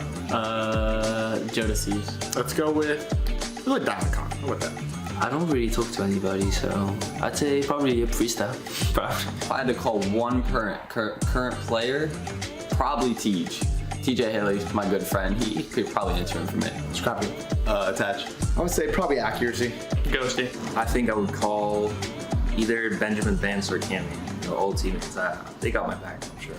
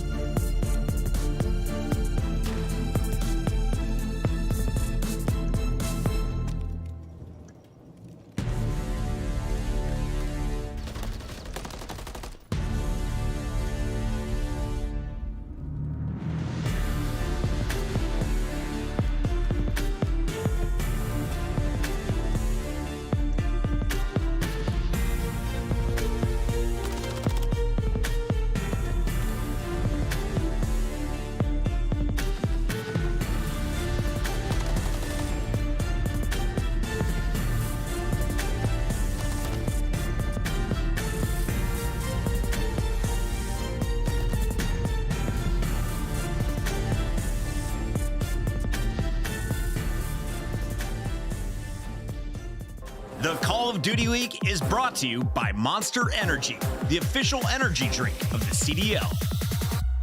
Tune in throughout Major 1 this weekend to earn awesome in-game content.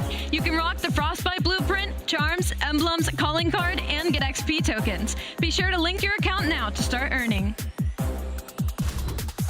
To Boston, and well, not just the players and of course the audience here in the venue, but Scumpy and the boys also in town with the Scump Watch Party. Make sure you guys check them out throughout the entirety of the event. It's like Bo's just stay nice and hydrated. Those are the boys right there, man. They're definitely a lot less stressed. Their squad does not have to play today, so they're enjoying themselves some good Call of Duty that we've had all day so far. And now we find ourselves in a series where I thought it was going to be an upset. We've seen 2 upsets so far. Yeah. Obviously, New York getting eliminated the way that they did. But Miami, they were one of the top teams going into this event, and they're playing one of the lower teams. And Vegas Legion have just come out swinging so far. And how about the veteran play from Attach? Nero gets the kill record tied, but this 1v3J, unbelievable head games being played here by Attach. So he finds that first kill, and now the repositioning from Miami was perfect. But there's only 15 seconds left on the clock. You know that he flips the side of the map. The fact that Vehicle commits to that gunfight, you make it a more manageable play for Attach. When he grabs that bomb, there's about 9 seconds left, and Lucky doesn't put himself in a position to instantly chow and try to catch him off the site. A little shimmy, a little dance from Attach. I told you, he's got that clutch gene in him. He's been doing it for years, and he showed it again. And that's the thing. I'm glad that you highlighted the fact that what is Vehicle doing without Lucky helping him in that 1v2 when you know for a fact the bomb's on down on the site. Exactly. And you've got high ground positioning. Exactly. It just felt like, again, that's another moment we've seen from Miami where their teamwork that we saw online has not necessarily showed up on land. The good news here for Heretics fans, you're still one of the best control teams in the game. And you're going to an invasion where we expect this to be a defensive slobber knocker. And let's be honest, both teams have not really been all that great offensively either. Both teams have not been great offensively, but Vegas Legion more specifically has not been great in this mode. And already starting, that's a clean 2 dead. One with a nade, one with a headshot. Vegas Legion are not going to try for anything fishy. They're not going to go for an early A push. They're just going to try to commit towards the B point. And Miami, they're ready. They have the nades. They have the stuns to contest it at this time. And Vegas just needs to start finding success on the objective in particular. Yeah. They rank the lowest in the CDL, only averaging 2.9 ticks per offense. That's not good. Every single series we see them, they rarely capture even 1 full zone per round of offense. So that has to change, and a couple of good kills will at least allow entry for Vegas to jump onto the B point. And I think the biggest turnaround that they can do to get that objective better, just simply keep up in the slaying. We're talking about a majority of these rounds. They always found themselves down by 5 to 6 live in every single control round. But that's already 2 segments in. Metal's going to be the aggressor with that SMG. He catches them off, and now you are trapped. You have to get out of back palace. They should know that Lucky's nearby. Yep, a couple of the tags already came his way. Trophy system down also kind of alerts Vegas to where he's positioned. So the spawn trap affects a lot of the clock, but it doesn't fully keep Vegas from being able to approach one of the zones. And actually, they get free avenue over towards A. Miami's so invested in this B defense that now all of a sudden the clock stops and Stadium's making work on A happen. Yeah, now you just got to stay alive. Have your teammates watch your cross, and unfortunately, Purge cannot win that gunfight. So now it all comes down to Sandy. He finds the first. I don't know if the first segment is going to be complete. No, it is not. So only 30 seconds left. Vegas all coming back off spawn. Only 5 kills on the round for this squad. They got to keep up in the slang if they want to stand a chance. And that's been the story all year long for a team that's only seen 1 control win so far in the CDL. Over towards B. Finally, Vegas get on, stop it at 14.6. Double stack is in, looking for the extra 60 seconds. Miami seem like they ought to give this a little bit of a contest, and, well, they do at least get some positioning, but not enough to confirm any retake of the zone. Extra 60 added. We have a 5 life gap with just a minute on the clock. And this is the opportunity for Vegas to maintain the map control. Standy gonna go for the one-on-one chow. Purge finds one across the street. Now he's just dancing around this bathroom hill, but unfortunately walks into the Renetti of Lucky. So now you have Attach working on a spree. He does get cut down, but Vegas Legion is still maintaining Cafe. Purge has to put himself in a position to find a couple. Really good defensive control here from Miami, not allowing the OE to be hit. Good focus from the front as well. So problems starting to amass here for Vegas. A lot of this going through the previously captured zone. Trades continue to come out in favor of Miami. Standy only able to find 1 through mid-map. 30 seconds remaining, 8 lives. This is the last chance to win for Vegas offense. Yeah, this is going to be their last push. You have 2 players going on a deep flank. Standy working his way to try to win this one-on-one versus Lucky on the right side of A Street. And Nero starts it off with the first kill, but Beagle's gonna spawn close towards the back gas, so he's gonna be able to reinforce himself really quickly. Just comes down to this gunfight. If Sandy can find it, no, he cannot. And with only 10 seconds left, Miami look like they're gonna walk away with this defense. Very comfortably at that. Journey also on 5 in a row to finish off the round, lucky to 4. So potential streaks to be talked about as we start to go over towards the next offensive round. And even though Miami, I guess I should back up. We said that neither team was particularly great on offense. That's for this map. Miami, generally speaking, actually has been good on offense. It's just been a kind of cracking the code on Invasion that's been a trouble for every team really out there. Yeah, it's just not easy to win attacking rounds on Invasion. You get those close spawn towards back gas, so you're able to instantly reinforce over towards that A point. Only some teams are good at it, and Miami, with them only having 2 attacking rounds, believe it or not, they're 3rd in the league when it comes to winning attacks. So Miami win the defense, exactly what they do. That now puts them to 8-1 on that side. Now, if you are Vegas Legion, you have to stand strong. You have to win this segment battle. You can't give up ticks at it. Even more so, see if you can get these possible cruise missiles out of the conversation as well. Purge on a long cross. This essentially allows Miami free entry in towards A. Lucky right here alongside Beagle, and Vegas have not had even a look to defend this A zone. That is way too easy. Miami's going to come away with 1 tick and possibly more, and Vegas are nowhere near able to challenge this hard point. Yeah, the strategy is just not the best. You can't have a 2-2 split, because if they win at least 1 gunfight over towards A, that's already the first segment done. And now you're nowhere close to the spawn. They're about to complete the second, but they get in there just at the nick of time. A clean 3 dead, only 1 segment given up at A. Now you got to trap them as best as you can. Beagle able to at least keep this A street open for possible contest. Nero actually steps out to try to take the challenge. Eventually, Hellpad arrived to confirm the kill on the Beagle, as the rest of Miami are trying to work through mid-map and try to find entry over towards B. But there's a lot of Vegas defense here, and Standy kicks us off with another double. And this is perfect right now, because Vegas Legion are outslaying. Miami cannot get out of their base. They only have 1 segment with 45 seconds left. You have multiple players from Vegas waiting for the push over towards B. Unfortunately, Atats gets guns out of his socks, and the same player in Standy, he falls as well. So Miami have the numbers. Now we got to get on this B point. First last one left. He's been scouted out, and then the double team. No worries there for Miami. So Lucky on for now. Possibility to stack this up with Metals will join him. So first tick of progress swiftly going to be completed. Vehicle actually bounces further out of the zone, trying to make a mess of the defensive retake, and he's pretty successful in that feat until he runs right into the waiting arms of Attach. Last one left alive, Metals, and he may be allowed the second tick, but he needs help. Yeah, he needs help quick. And all of Vegas Legion, they're cutting off as best as they can. The rest of the players coming off spawn, but Metals doing a great job of just finessing around this B point. Second segment gets complete. That's now 3 dead in the feed. Vegas Legion now forced, with the spawns that they have, to give up this B point, now play a minute 30 defense over towards that. Yeah, Journey does survive to get through mid-map and call out Nero playing for that trap, so a quick kill for Metals. 120 on the clock, just a 1 life differential. Miami looking to extend through the B zone, up possibly through Laundry, and once again, Vegas are kind of fighting the war on 2 fronts. You've got a possibility of moving through mid, but there's a lot of focus in the back that needs to happen. Yeah, it's a big kill, though, coming in from Standy on the pinch, shuts down that player going up the A street. Now you know exactly where the rest of the pressure's coming from. That's through Blue and through Mannequin, but Journey finesses his way around, finds the kill onto Purge, but now his positioning is known. The rest of his teammates all the way across the map. It's only him and Vehicle to try to get something done right now. Not a lot of time. Journey trying to assist over towards the zone, but gets pushed off by a Semtex follow-up. Not good by Vehicle. What's up with the fist, man? It's just all Vegas all the time, apparently. Sparring class in session. 11 plays, 15, 40 seconds on the clock, and now Miami find themselves in kind of last chance territory. Yeah, this is basically the last push coming in from Miami. You have to find a couple kills in the middle of the map. Vegas have every cross covered. Team shots come in, but Journey's able to win that one-on-one versus Standy. So now he's going to maneuver his way up through DVDs. Try to sneak his way into Mannequin while Vehicle finds the second. Miami still have an opportunity to get this done. 3 members could burst right into waiting arms of Nero. 17 seconds on the clock. The double up comes through, but Standy's able to get damage from afar.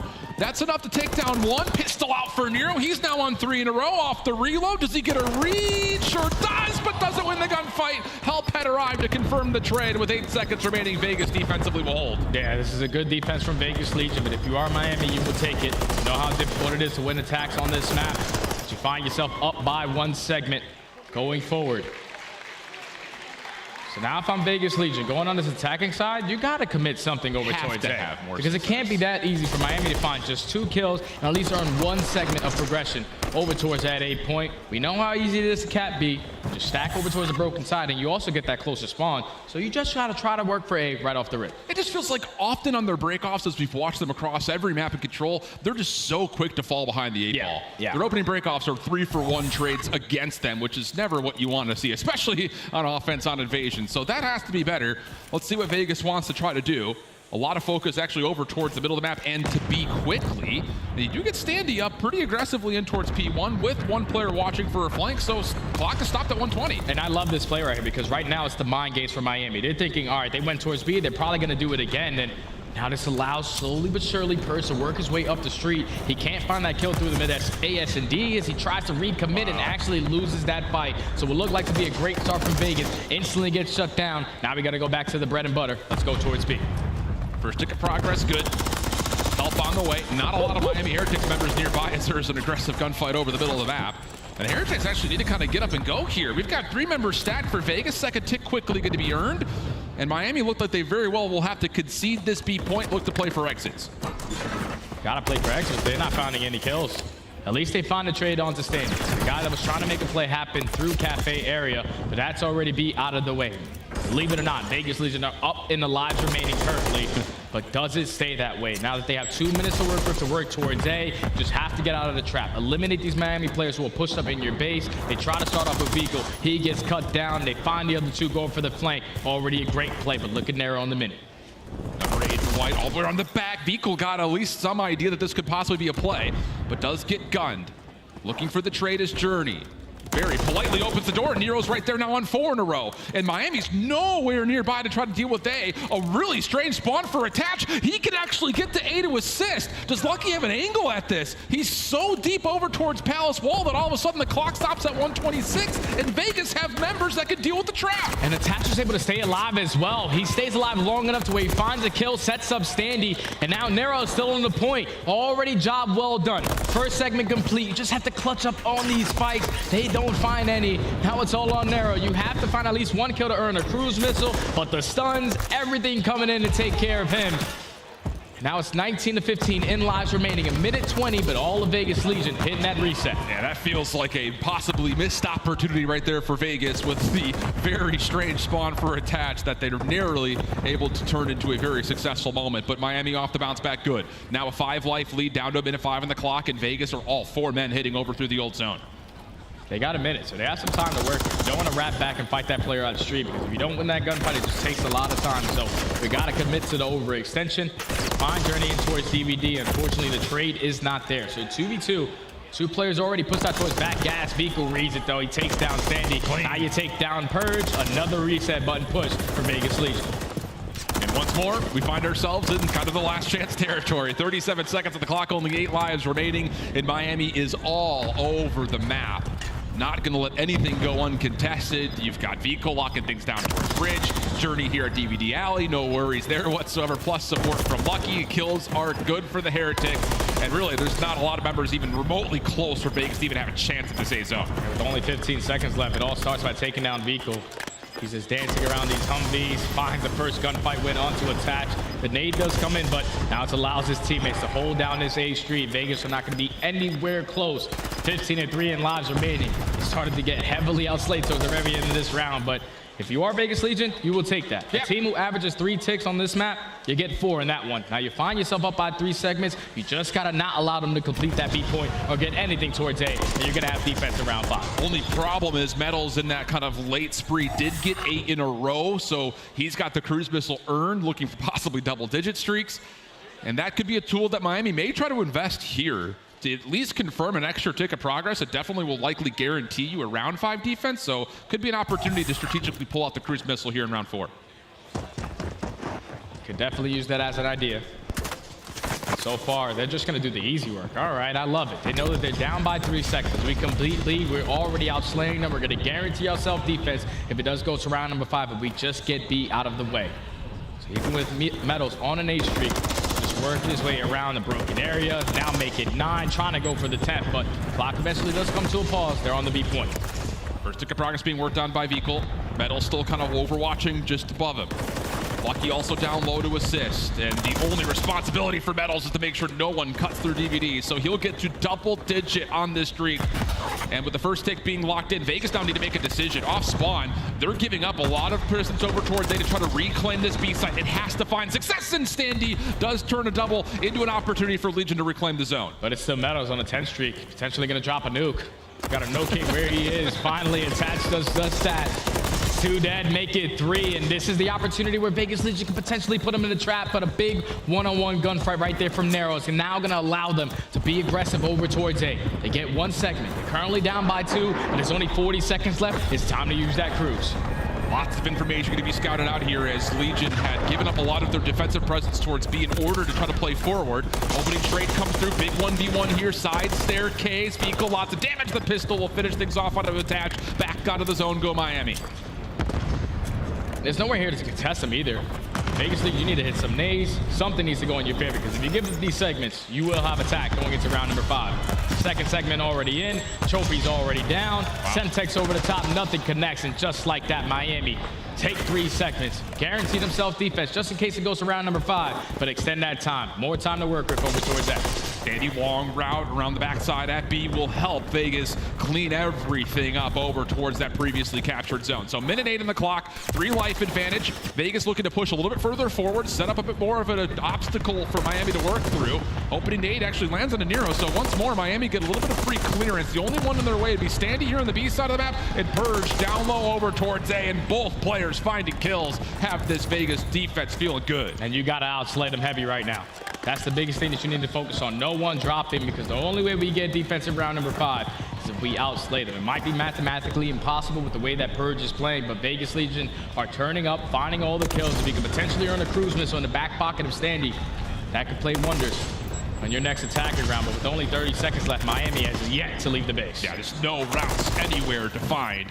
Nero shutting things down from the quick wrap in towards mid. The rest of Vegas still very firmly in control of this map. Standy up to 27 kills, 27 and 22. He is all over the place with tons of engagements. Miami, last chance to try to cut through, and they need to deal with Purge first and foremost. Metal's not able to do it. Purge, pistol out, not able to beat Lucky to the punch, but not a lot of time here in Miami. Maybe just a little bit too far away from having a chance to touch this, and so will be the case. Round 5 we go. Round 5 we go. And Miami, just simply due to outslaying, it was all tied up in segments, are going to guarantee themselves defense going into this round number 5. And that really comes to mind in round 5 controls for Miami. They are 3-0. Yeah. They do not choke these maps in this position. They have to clutch up on the defense to try to force that game 4. But if you are Vegas Legion, I thought they had a perfect game plan their first go around. A 2-2 split. You get all of Miami to hit that early rotation. It just comes down to those fights. If you don't win those gunfights, that great-minded play, mind games that's going on, it's not going to work. It has to start with the slaying. Have to be more even, without question, in these offensive breakoffs. 3 members through courtyard, all of it going straight over towards B. Purge just playing on a little bit of an island over towards bridge side just to watch that mid cut.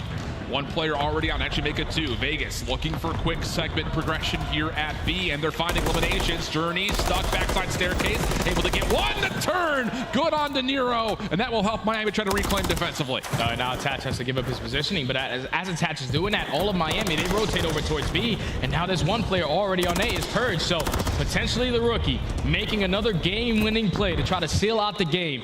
He has vehicle. 1 shot towards the back end. That's already 1 tick done at A. It's going to turn into a one-on-one gunfight. His teammates drop, and that's a clean 3 dead. Miami have no problems retaking it. Now all of Vegas Legion back in the spawn. Yeah, really needed Standy's help on that crossing play. Neither players finding elimination, so Vegas have to default off spawn to once again hitting over towards the B zone. Lucky, low on HP, waiting for the regen. Rest of Miami defensively starting to get themselves into place. Nero the only one on. He'll lock the second tick of progress. Good kills from Vegas over the middle of the map as well. This could lead to a lot of existential pressure over towards this A zone, and Miami are a little caught. They're going to have to chalk up B. That's a big 3 dead, but Meadows is doing a great job of just staying alive, waiting for his teammates to get back into play, and Standy actually turns on Journey to eliminate some of that pressure. It allows Attach to push up towards this street side, but you just want to hold this position. You have a player in Narrow working that deep pinch to blue. just dancing around towards top blue, but they might have stepped them out. They're all chasing them down. Meadows with the big kill, and now forced to play it a lot slower if you are Vegas. This slows things down to an immediate halt. Standy mid-map. Has Metals at range, but Vehicle there to support. Purge trying to follow up. These are all your ARs, though, over towards the east side of the map. They don't really have the ability of collapsing into the middle of the map and take away these SMGs. Vehicle following up, gets the wall bang. Now 21 playing 17 in Vegas. Has been completely reset back to their spawn. Yeah, Vegas got to get out now. Again, whether we've been saying it, the whole map is always stuck in the basement. Miami find the right kills at the right time. But the big trades come in as Standy finds 2. So now you open up that B Street lane. We can push through. We can try to go for a deep flank up through blue. It's more about eliminating these players through the middle of the map to allow our teammates to get out of the spawn. And as they find that kill towards the middle, Lucky's still in the back palace, just causing mayhem. I mean, he is deep over towards the offensive side of the map, and this is just taking so much time for Vegas. They're finding decent kills, but tick, tick, tick, tick, tick, 50 seconds on the clock. You gotta find some success towards the zone itself, and now it's kind of last chance again for this player on the back. That, I don't know if Miami's have fully read how many players are here. Metals trying to flush this out, pistol out. There come a couple of kills. Last one left is Vehicle. He will drop, and Vegas will have a chance to get on. This is their opportunity. The double stack is going to be in. The rest of the players all spawn. You had to try to get over towards 8th Street and hold the cross down. Second segment already in. Nero finds 1. The trade is going to be there from Attach. Can he make it happen again? He finds 2. Everybody else from Heretics spawning all the way across the map. Vegas can get it done right now. Lucky gets shut down. It's just down to can they get her to touch in time. Vegas, the worst attacking team by progress on control, find a way to make it happen in round 5. And Miami has been kicked to the curb, not winning a single map at their first major.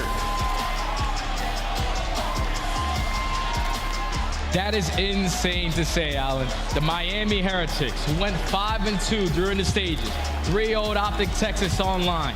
They come into this event and don't win a single map. Let me tell you, man, Vegas Legion, we were wondering if they were going to be able to pull it together. They had a lot of tough matches at the end of the qualifiers, but they come in today and they make the adjustments. I know it wasn't the best performance from the young rookie in Purge, but he had to make multiple clutch plays. It was the first one in the hard point, the second one in the 1v3 in the search and destroy, and then at the very end, the dynamic duo of Nero and Attach worked their way around back gas, find a couple kills, and secure the map. Vegas Legion, clean 3-0, they move on. 37 for Standy was 7,000 plus damage. Someone put a leash on this guy. He went bananas. And Vegas, I mean, I'll be honest, and I'll just say it just for everyone to know. You and Nameless both in the green room were like, don't sleep on this Vegas team, man. Yeah, they have a real tough online schedule, and they played some of the best teams really close. Now they've really affirmed that they could possibly be for real. They played good, man. They play good. Obviously not the performance you want from Purge. Sure. When you're playing in some of the higher echelon teams, you need to make sure you perform a lot better if you want to stand a chance. But if you talk about the clutch G in the Vegas Legion, from start to finish of this series, great rotations on map number 1, 2 1v3s in the search and destroy, and then to win your first attacking round on invasion control versus one of the best defensive teams that we have on the map. Very typical performance from the Vegas Legion. Unreal stuff. And Attach our 1v3 to kick things off in the search and destroy. Also coming up big there at the end of the control, standing by with Blaze on stage with their post-game interview. Thank you so much, Shift and Study. Give it up for the Las Vegas Legion, everybody, as they continue to move forward. And man, what a series that was, Attach.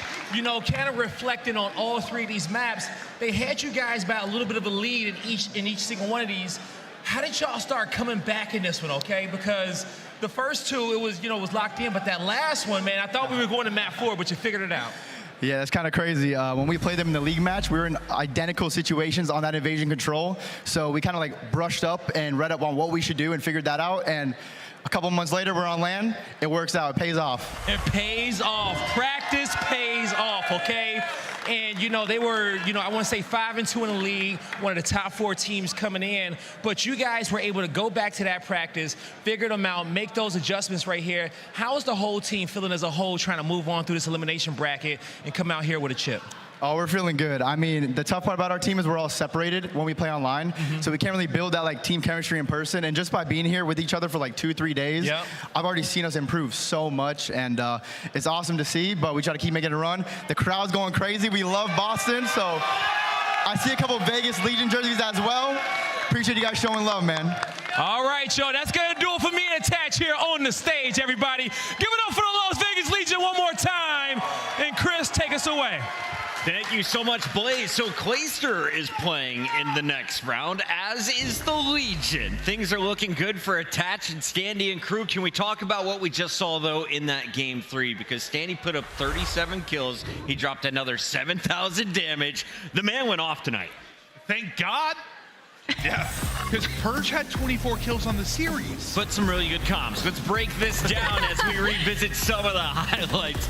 Then I'm with you. We were looking at the kill feed and we're like, what's going on with Purge? This man's kind of double negative, but the team still was able to pull it out. Listen, Vegas Legion looked incredible throughout the series. You know, we had that first hard point where they were down a ton and then they rotate over towards Palace, full 60. Immediately, sometimes we're seeing, you know, teams after Palace Hill, they're able to break on into that P1 and then they just steamroll from there. It's exactly what happened. Heretics didn't get a point for like 4 straight hills. We get into Search and Destroy, and one of the points of emphasis coming into the series was, can Vegas Legion capitalize on the first blood? You know, they were bottom 2 in converting that into a round win. Well, today it happened, and we have to give some love to Nero. That man was on a mission today. But like you picked them, but like you were thinking through like 5 games or something. I did, right? yeah. Like I mean, with the way their series have gone, I didn't see this. No.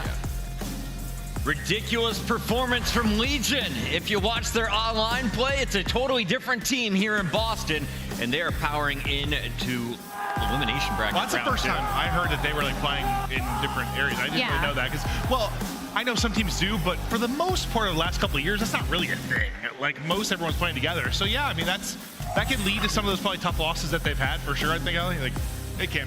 You can see the frustration from the Heretics. Their weekend is done. Your play of the game is one of the moments that sent them packing. It's Attached with the 1v3.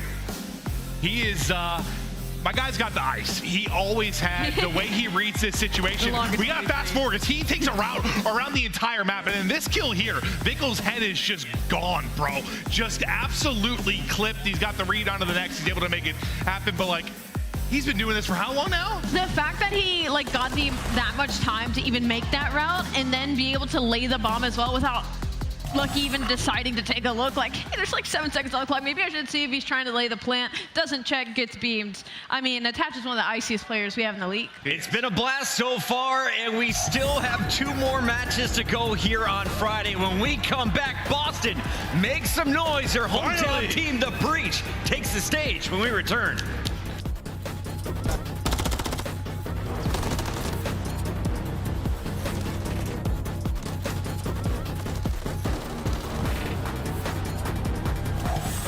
Unread emails I have? Way too many unread emails. We're talking from like 2014. Oh man, this might be crazy. 10,000 plus at least. 10,000, I'm not even lying. Thousands, to be honest. I'm terrible at checking my email. Probably like 20K, not that much. There's 185. Wait, is that real, bro? 185K? Ooh, I actually check my emails every day, so I gotta go with none. I delete all my spam in the morning. Oh, I have like thousands. Millions. Probably millions. If you look through all email accounts, I probably have thousands and thousands of unread emails, but in like the one I actually check every day, probably not more than 10. Probably like 10,000, like something crazy though. My unread emails, I have about 91,000. I don't know, that gotta be fake. 185K, bro, that's what it says. That's crazy. Yeah, I don't know. That's the most so far. I gotta be fake, bro. Astrio? Yeah, he's signing up for something crazy. 80,075 unread emails on my phone. I would guess I have like 2,000? Probably in the thousands. I have like multiple emails, like accounts on my phone. Maybe like 12,000. Over 1,000 for sure. 7,000 probably plus. I never read my email really. Unread emails, I probably have over 1,500. Ooh, it just says 99 plus. It just says 99 plus. It says 1,000 plus. 6,467. Like 20 something thousand. I can show you right now. I have minimum 30,000. Hold on. 30,000. 18,762. I have 117,763 unread emails.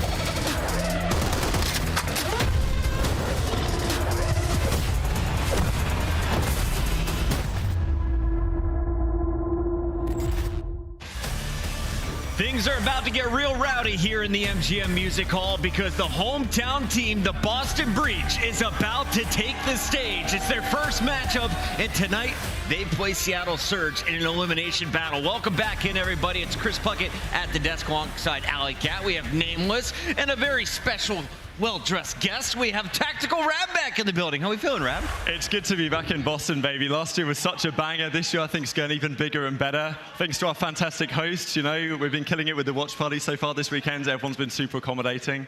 I love this city, man. It's been great having you back in the venue. The vibes are at an all-time high, and your Breaking Point crew is killing it on the stat. Shout out to Easy Mac and everyone behind the scenes. But what's been the best part of this weekend for you? We're only a day and a half in. It's been the matches so far. I mean, honestly, the amount of games we've seen that have been crazy. The Røkkr games, especially against the Subliners, oh my God, every map has been balls to the wall, but now Boston are coming out to the main stage. Absolutely, Ali, talk me through this lineup. This lineup is honestly, I like the build, right? I love the build with having Slasher as kind of your overall head. You have two young rookies on your SMGs, and then you got a man with something to prove in P-Dog, who has now outplaced his previous World Championship team so far. So for Boston Breach, they're looking to obviously head to the main stage and not disappoint the home crowd. Listen, I like this Boston team. I think a lot of people have been counting them out due to some of their online play early on, but they've had some extremely close series. We can all look back to the Atlanta FaZe series to kick things off, and this is a team we expect to be great at search and destroy. Individually, Capsidal and Snoopy have had some great searches. They haven't put it together as a team just yet, and I think that fixes today, and it's served up to them on a silver platter.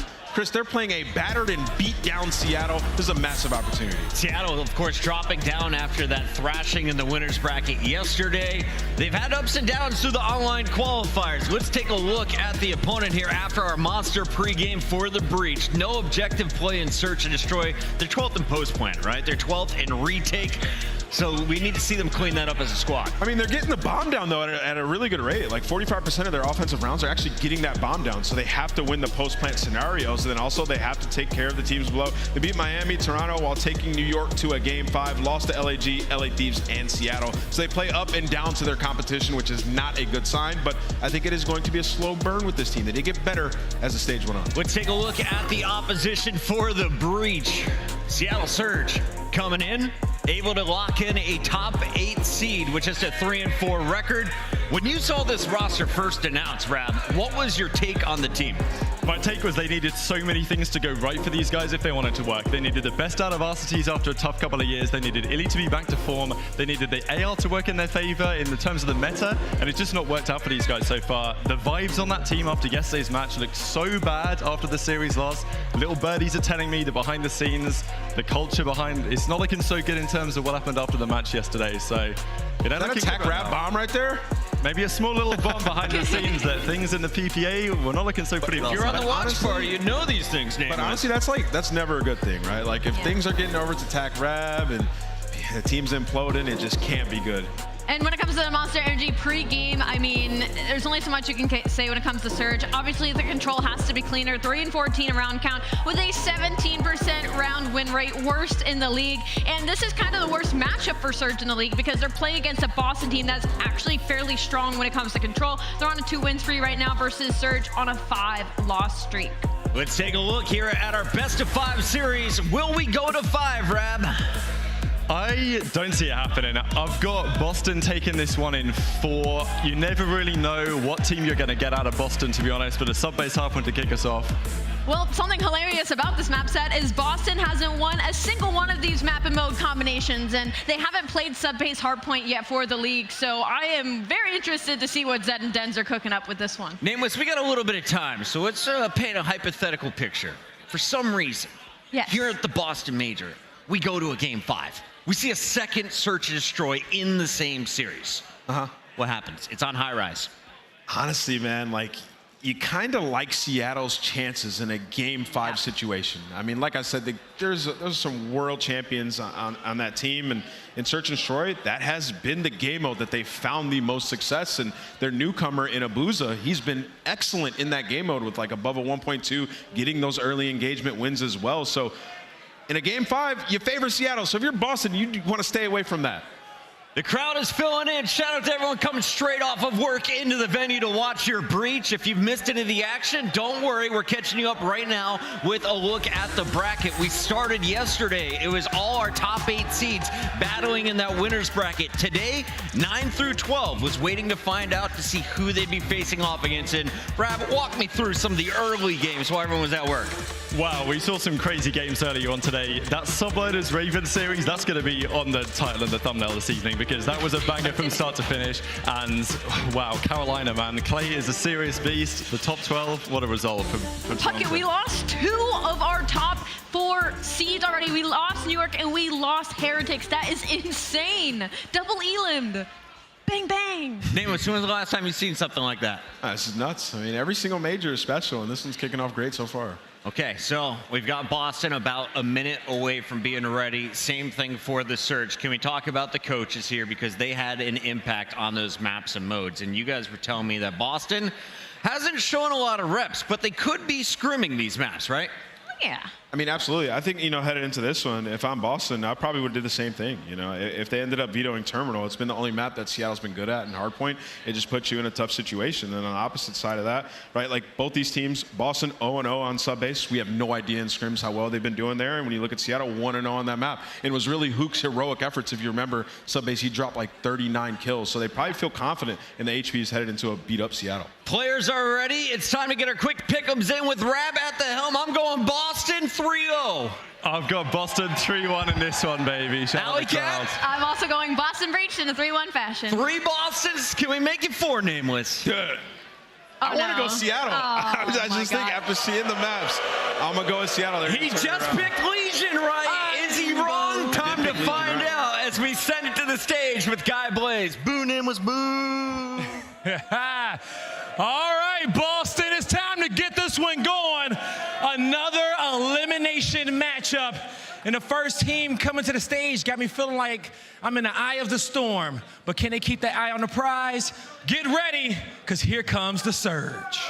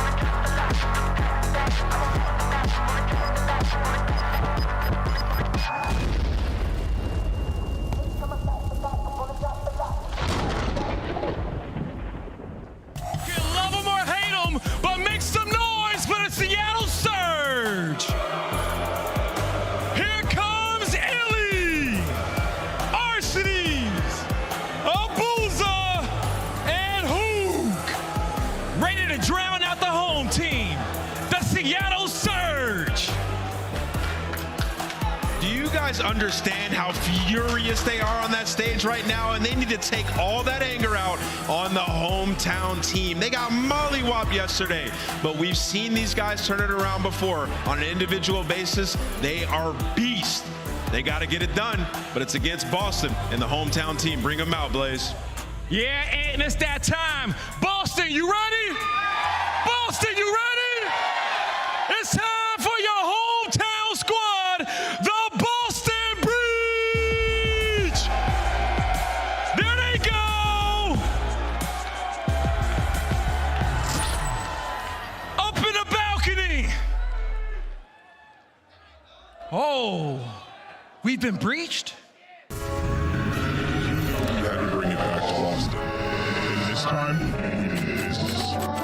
Run deep in my thoughts when I didn't have it. Up against Slusher. Wishing it was a mattress. This is for the map. Or for insight and code that maybe see into this one, but Slusher.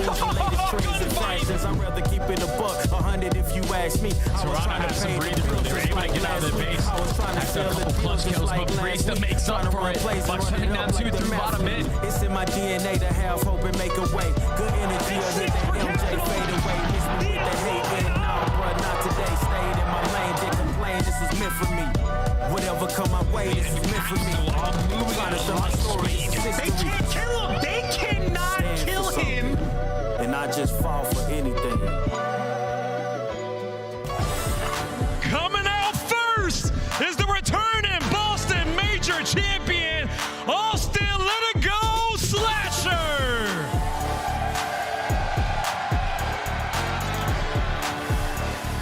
Coming out next is the reigning world champion and the winningest player on CDL land, P-Dog Priestahh Griner.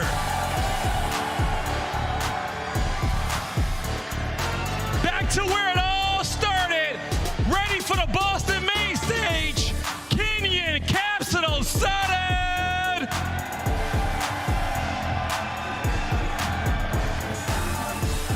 And now, the true Mexican prodigy, leaping from the pro scene and becoming a Boston favorite.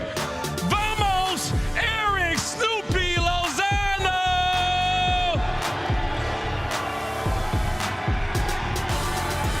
One more time, Boston! Make some noise for the home team, your Boston Breach!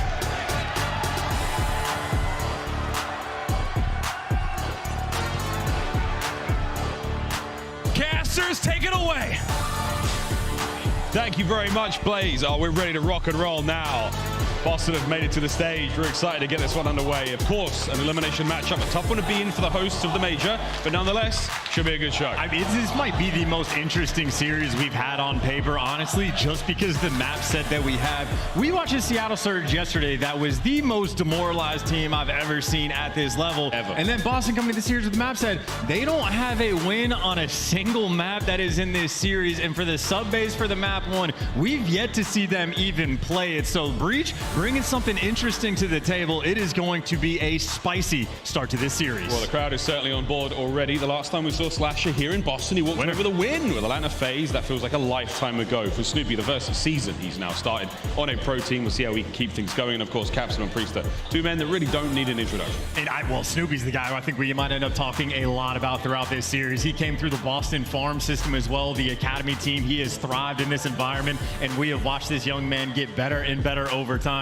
It was funny in the new montage these guys made for the intro video. Most of the clips are just the beatdown they had against Toronto, and then we got to Snoopy News. It's what he did on Invasion to Miami. He put in a disturbingly good performance, and that man is on point again, reflective of that superstar talent we're used to seeing in the CDL. Get some of that extra water, get ready to go. Those comms are going to be out of control. We'll go back to Snoopy again. I mean, a player who's made a tremendous impact already on the league. He came into the season last year at Champs, his first event on the main stage in the brightest of lights. Now he has a home crowd behind him, Chance. I would expect a slightly different result. I mean, that might be nice, but keep in mind, he is going against some demons on the other side. He's got that superstar's potential, but you are going against Huke. And as chalked as the mental might have looked against Seattle yesterday, Seattle with a player like this, you simply never know what kind of Huke you're going to get in a series. And again, subbase, a map Boston has yet to play. This is the man you are looking to shut down that you need to make sure does not get out of control. Boston looking to come out of the gates hot. Yeah, today we certainly find out what Seattle Surge are made of. If they can bounce back after the loss they took against Toronto Ultra yesterday in this matchup here on Subbase, I think we'll all be tipping the cap. Here we go. Map number one, Boston Breach, Seattle Surge. The loser of the series goes home. Let's get it. Straight into the hard point as well. Both those SMGs with Priestahh going to be going down low, straight into time, and it is so many players working through glass. Snoopy taking some rounds too. You get the top glass control. Your teammates got top third as well. This is a beautiful setup for the opening break. Here we go.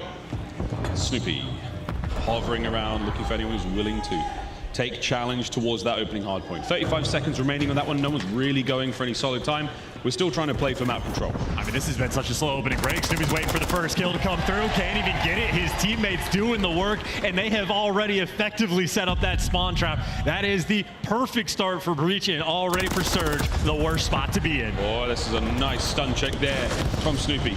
The nade's going to slow him down the doors, only doing what it can to keep him alive. Now the onslaught begins. Seattle Surge fighting their way towards the hard point. Capsidal now. The trap is sprung, cutting down players left and right as Breach retain control. Yeah, but do Breach read these spawns? 3 players spawn in the back. When number 3 Slasher comes up, you got to turn around. So right now around the point, as you actually have Priestahh looking for the cruise, but nope, it is guns in the back line. So they mess up on the rotation. Surge looking to take advantage, finally able to get some time. In towards the warehouse, a very, very funky hard point at the worst of times. Slasher finding his way towards the backside of the hard point, trying to influence the spawns of Seattle Surge. But for now, it looks to be still relatively safe for them. Time still in hand. Abuzah with the kills. I mean, it's perfect. That star was already mistakes rolling through. Can't read the spawns, and you get punished. Surge turning things around, and now you got to break your way through the front. Snoopy going to be leading this charge, but MCW in hand, absolutely waiting for his teammates. But there's that first strike. Snoopy can't get any more. The rest of the teammates are down. Capsidal now slides in, finds himself a few. Huke from up top. A tough fight to take. Huke, though, on the fadeaway. Managed to get his 10 seconds remaining here on the point. We go to Nuke. And Snoopy's flying to hunt this player down. It's actually Priestahh that gets that white, but got to make sure you keep him out of that new time. And easy reads from Priestahh on the flank as well. Number 3 might be in his sights. Arcitys there to drop him, but a rotation won by Boston. Again, one small mistake in this game. Otherwise, these guys have been perfect. There's Slasher for his number 8. My word. Well, there we go. Over towards the submarine. This is a very, very difficult hard point to play with. Those of you in ranked, it looks a little different. We're playing on a previous patch. A wide open point. Spawn still very close. For now, it's an open field. Nobody quite in there yet. Soon to be green. There we go. Here comes Huke on the approach. Turns on a Priestahh. Flying forward still, trying to soften up those attackers. Can Huke keep the play alive? He can. Still a Boston hardpoint, though. I mean, that's great for the kill, but the time is on the other side of the map, so that is not going to be impactful, and this is a lot of time for Boston to work with. Priestahh already getting a kill in the back line and does get traded. Nice shot and positioning out of Illey, but this is a bit of a turtled setup right now for Seattle. And obviously, Boston, decent bit of time to try to break it down. These are the hot gates right now. This is the hardpoint coming up in a few moments. Arcitys trying to hold it down alongside Illey. Kills in the feed, though. Abuzah's there to join him. For now, you're just trying to find this time as Seattle. Do they have any trophies? That's another major question we're going to deal with in a moment. As Boston breach now, they're coming through the front. Well, they've got the full setup of Boston. Yep, it is going to be all, maybe 4 players challenged directly through mid. That is into the funnel system. The nade's actually running through, so I don't know if that's the trophies wearing out, but this is already white time, so a beautiful moment for Boston to get him out of the time. Now it's about those gunfights, though. A couple trades rolling through, and Seattle can't get it done. Boston have made their way to the point. Snoopy cuts him down. Arcitys now trying to find an alternate attack on towards the hard point. Capsidal through mid again. It's all about Boston breach right now on the kill feed. Oh, that can't be killed. Slasher finally going to get wiped off the board, but even still, Boston needed a break. Boston got the break. They're getting all the kills. They're setting up on rotation as well. Priestahh inside the point, dancing with the devil, and he is staying alive. Huke waiting to chow, but Priestahh healed up in enough time. Can't quite do it, but either way, Boston players in the right positions. Power positions covered. Snoopy inside the hill in a massive leap. Final hard point here in our opening set. Snoopy's the man in there for Boston breach already. Here comes Huke, trying to get these players out of it. Abuzah backs him up. Now a Seattle Surge hardpoint. Slasher from up high and at great range there with the MCW, doing what he can. 10 and 5 already for Litigo. Yeah, a couple cutoff kills might need to get. Actually just gets a potential freebie. Illey trying to get the smooth moves, can't get it done. And more players just underneath them. This is the power spots of all power spots on this hill. If Slasher is alive, Seattle will not get any time. Slasher keeping the kills going. There's the time now ticking for Boston breach. Other side of the map, getting ready for the next hard point already is going to be the members of breach. Surge now fighting through the top side. I don't think they're going to do too much towards the old hard point. For now, they're just looking towards neutrals. Yeah, if you're chalking up 30 seconds on that P5 time for Boston, this is quite literally as good as it is going to get. Slasher might fall, but all that hill time from Snoopy continues to be collected. Nice shots up top from Capsidal, but it is just a trade fest as that P1 getting ready to pop. No way. Slasher pulled the kill out of seemingly nowhere there. Well, here we go. That's the first set of hard points done. We go back to the center and we do it all over again. Priestahh taking a sub-zero dip now as he takes a very alternate route towards this side of the map. Worried about hypothermia, but worried about that rotation too. He's going to be playing the long game, and maybe a moment for Surge to actually collect just a little bit of time. But Boston, again, they're playing for the routes. You want the power positions. Priestahh, the man to get in position. Abuzah, fodder in the hill. He's going to fall. Boston, not only are they in the time, this might be the guy to get them in position. Oh, my word. 30 seconds remaining on P1. Battling for new. It's not going to happen anymore. With breach with a considerable lead. Let's go for a quick listen in with the hosts. He continue. One shot. Let him pull outside. Outside, no, Dashy. We got this. It's a good time. I'm hitting right. Yo, on me, top. First time. On me, bro. Just top third. He pushed me, bro. He's ahead of us. Spawn P2. I'm in the back. Yeah. I think it's my mid lane A1. Lane here. A1. I don't know what this is. Watch your glass, bro. Watch your glass. He's A1 100%. Yeah, I heard you. Top two, Kali weak. They know here. Just I'm there. under you A1. One shot. I don't want time. A1 on me. We're spawning out. They're spawning on you. They're spawning. I think it's spawning glass. Yeah, they're not on me. I got one back. Two out. I'm going left. Go left. Tell me when to hit time. Yeah. Yo, close. That's two. Spawn kill Eric. You got outside. A1. Top. Side window. Almost shot. Abuzah take. Stay up. P5 take. Trips. P5. Stay up as long as I can. In the back. One shot at top P2. I heard you. I'm going around right. We're good. Alec, one shot. Absolute dead. Nice shot. I'm coming up you left. They're spawning in the back. Nice. There's two. Nice. Looking for Ender. Stun on time. Yeah. Ender Abuzah. I'm shooting back left. He's secret, I think. I'll take top P2. Backstairs Abuzah. Okay.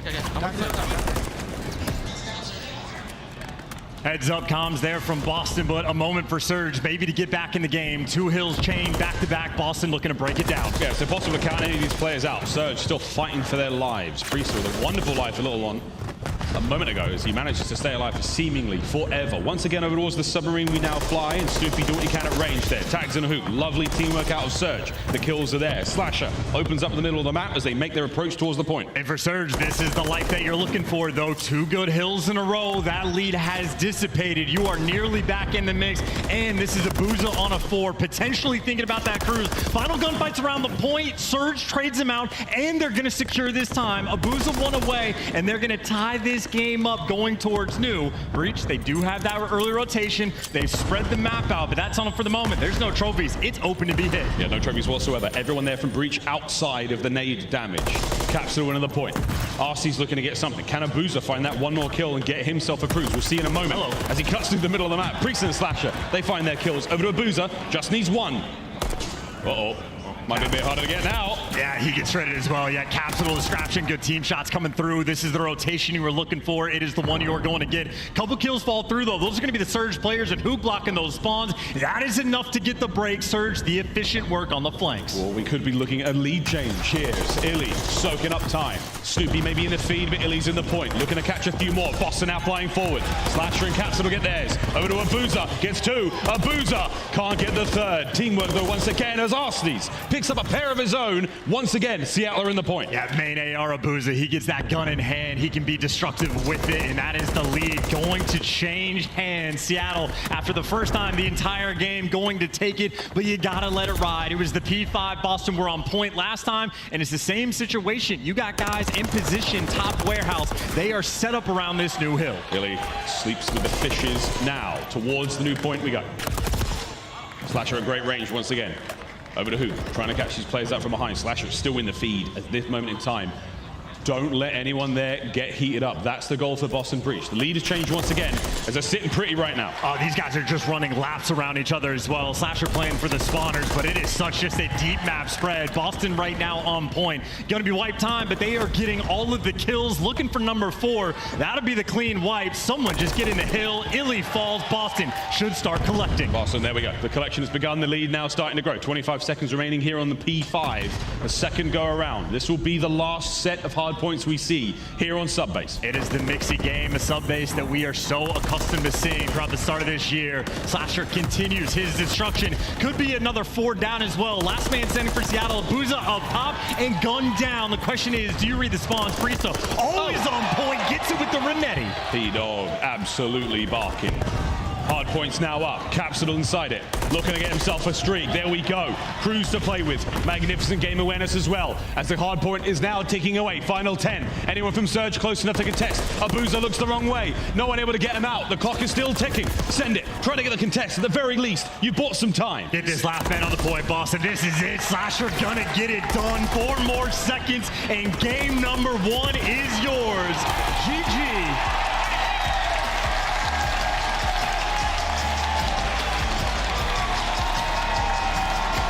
Subbase comes to a close, 250 to 196. There were moments of life from Seattle Surge. certainly more impressive than their display yesterday. But for now, Boston Breach, they walk away with a dub there. And I must admit, Slasher looking particularly impressive in the individual department charts. We'll see the stats in a moment, but that's a 1-0 lead. I mean, I gotta say, Breach nearly were able to do everything they wanted on that map. If not for the spawn out that happened on that rotation in P2, Breach might have just bullied them out. So a closer game towards the end, but there's Slasher, 5,300 damage, 31 kills. He won on this stage last year, and it was with performances like that. Most hill time as well. Let it go, top form. He's pissing, as the kids say. Surge, though, time to bounce back here in the Search and Destroy. But that opening sub-base, I mean, we're not going to see too many more sub-bases, I would imagine, still. Only day 2. When we do get to come back on the new patch, sub-base is about to get a whole lot crazier. But for now, let's take a quick look at the highlights. And again, Slasher, the man of the moment there in the matchup. But a good start either way for Boston Breach. And it'd be interesting to see. It wasn't exactly a highlight play, but you pointed out when the comms were coming through from Breach, Priestahh had a life where he was like back P2 for a solid 50-55 seconds fighting for spawns. That was actually the moment where Surge started to get back in the game, but instead of getting these like perfect full 60s, Priestahh was just so annoying on the back line that he is just stripping away time, being a distraction for his teammates to get in the mix. And Priestahh, again, him and Slasher are players that simply know how to win, making a heads-up plays the entire time. Breach, I mean, again, that was near top form. Yeah, fantastic. Little plays like that, we keep bringing it up. These moments where you buy your teammates the opportunity to get in a position. It's not so much about what you're doing now, it's about what you can do for your teammates in 5 to 6 seconds time. And that really paid off here. Final few moments here again. Boston Breach, an iron grip on that hard point, sprees all over the place. We saw streaks there from Capsidal as well. A very, very strong showing to start the series off. And the fans are loving it as well. Bouncing around here in Boston. Things are looking good, but this is the interesting part of the series to me. I mean, it starts off for Boston on sub-base, a map they have not played this year.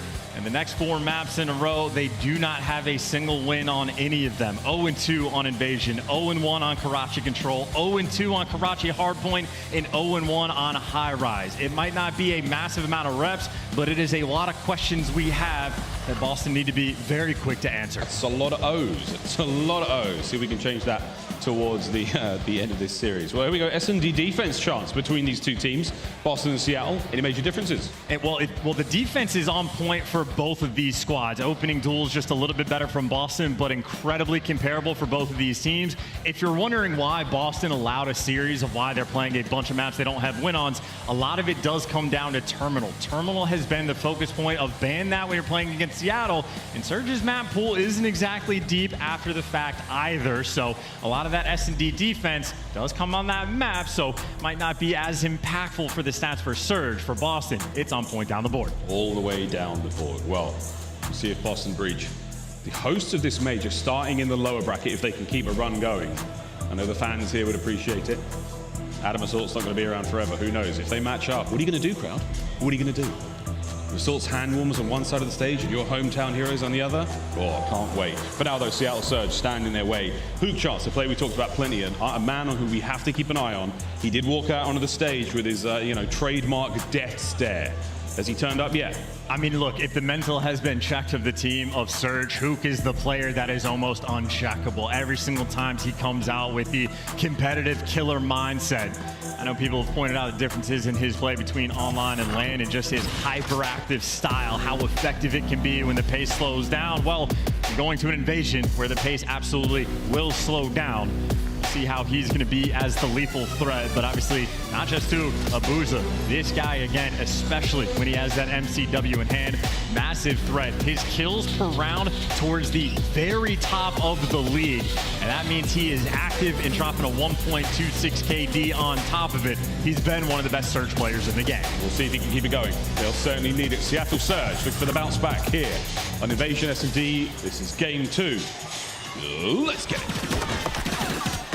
And as is typical, that straight hit down this B lane. The smoke actually allowed these players to get in position. The stun on Huke, but doesn't necessarily know that it's in P1. Capsidal, the man leading the charge. This is all about the tack usage, all about the timing. Huke's going to check it. He's got a feeling. Here he comes. That's the nade. Nice moves there. Good feet out of Capsidal.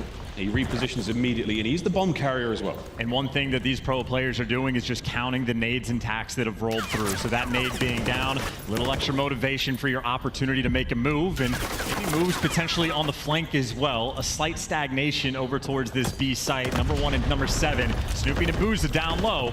Might be waiting for someone to bite to make that first mistake. Smokes are out, you try to make a move. Capsidal gun down, and that gunfight towards the bottom. Abuzah comes out on top. CDL capitalize immediately, flying forward with a 2-man advantage for now. Priestahh, slow check. There's Huke, not gonna have it. Reposition immediately, watch out for the reinforcements. You know the communication's gonna be flying in the final 20 seconds here in the round. Slasher finds himself in a 1v3. Will he go down swinging? Absolutely, looking for it. Let it go. Can't get any more out of it. Seattle, they strike first. Big beams out of Abuzah. Again, he is an active player in these S&D rounds. High kills per round. Was able to get 2 of them there with the rival 9. A player that's playing mistake-free Call of Duty as well. Doesn't overcommit. You see Slasher, the only reason that window of opportunity is open, he catches Huke sprinting. Abuzah not going to fall for that trick twice. The man on your screen, Huke. Lovely work in that first round. Does a tremendous amount as Abuzah. A player made his way here through challenges. What can he bring now on the biggest of stages? It's a 2 spree so far as Seattle Surge now on offense. And it was a slow enough round in the last one that a few trophies might be out of the mix. You see Boston using that for Priestahh to be aggressive out through Broken. The trophies help with the nades and tacks, but on the flip side, that is a card that has exploded so many times today. Slasher for the first blood. His 3rd in the game so far. As Capsidal, sadly, again, the first member of Boston Breach to fall in these opening gambits. Let's see if Huke can keep this one going. Once again, carrying that bomb for the squad, looking towards the A and the B bomb site, waiting for the call. Yeah, he opened that door too, so Snoopy's going to call that out. Might be a moment where Slasher is debating on that rotation back towards BA site because the bomb made its way quickly over here. And Huke might just start kicking open doors and go for the plant. You're checking a couple deep angles, smokes out. Is it a bait, or is he going to go for the plant, waiting for the nades and tacks? There's nothing. Site might be free. Whether it may be, Boston Breach are moving into position for it. Here comes Slasher from behind, hitting the flanks here with the MCW. There's number 1. Nearly the 2nd. Huke desperately trying to stay alive, scrambling, but shots out of Slasher. 20 seconds to go. Hey, he's just dancing too. He just went for so many spot checks. You know you've got Huke trapped. You put him in a corner in the kitchen, and there is nowhere to go. Slasher out here making plays. Loves that pick style of Call of Duty. Huke left with no option in the round there, but to try to fight his way out. As Boston Breach tie things up. Man, the Renetti on land looks really good. When the shots connect, I tell you, I use it, I get absolute world starred, but when you're at that close range, you can make some high impact plays. Slasher though, 5 kills through 2 rounds. Perfect timing on the flank coming through. And again, he is always going to be heads up, but dropped 31 in map 1, following it up, not wasting any time to get back on the board. Oh, it's strictly business for the Mad Titan. Now towards the A-bomb site potentially here for Boston Breach on attack. Listen out for those frag grenade explosions. Quick mental note of who's throwing what and where. We still have trophies to play with here. That's Capsidal and Co. now breaching through the hotel. Yeah, Slasher's just out here to make a little bit of noise. Play's going to be on the A side of things. Still a default setup. Huke, though, cheeky corner, does get checked. Well, the spot's been revealed, and Huke is flying at 2 different players straight into death. It's a trademark Huke play, lethal in the approach. Sadly caught out by 2 there. Capsidal ripped through the wall from Arcitys. Lovely work there to give Seattle Surge the man advantage. Only for a brief moment, now it's a 2v2. Yeah, on the flank though, Slasher able to find a pick. Him and Arcitys might be having themselves a bit of a duel. 42 seconds, plenty of time to play with. You got to collect the bomb. Snoopy's got it in hand, and they're working B Street. Arcitys late on the shots. Oh, beats him down though, and Slasher, last man standing for the 1 versus 2. Slasher backs on up. He's repositioned, the clock ticking. Abuzah now at range. Will Arcitys be caught out? Will he check the door as Arcitys finds 2 in the round? 1 with his hands, 1 with the rounds. Big plays on the bailout. I think Arcitys is working on the trigger discipline in that situation, letting Slasher run just a little bit to see if number 2 is going to show up. And granted, the shot got a little bit spooky, but delivers with the beatdown and delivers for the round. I mean, in that position as well, he's going to let that player come through the door, take care of the rival 9, or there's a very, very tight corridor and a threshold at the end. He puts himself in a perfect position to take those fights. 2-1 for Seattle Surge. And again, any round where you get first blooded and end up converting, you're feeling like there's a nice little slight momentum shift Still though, Breach looking to clutch up back on defense. This bomb roaming towards A, not even necessarily wasting too much time. Not sure if any fakes are going to be rolling through, but you can see some repositioning right now. But again, default setup right now for Boston. Watching the dark cross, A Street covered. Slasher going to be over towards B. Slow encroachment begins. Whoa. Standard stuff. Nice nade. Not enough damage to get the kill, close enough. The EOD padding saves the day for now. It's Huke just trying to bait out some activity. And you see Surge though, they've made so much noise down the A Street. I was thinking they might try to reposition, but everybody's stacking up towards mid. Boston are not giving any chances. They've not pulled anyone in any direction. They are waiting for hard facts. They're not waiting for the idea that they could be going to be. And it's all about the timing for Capsidal. Doesn't quite go his way, doesn't get the stick, but he's hunting the kills as well. Oh, he's going for it. Huke. Oh, the reach out. Oh, what? Huke wins the fight. 30 seconds on the clock. Demons behind doors. It'll get you every time. And still running down the time on the clock, though. 22 seconds left, but no one right now for Boston in position to stop this plant. Gonna go down for the 3v4. Seattle now with the big advantage. They've got one man up on the field, and now they've got the bomb down. Slasher gets into the fight. Abuzah brings him to his knees, now through the middle. The remaining members of Boston go for it, and Abuzah on literally no life is staying alive. Huke, he could catch a few more on the play. He does indeed. Doesn't know the man on his right-hand side, but it may not matter as Huke, the nuke, brings them down. Seattle find another. And look, that is sort of the Huke giveth and Huke taketh away in those moments, right? Sometimes he'll get caught sprinting in the kitchen, but you feel the pressure when you play him. He will be in your face, and it's Huke you're worried about. Arcitys there for that final bullet. Nice 2 little rounds in a row there for Seattle. Nice win on offense, and Capsidal falls for the same bait. And if he didn't lose that gunfight to Huke in that tiny janitor's closet, who knows what the round would have looked like. And that was an absolute moment of madness here in MW3. 3-1 so far. The Seattle Surge starting to get things going here. If Arcitys could get another kill. Oh, I was going to say that was a 4 spree he was on. Certainly feeling himself on the hit there, but now it's a 3v3. Yeah, square up in a bailout, but Huke does get the trade with the frag grenade. So there you go, 3 versus 3 and so much time on the clock. Bomb roaming towards this A site, but Seattle heads up again, everything covered, no one making mistakes. And Huke, by the way, has taken so much map control that Illey and Abuzah know they can post up. If anyone works down B Street, Huke's gonna have a freebie. I wonder if Priestahh is aware. No, he's left the position. No, Priestahh knows, I think he might have just got the call out. Huke's now on the move. A difficult man to keep track of. He's now roaming. Timing, nearly perfect. Capsidal gets dropped. There's the trade, 2v2. You'll be lucky to take that trade. Huke's out here making plays. Still though for the 2 versus 2. Illey again in an aggressive position. And that bomb down in a very mixy spot. If Surge has done their homework and know who the primary bomb character is, they know they can stay around these spots. Illey's still holding it. Priestahh there on the cuts.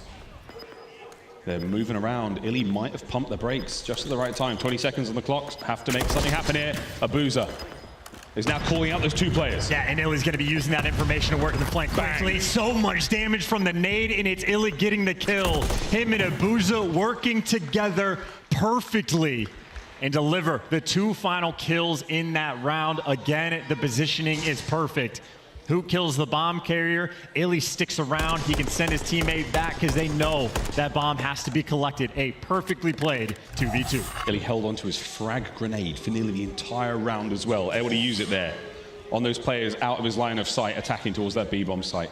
Brilliant heads-up play from the old S&D wizard. And this is Seattle just looking to get that ball rolling. If they somehow spiral this into another offensive win, first it'll start with collecting the bomb. Abuzah is going to pick it up.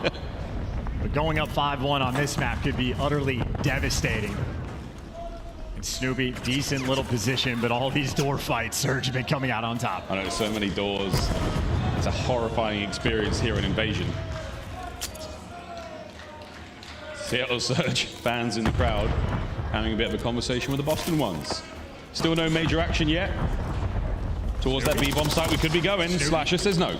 Oh, Snoopy's on the other side. I was going to say, I was so confused through the wall. That looked insane, but he's near the tank. I am faded. Players, though, locked in. Slasher's still been posted up on this B site for the longest time. Trophy does get shot out, though. See, Illey's still sitting on the Temtex. Abuzah smokes her out. Priestahh finds the first blood, plays on B. Slasher delivers. Slasher somehow walks away with a kill there. Priestahh's on the board. 4v2. Illey has been red. He's been measured and he has been bloodied. Now down to Arcitys in the 1v4. And there is nothing you can do with this little time on the clock. He is trapped as well. Capsidal needs to find different walls to hide behind. He has been wall banged out of control on this map, but Slasher there to shut it down.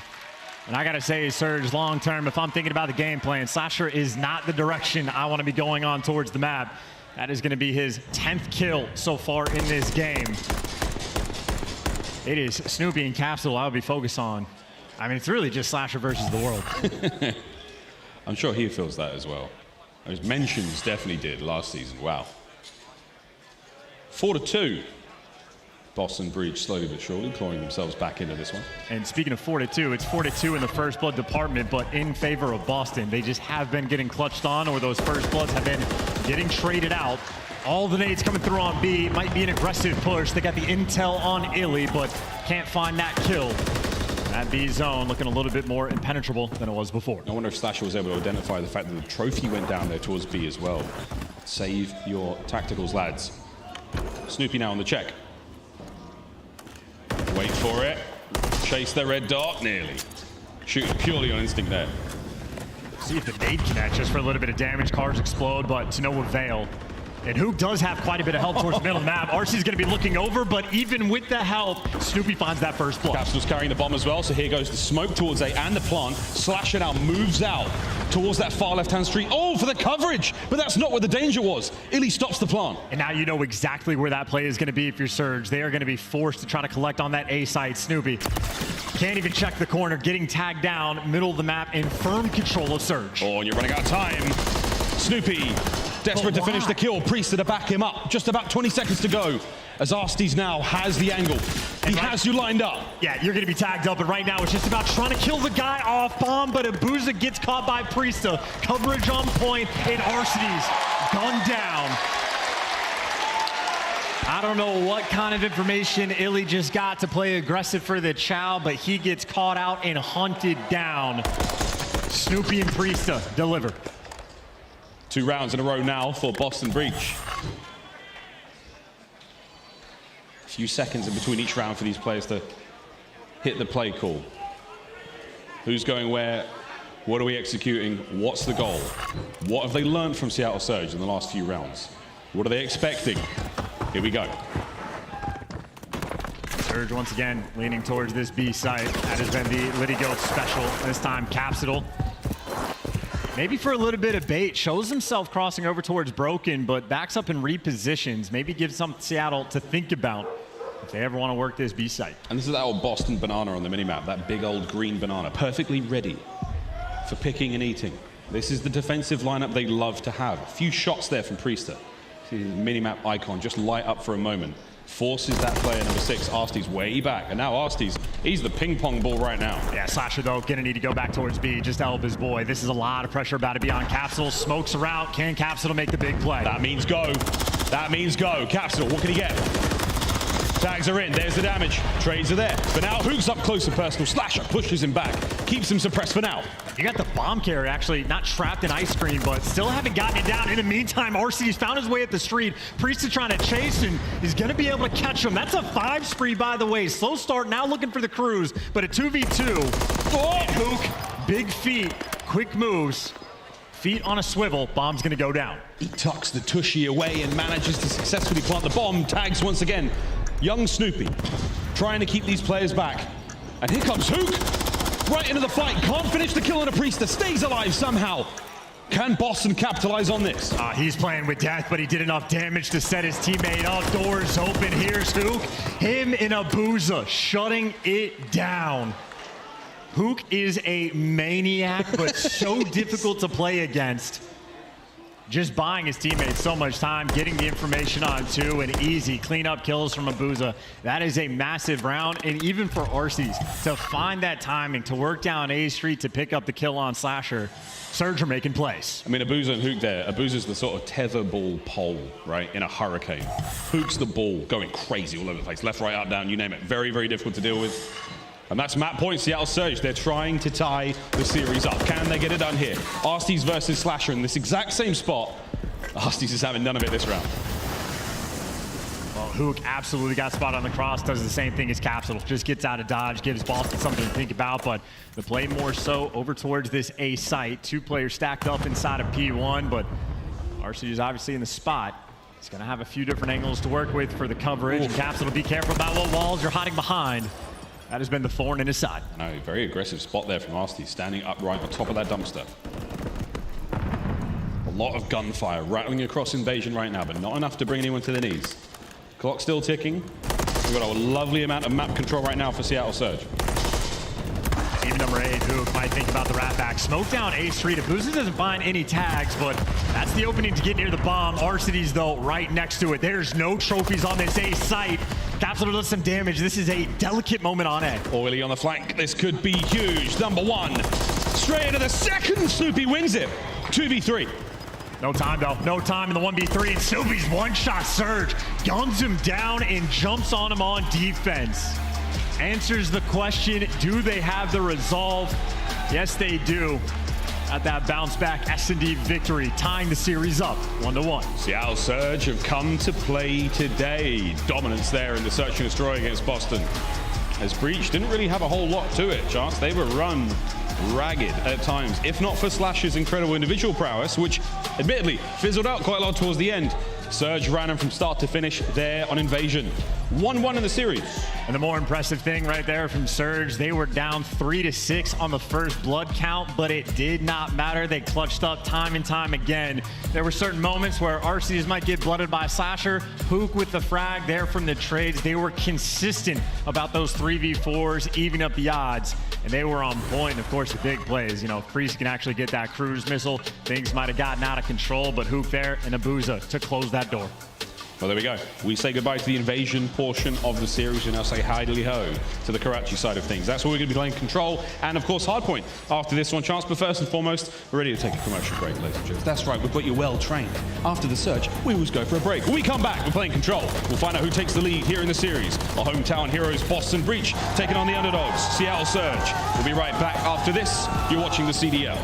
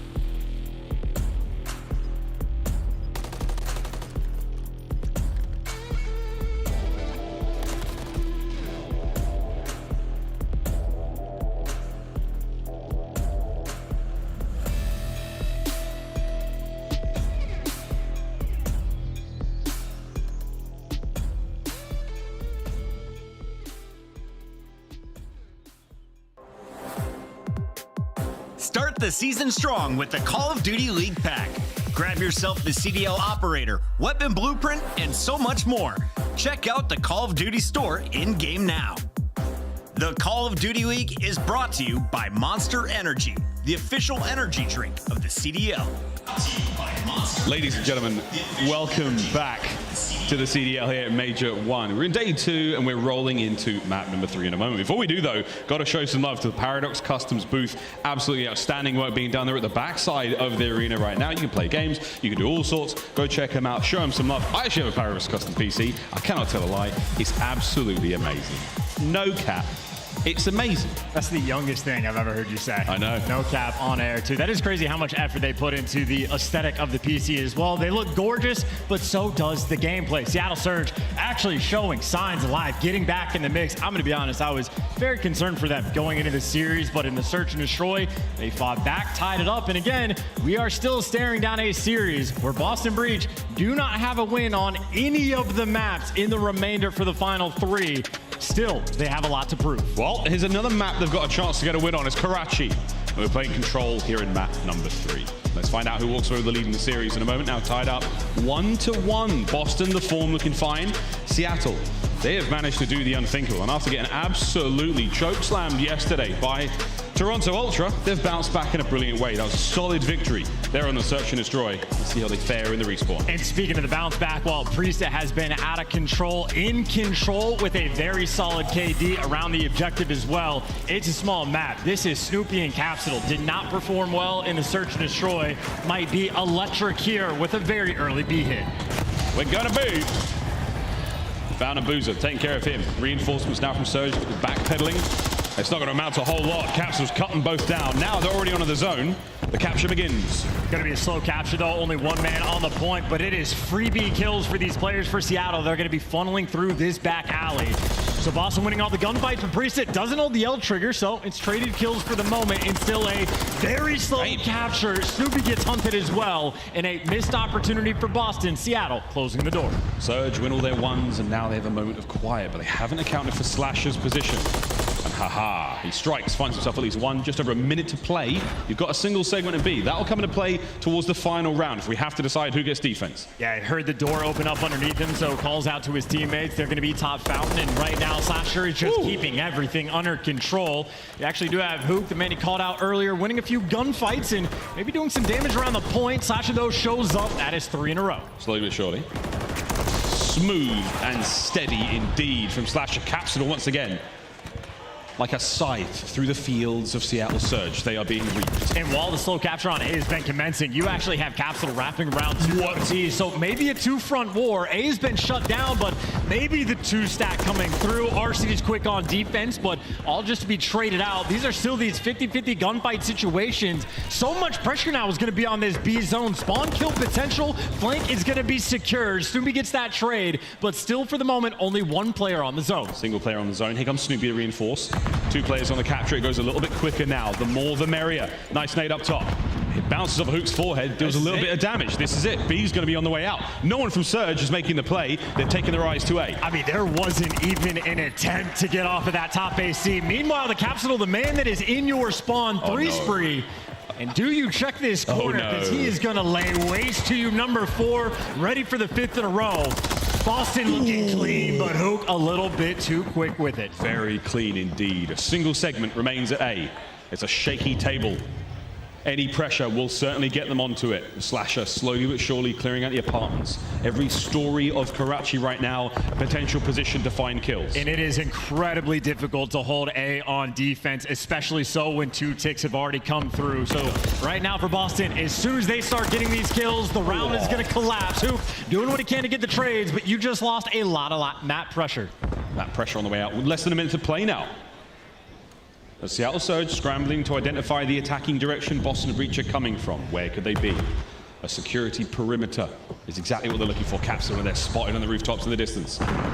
Clock still ticking. Illey playing patiently. And if I'm Boston, I'm going to be pushing the pace. You want to make these kills come through as quickly as possible, because as soon as he gets in the zone, it is very difficult to defend. No one had Illey's back, and now he's gone. Looking for the quick trades there. It's a slow cap on A's going. No one's there to stop it. Has to dive in. Somebody get there. In time. Capsidal with a kill.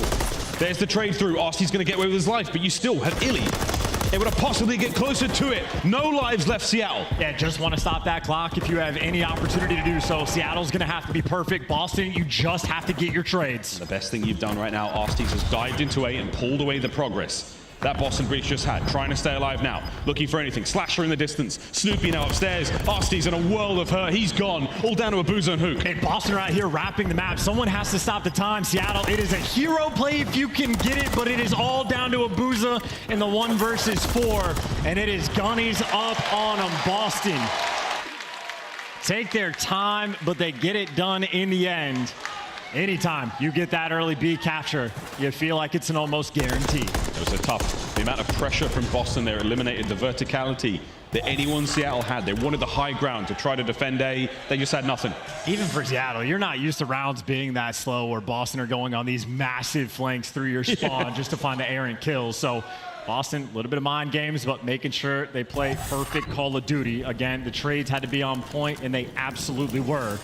Now to be Surge's turn, though, on the attack. No funny business towards B. There's a 2-stack on defense. A will be just a little bit more open. Illey going for top third, but ain't gonna make it very far. Perfect nades on both sides. And Huke misses out on a couple. Nice nades up top, Arcitys. Wow, nice shots there against Capsidal. Slasher looking to finish him in and amongst the market stalls. Arcitys, though, somehow still holding it down, keeping the pressure on. Even slides out and goes for the chow. Why not?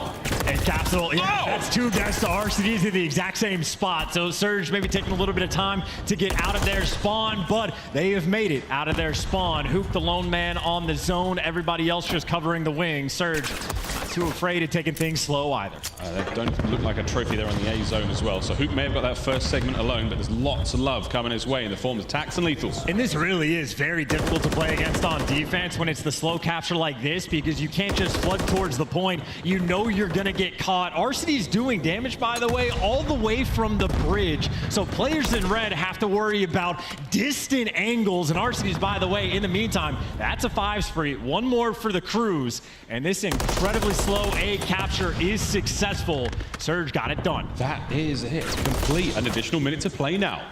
As Seattle Surge have silenced Boston so far in this attacking round. Can they find B? Only 2 members of Breach there on that side of the map, and we're doing it slowly. And he's found the timing too. He just got around Priestahh. Arcitys behind enemy lines. This might just be the freest kill for him to get number 6, or maybe baited. The player underneath him gets the kill. That's the shutdown, and Illey just went on a 5. He gets shut down as well. Here we go. Huke making noise. Damage into Priestahh, not enough though. This should be enough to pull a few more Boston players towards this position for the defend. There's Capsidal there on the bottom side of Hotel. Can Huke stay alive?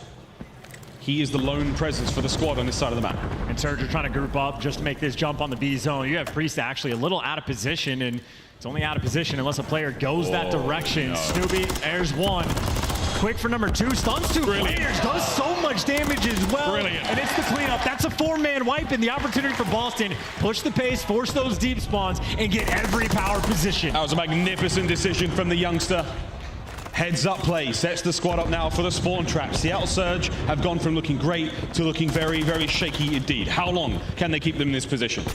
I mean, as long as Priestahh stays alive, it is going to be a long way to go. Arcity's there for the trades, but still around Junkyard. Slasher, the man forcing these deep spawns. He's pressured out, gives you at least 1. Does a little dance, but ends up falling back to the 50-50 push, and right now Surge running out of time. Running out of time indeed. Boston, every second you grab from them is a big win. Illey gone, Capsidal.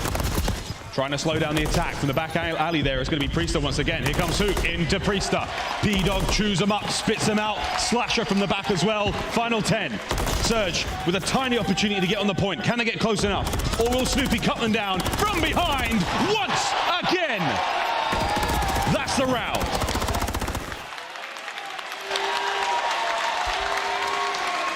And that round, all Snoopy. Magnificent decisions made. I mean, even just the setup, Snoopy having the call just to play behind a dumpster in case that flank comes through works out long term, but the setup after that, man, I'm loving the work from Priestahh as well, setting him up for the kill. Priestahh is that player that he never overchows, never overcommits. He is Mr. Consistent. He will deliver online and even more so on land.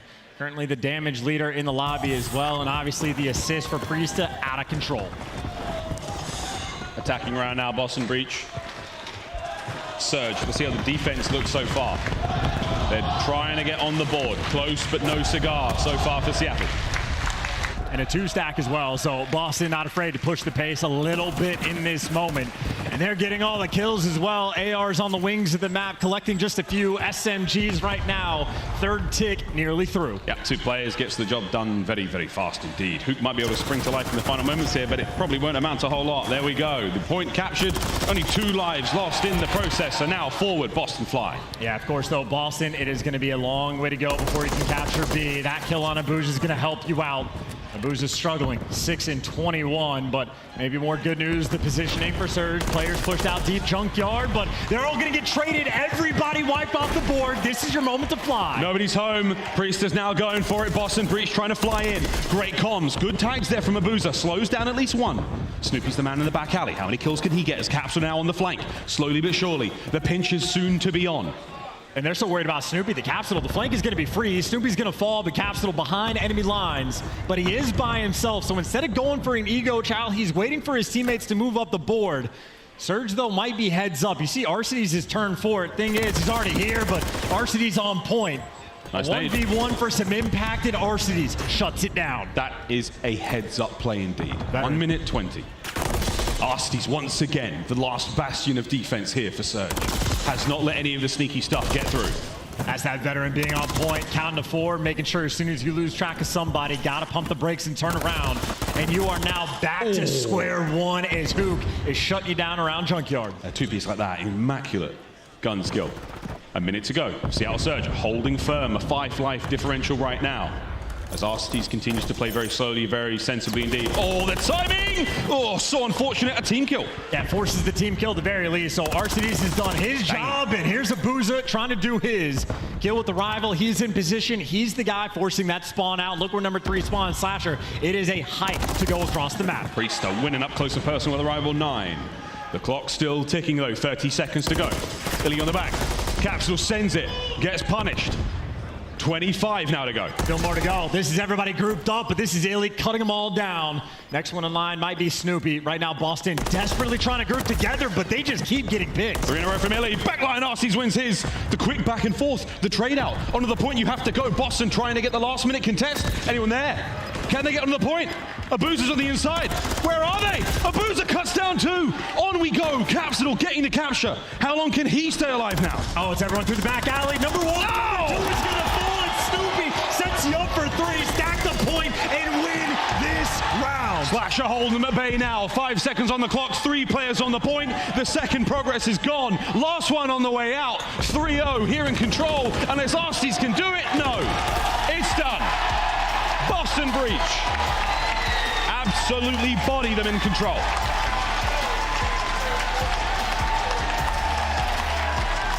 Not wasting any of our time on Karachi. As quick as you can ask them to do it, they get the job done. And I think we're gonna have a very interesting scoreboard to look at as well.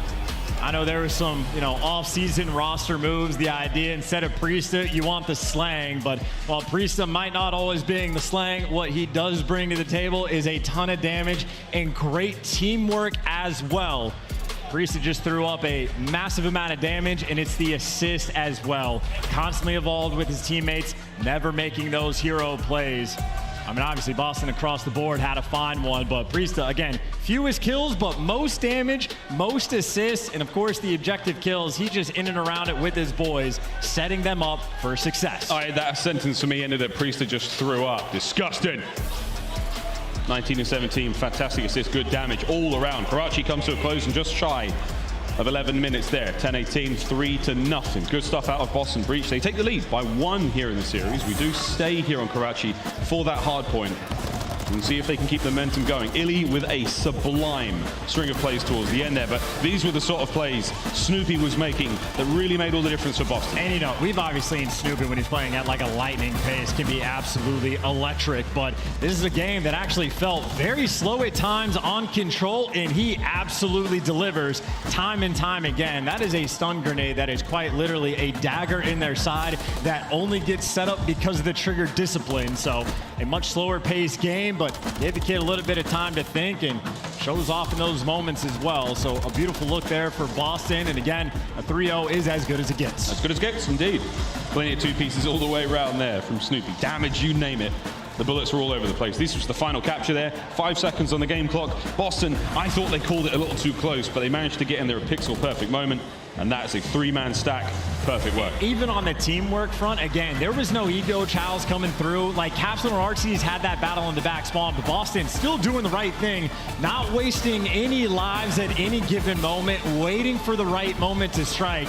It might have taken a minute and a half for them to actually set up, but as soon as they got it, absolute kill shot for that 3-0. So Boston, the homework, the dirty business has been taken care of. And I mean, that's only the second time we've seen him on Karachi, but gameplay was clean. Gameplay was clean. Well, we're going to stay dirty, though. Staying on Karachi for the hard point coming up now. This is potentially match point here for Boston Breach. They've got to close out the hard point. If they don't, we go to a high-rise search and destroy, which, quite frankly, I would love. I don't think the Boston crowd is terribly interested in watching a nail-biter map 5 to determine who walks home. Seattle Surge, though, showing tremendous resolve. Coming back after a tough day yesterday. I've said it 3 times. I'll say it 5 times before the end of the cast, Charles. And obviously the talk of the town around the Surge team is the fact that there have been a few GAs broken, and if they're not getting scrims, that makes respawn near impossible in the tournament environment. So S&D, as you pointed out, that is the lethal threat. That is where players can absolutely thrive and shine. I mean, I know at the start of the year, Arcitys and Illey were throwing up absurd numbers, running through the online tournament. So you want to take advantage of the respawns while you got them. If you're Boston, you absolutely want to close it out in 4. Do all you can. If you give the opportunity to Surge to make it to that high rise, things are going to get very tough indeed. For Boston Breach now, keep that shot warm. Shooting bots in the firing range probably as we speak. The coaches have been on stage. The coaches have had their word. And now it's time to dive into this next map. And another sort of focus point for me is honestly going to be that opening break. But here's a look at the holds we have from these teams. Surge not holding a lot in this game other than L's as of recent. 11th in the league right there. And obviously nearly the opposite for Boston, towards the top overall 3rd. So rotations are going to be absolutely key. But keep in mind, Surge have been a little bit more on point on that rotation game. Obviously, Karachi, a map that can be very mixy. P3, probably the most important one to get that early roto towards, but there are quite a few hills that you can turn destructive. But I'm hearing those YYs active like crazy. That means those players in the lobby rearing, ready to go. It's business time. Here we go. Map 4. The Boston with the lead, looking to close out the series here and advance further into the tournament. Can Seattle Surge force the game 5 at the very least? Here we go, hard point on Karachi. And there's the YY machine. I was hearing in the background, Snoopy tweaking out, ready for the start of this game. Their nades have been on point. Nobody actually goes through the middle of the map. Seattle has stacked up the Coop side, but that just means Capsidal in the power position with an SMG already. Damage is great. Hilltime, maybe not so much. Trades all over the map, and looks like Surge going to come out on top. Doing what they can to find the kills now to the center of the map. Seattle Surge will fall and now get themselves the hard point time. P2 top left. No one's there just yet. We've seen plenty of players now flying across the map trying to get over there.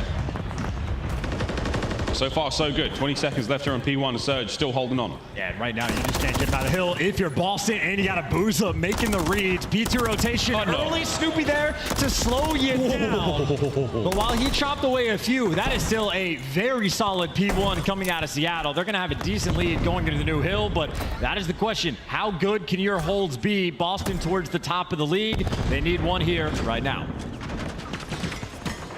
Word of the business. Middle of the map's getting a little dicey. Snoopy sent in to cover. Illey has managed to break in through the side. He might be able to get to the point now. Great coverage there. As the break is on from Seattle Surge, they're in. Oh, that is an instant break, and we just watched Control. You know how hard it is to get to this point if you are working from this direction. Boston might just be dying to the machine right now. That is the AR setup from Seattle. Illey, that next player in line, doing his best to survive. He's got a little bit of help from his teammates on the cross, and nice little 2-pump. He's maxing it out there for what he's allowed to do, but takes care of business for a bit. Capsidal, though, collecting potentially that final 20 seconds if he wants it.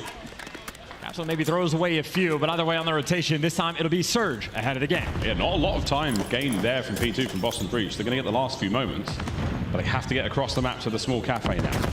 Priest is in position to try to contest. Slash is going to be on the rooftops in a moment, trying to help out as well. But for now, you're going to see a decent chunk for Surge. It is going to be wild spawns. Oh, too. no. Yeah, no, Arcitys gets going, so Breach actually managed to get to that top first. That is a massive moment there for Boston. Well, I'll just shut my mouth. They've absolutely smoked him and walked right on in, taking control of that bad boy, and now Huke's doing what he can to try to get back a steady foot. But no hope whatsoever.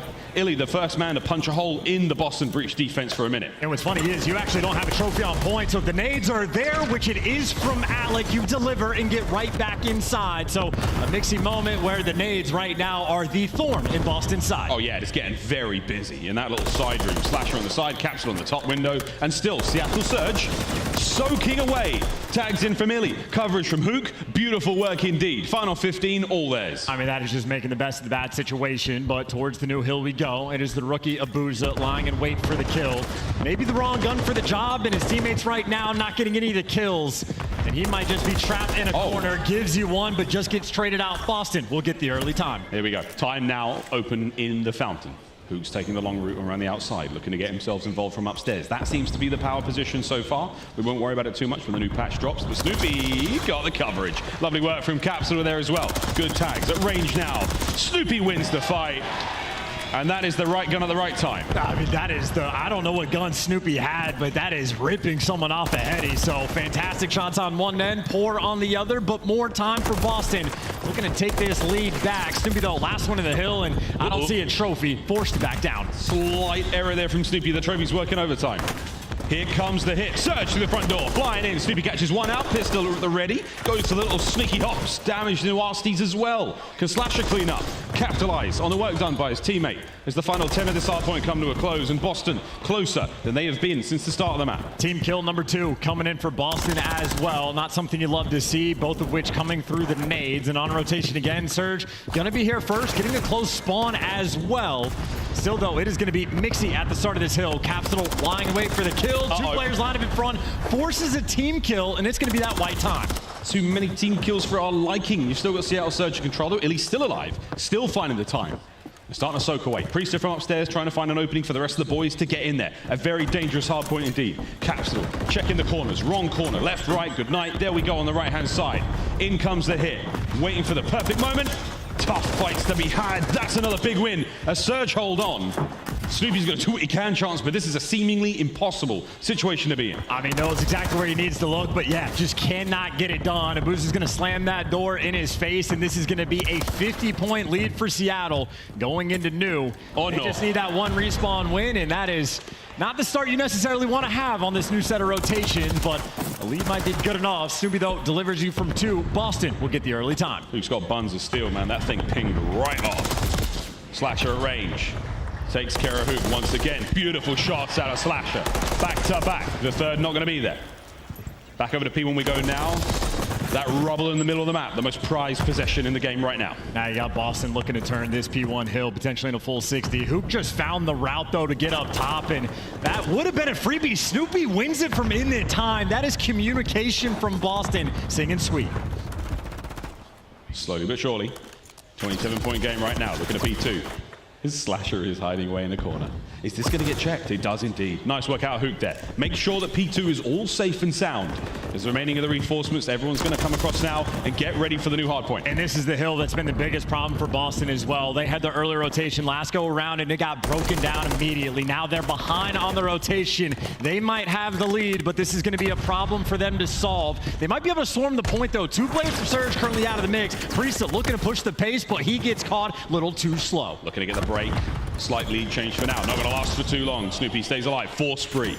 Lovely tags. Illey there from the point, finding the kills. Over to Slasher. Can he break it alone? Nobody left from Surge except for Illey on the point. Here come the reinforcements.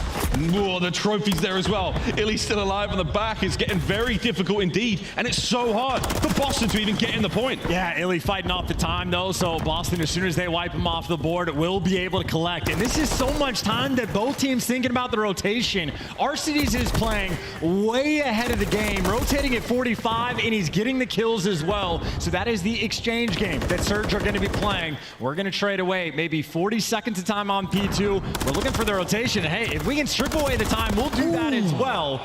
So you have scrap time now and the rotation for Surge. Surge have set themselves up brilliantly.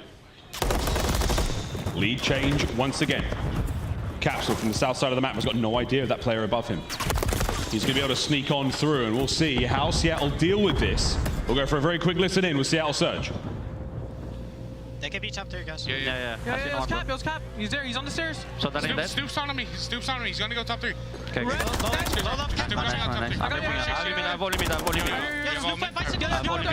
third. He's top third. Snoop, absolutely. You piss on him. One top. Two.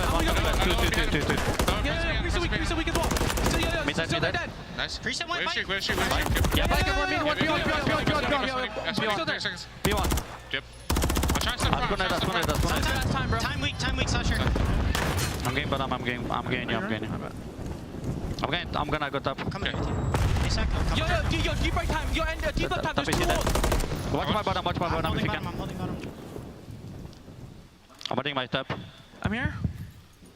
Could be top on me. Bottom. Are you? I'm There's two working bottom. Yeah. I still have my top. I'm low. Can you hold my low? Yeah, I got you. One top on me. Can we hold Cap's going, yo, he might be running down mid. Cap might be running down mid. Did I to name me top? Yo, Brandon, Snoopy, watch out. Top. One HP, bro. Middle. One side. Me too. One gonna be on the right, là. Top. Slasher, he's not peeking. Bottom time, Cap. Two bottom. Two bottom, guys. Bottom, really weak. On my ass. Back. Cap one shot on time. Alright, just make sure we don't. Yeah, we clearly have an educated crowd. The Pope trying to baptize himself, but the boos are accurate. Boston inside the hill. Another lead exchange might take place. Well, we'll see what happens. 15 seconds to go here on the point.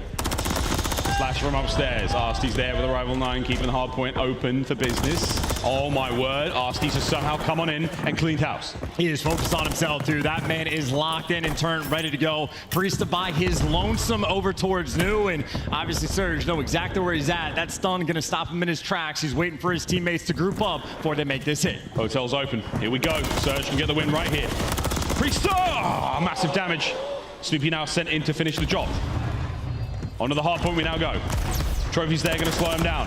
Here we have the hit. 2 players on the point once again. Huke there from behind the check-in desk. He's still going. Last man on the point. Yeah, he's not able to get the time though. You know he's on the heady, and Slasher gonna rip him and dish him out. Time right now for Boston trying to hold on. Looking for the lead changer once again. 2 members of Surge though coming in through the outside now. Snoopy eyes on. Can't get the kill. Does! Wow! The damage dealt. Slasher picks it up.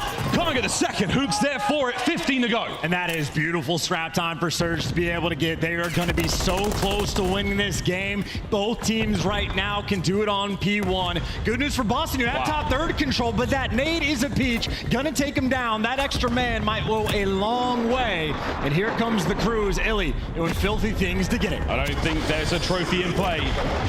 No good. A little too late. Priestahh falls. It's an open hard point for now. And Boston's got to keep him out. Whatever they do, they got to keep him out. Whether or not you get inside, but everyone falling one by one. Illey cannot go to collect that time. Looking again to run towards the time. An open hard point. White time now. Nobody in it. Looking to get on board. Such a difficult hard point to get into the worst of times. Only one team this weekend so far has managed to net a huge amount, and that was the Thieves a lifetime ago. Abuzah holding them back. And doing whatever you can just to keep Seattle away. Boston right now are posted, but Boston still have to break. You still have to make it a P2 as well. Snoopy trying to get time. Capsidal gets tickled. Runs for his life in the time they fly. Already towards P2 though. That is where Surge are getting set up. It is the entire play, and right now Slasher is by himself. Boston are simply not in position. They have to be perfect to get these guys out of this new time. Abuzah's in a strong corner here, able to cause damage. Illey backs him up. Priestahh cut down as well. Boston can't get close. It's all still down to Slasher upstairs, looking to get anybody off the time. 10 to go. I mean, look, there's just no one here. Every cross is going to be covered. You're going to have to funnel yourselves into death. Seattle are going to do enough to get this done. They might not be gentlemen, but they do have a game 5. Game 5.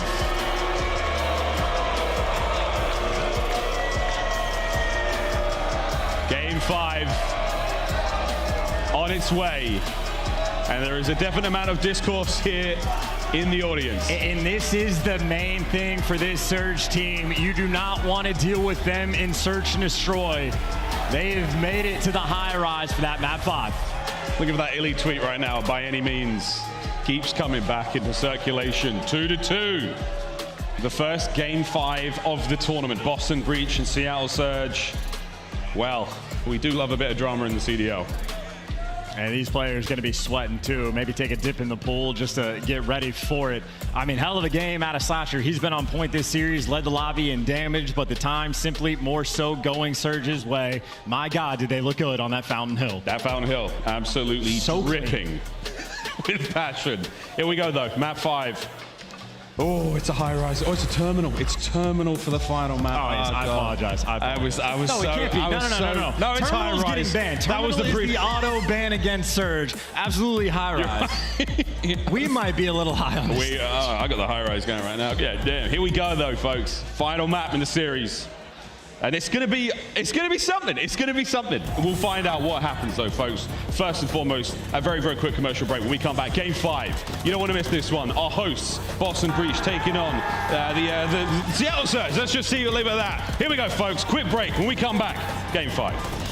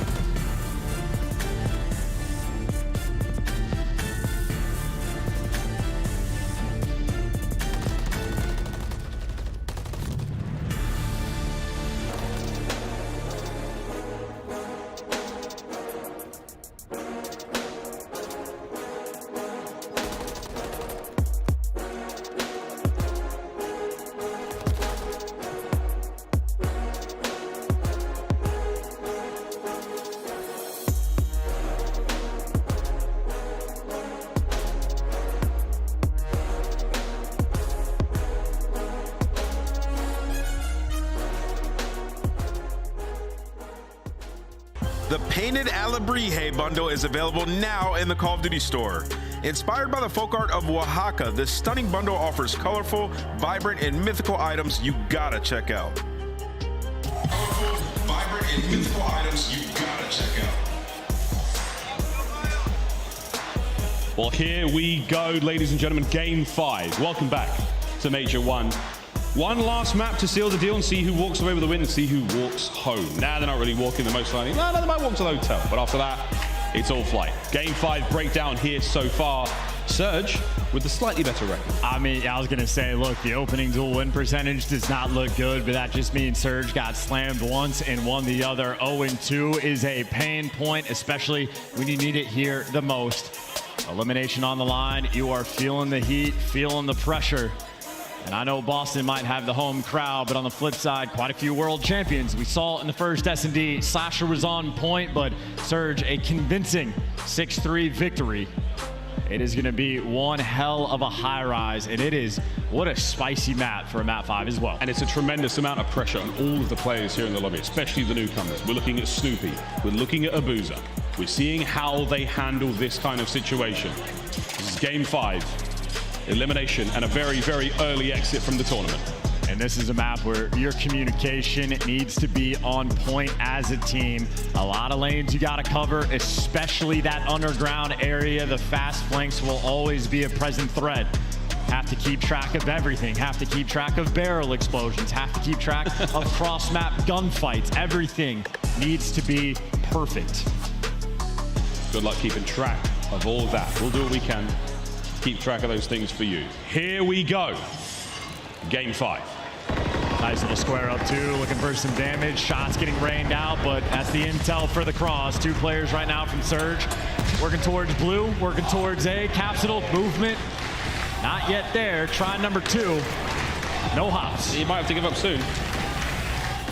The members of Surge are now on the site. Oh, no! Finally got up there. Too many tries. You got to be perfect. Practice it in the private match. It's not easy, but here at the pro level, got to get it done. Meanwhile, Surge have 1 versus 4. Not going to happen. Perfect first round from Seattle. A slight misstep to start things off here from Boston Breach. Slasher may have brought the gunny for the last 2 kills, but the numbers paid off. And obviously the first blood that they were able to collect on Snoopy pays off, but there's a lot of players we try to see hit that jump up. I know aBeZy almost perfect at it. You have to be able to execute. Again, nervy here for a map 5. Deep breaths. Remember your training, and you should survive. Difficult for one of the teams. And for now, we go right back at it. Surge on defense this time around. Not looking to make any crazy hops. Eyes on the stairs. Well, they were getting aggressive and not enough nades rolling through. 2 players stacked up on the ground. Huke has put himself in the corner, but so has Abuzah.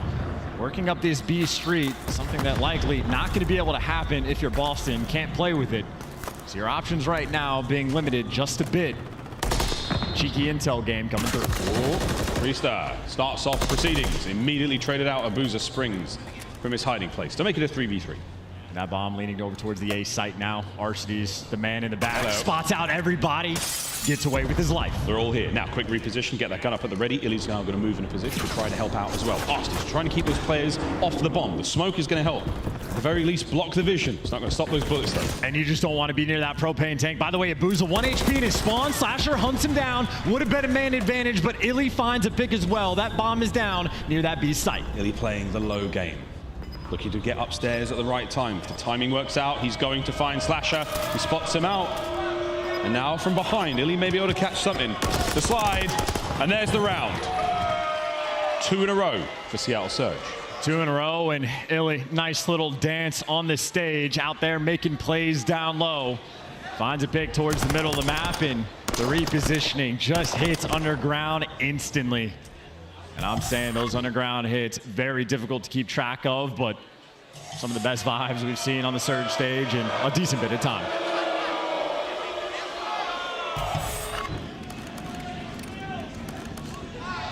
Round 3. Seattle attacking this time round. Who's going to have that bomb? No plants just yet thus far in our high-rise game. Arcitys with that high ground, Abuzah on that B Street. This might be a lot of B Street action. They have some intel on Slasher, does the jump up, but Trophy's gonna block the nades. That propane tank doesn't hurt as much as the other one. So you stay alive for the first blood, but hunting down for the first blood. Capsidal barely able to stay alive. He's still alive for now. There are two members though downstairs for Seattle Surge looking for him. He catches Abuzah somehow. Capsidal's turned this situation into a win! Brings them both to their knees. Onto the site, he flies, can't get the third. And Huke might be able to plant that bomb. 2v2. I mean, he's flying up with 1 HP. And he must have been dreaming if he thought he was going to get it. And Priestahh going to fall asleep too. The beat down from Huke, and that way 1 versus 2 for Snoopy. Illey and Huke, 2 world champions he has to deal with. Zeo versus Snoopy. With 35 seconds to play with. No bomb plant just yet. The timing might be great. Bomb down. Bomb down. Snoopy down, Breach now down by 3. And they can't get away for their lives. Capsidal falling with 1 HP. Snoopy barely able to get around cover as well. On point right now is Surge. Illey 4-0 as well. And Illey is absolutely the man you have to shut down. He's creeping up on the cruise, and he is feeling himself on the main stage. Despite what the Boston fans think, Illey is having a tear. Here we go. 3-0. A very, very quick start here from Surge. Far from over. Slasher eyes on a pair. The nades are up. The trophy should save the day for now. Can Capsidal get involved and thread the needle? And you saw Slasher was 1 HP. That second nade rolls through. That's another first blood. Capsidal forced to make a move. Made it to this site, but can't gun him down. The strongest radio tower that there is, and Huke stays alive. A 2 versus 4. And a flank might gift you a freebie, but he is the last man standing. Snoopy against the Surge. There's his first. Looking for the second. Surge can slowly encroach upon this position. Healed. Snoopy fighting for his absolute life here. And he is turned in that player cam as well. Locked in, ready for it. Doesn't have the bomb down, but has intel on 2. Illey, you can see the spots he is using. They are not going to give anything away, and they close the door. And Illey, 2 kills in that round, able to get the cruise. 4-0. Cruise missile for Illey. And despite Snoopy's tenacity, unable to bring them down. Breach need to find something soon, because it is starting to look very dire indeed. This is painful right now. Surge on point. Even the first bloods that are rolling through. The nade coordination, a beautiful thing. Communication has to be on point, and Surge right now delivering. And for Boston right now, you are looking just for signs of life. Yeah, anything at all. Stealing around is one thing. You can pull these comebacks off. You just have to get the ball rolling. Can CL Surge prevent that? I think they may be able to. Huke, what an opener. He should be traded out here. And that's the bomb down as well. Far, far from home. And this is the cruise missile getting invested. But I think this player right now for Boston might just be underground. So you might know where Snoopy is. But he's going to be safe for now. And the bomb being down in the other team's spawn. Surge might have thrown one away. Abuzah, is he going to check this? The timing is so unfortunate. Oh, wait a minute. Yeah, that's really rough. Bad luck indeed for Snoopy there. He just never got any help. Never got any help, and now the timing, well, there's the help you're looking for. Freebie, and there's number 2. A 2v1 Abuzah. Last man standing, still has to get that bomb. Can Abuzah keep the run his teammates have set up going? 30 seconds, and Boston Breach get on the board. Slasher's trying to peel Abuzah away from that one and get the round done faster. Priestahh on the flank. That's the round. Boston rip the band-aid off, 4-1. Perfect positioning from Priestahh, waiting to get set up for the trap. Tracked him down and got the kill. And that is the cruise missile extinguished. No longer have to deal with it. We were looking for signs of life. They're on the board. See if they can start to take some of that initiative, force the play. As Boston, this is far from over. It's 2 rounds for the victory for Seattle Surge. And this was Slash's 2-piece. Has awareness as well. Knew exactly what to snap onto. Able to catch Arcitys, but Back at it again in the new round. Trophy down to protect it from the nades, and they get some out of their own. Not quite sure if that propane tank exploded, but everything has, and that is interesting timing. Huke has actually made it through. No eyes on him. The freest flank that he has, and Snoopy can flank as well, but he's not going to have many kills in front of him. Maybe he can find Arcitys. In the meantime, Huke able to strike. It's the immediate trade once again, so you've got this perfect... Oh, that's a big win from Huke. Perfect ends of the map totally changed. Now Huke causing nothing but problems. And in the meantime, Snoopy's just chasing a ghost because Arcitys is moving up to group up with his teammates, so Huke has done enough to win you this round. And good luck ever checking a spot like this. I know. Arcitys gifted. His patience pays off. Capsidal now on the 1v3, and that is it. Huke lying in wait. Seattle Surge with that round win put themselves on match point. And sneaky Seattle Surge, that timing impeccable. If you spot Huke on the cross, you just catch him out, you identify him, and you drop him. But he gets by the slimmest of margins, makes that round-winning play. The smile on his face. These guys are locked in, feeling good, a round away. And they end Boston's, well, tournament right here, right now. This is it. Boston Breach must defend. Last hopes dashed. This is it. Smokes out from Huke, looking towards the spree. And he spotted him. The head of Capsidal. That's the difference. You're able to spot him, so no Capsidal underground. Might just get hunted down. And Huke, in the meantime, going for the flank. He gets traded, but Capsidal down low is just going to be running for his life, and he gets caught. Seattle doing the little things right. They've got Boston Breach in a chokehold right now. It is a matter of moments before Boston tap out. Illey, eyes on Snoopy. Done. Priestahh, 1v2. How long can P-Dog stay alive for? Abuzah doesn't bite. Would have made the mistake. Priestahh had the read, but now Priestahh has a long way to go. The shots are clean, but the time not on his side, and Abuzah dancing with the devil, but only paying the price. Both these players just in perfect position. That is it. Priestahh 50 HP, back down in a corner. Here comes the fight. Illey, can he close it out? And that's it. Seattle Surge have managed to do the unthinkable. They have sent Boston Breach home in their first match here of the tournament. 6-1, the final score there in Game 5. Tournament host had an interesting Major 1 qualifier, but started in losers and get punished immediately. Surge execution on the map 5 was impeccable. 6-1 victory, dominant through and through, and again, down to the details, doing everything right. Yeah, Search and Destroy was absolutely Seattle Surge's linchpin there. Key to success indeed. And the biggest takeaway for me, again, is the mental game. They bounced back so efficiently from yesterday's absolute slaughter.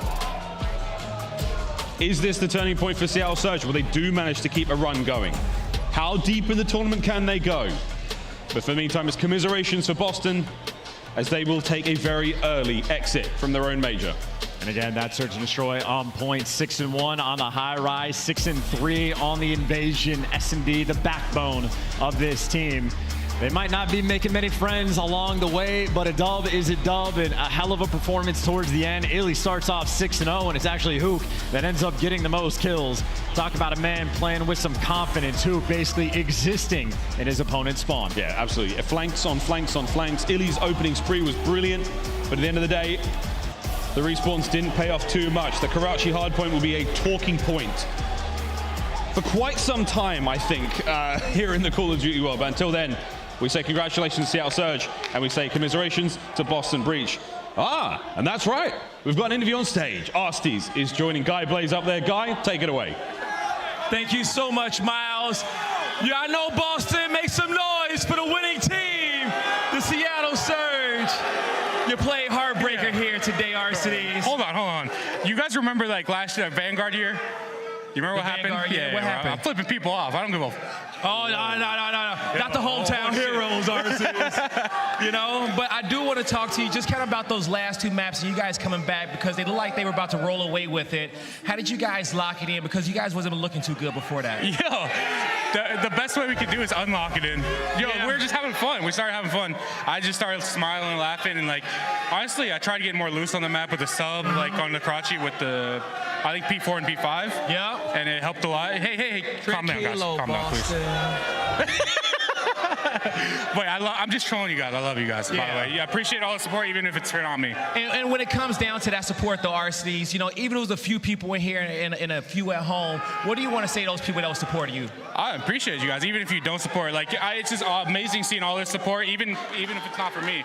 Like, seeing this Boston team get this much support is amazing. It really is, okay? And Kai's at a good spot right now, okay? You know, and at the end of the day, hey, you guys had a good match. Everybody give it up one more time for the Seattle Surge. Chris, take us away.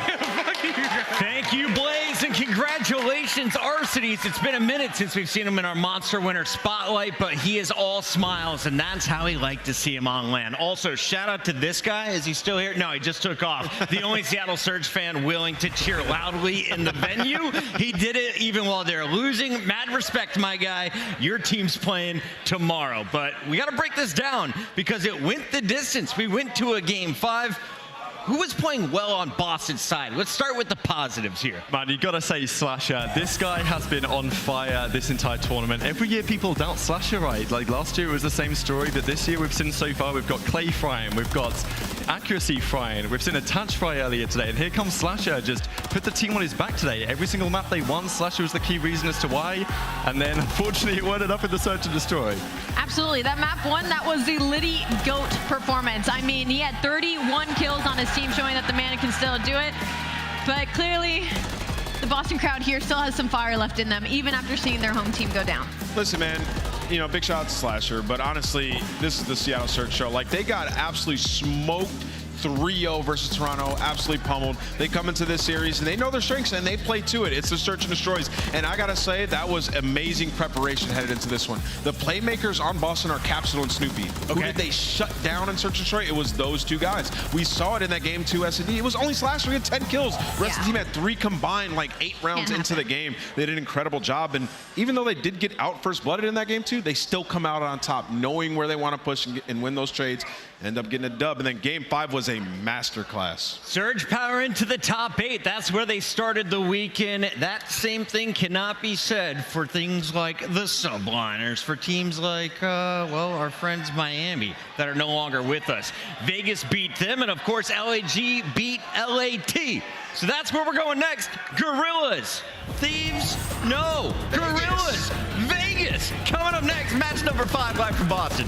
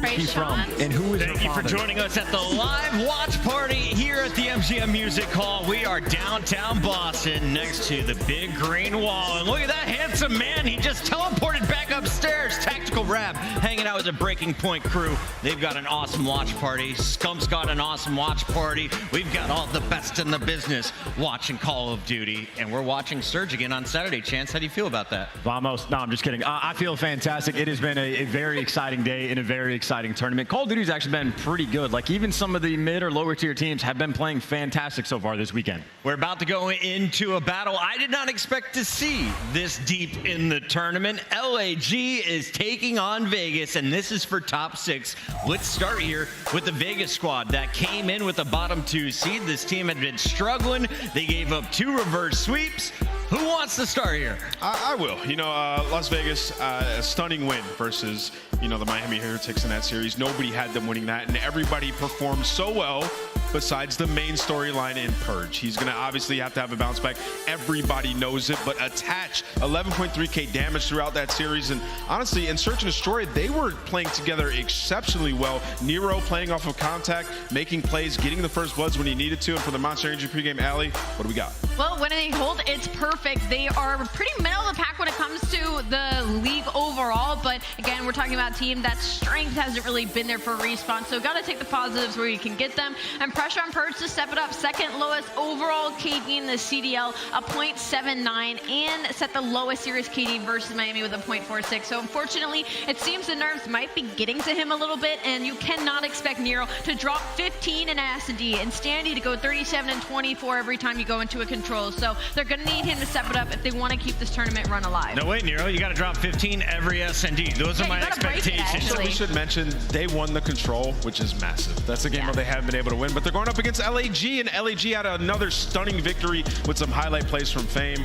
That series was awesome. And LAG are like super solid as well. They play all the maps well. Even when they lose them, you can see the idea is always there. And where they had a very difficult loss on Invasion, Search and Destroy, what happened earlier today, they popped off, and it was Fame that ended up making the pop-off play. So the bounce back is in. They get some of those nerves out of the mix. And I mean, this is a team that has already exceeded expectations. It's really just about how far they can go. Here is your Monster Energy pregame. What are the keys here, Allie? Well, once we look at those map and modes, you'll see that the high-rise control is LAG's best map, and we're going to be heading that into the game number 3. Don't know what Vegas was thinking with that one, and they're bad at attack rounds, so try to keep S&Ds close. LAG is kind of known for keeping them close. They've been to round 9s, to round 11s, around 11 just recently, so they know when to clutch up in these situations. We could see a game 5. We haven't seen a lot of them here in Boston. Nameless, walk me through, because we had one on a high rise. This time we could end up on a terminal. Yeah, I mean, I think the most interesting thing about this series is definitely that control. You're playing high rise, and I think for Vegas, they just feel comfortable on it because they played Toronto and they look good at that map, right? It's just one of the maps maybe in scrims they're looking good on. So to me, it's going to come down to that game 3. Chance, can we just kind of take a step back? How would you describe these two teams? 3-word answer for each squad. 3-word. Potential not delivered for Vegas. For Vegas, okay. Potential possibly achieved. There you go from LAG. LAG is just a team we had low expectations for. They've over-delivered. On the flip side for Vegas, you see the core 3. They look fantastic, but they haven't quite lived up to as good as they could be. I like that If call. Purge doesn't bounce back in this series, they better be hitting up Temp's phone line expeditiously. I just got to put that out there. All right, sounds like the players are just about ready. So before we hand it over to the stage, let's get our predictions in. Nameless has officially taken first place after properly picking Vegas and Surge. I'm going LAG to open things up. Guerrillas power on with Fame at the helm. Guerrillas, absolutely, I'm taking. I mean, if you're having to break an S&D kill record and 1v3 to win the map, I'm not picking that team. Chance, touch my hand. Yes.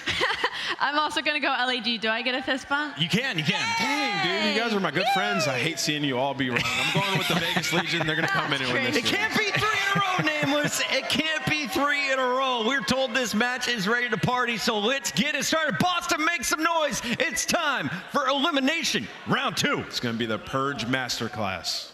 The Purge Masterclass. Let's find out if that will stand true, Boston, as the next team coming to the stage, looking to keep the vibes high for Sin City. Give it up for the Las Vegas Legion.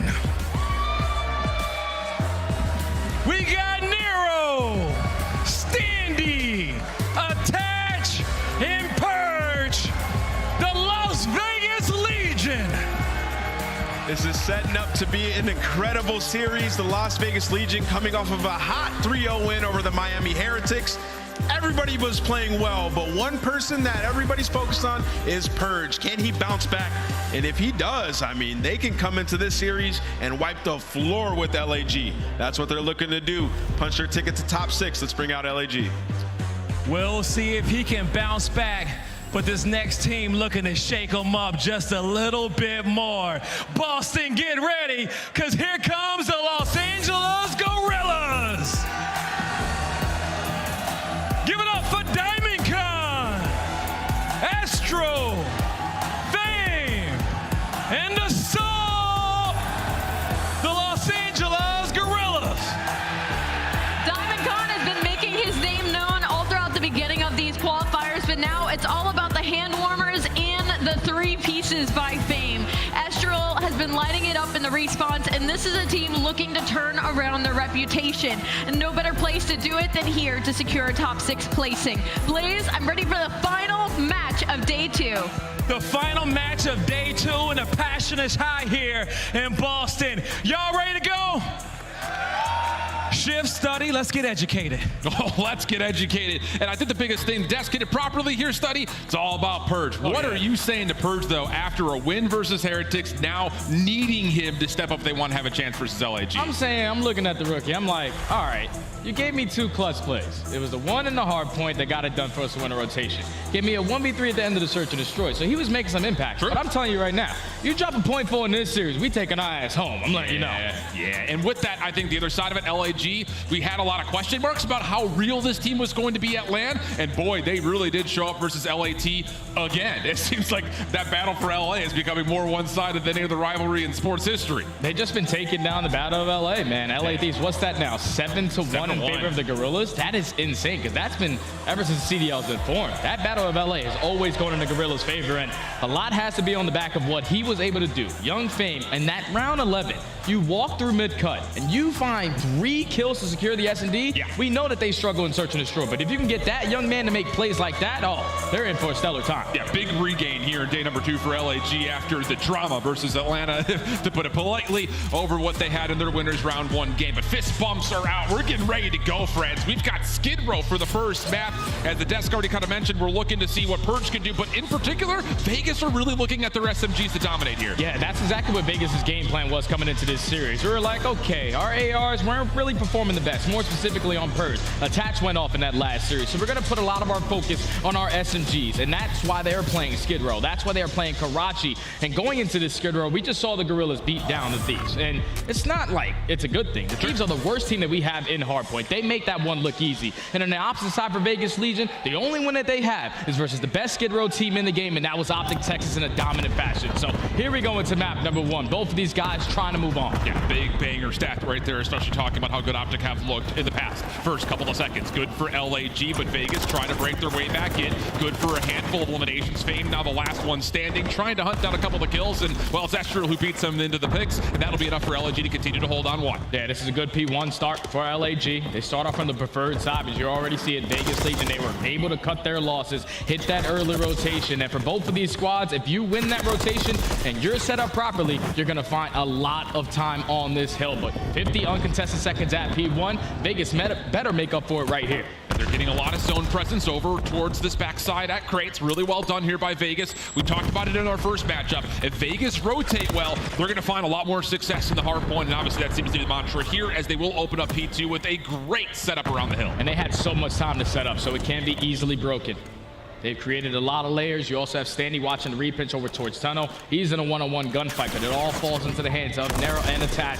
Watching the crossover from the junkyard side. First initial 2 gunfights go to the Guerrillas, so they have the numbers. They just have to apply that pressure. Good help from Purge over the top. Attach also just kind of working his way around, and there is the full clearance. Purge, okay, you know, start. That'll help the KP numbers just a touch. 30 seconds tallied for Vegas, with still more to come as LAG already on rotation towards Mural. That's what I'm talking about. You set the rookie up for some freebies. We know how difficult it is to break in towards Pete, so you hit down Tunnel. He's gonna pick you apart, but Nero not slowing down. Had a phenomenal series last series. Continues with the beat down on the Diamond Con, and Vegas right back into the game. The early rotation to P2 works out, and Nero just continues to win these close gunfights. Eventually does get cut down by Assault, but it's gonna be the Guerrillas winning the rotation towards next. These opening 20 seconds of every hard point are going to be likely where this map is won and lost. LAG, when they get into a setup first, they are 100% successful when it comes to holding. They have never been broken on this map in particular. That would have to be the case once again. And as we have a 59-59 game, here come Vegas trying to set up their first break. At least Vegas right now currently have top mid control. This is exactly where you want to apply that pressure. Double stun out, throw your frags, throw everything that you can. And make sure we go for some team childs. The nades are going to have a couple people weak, but Astro and Fame combined for 2.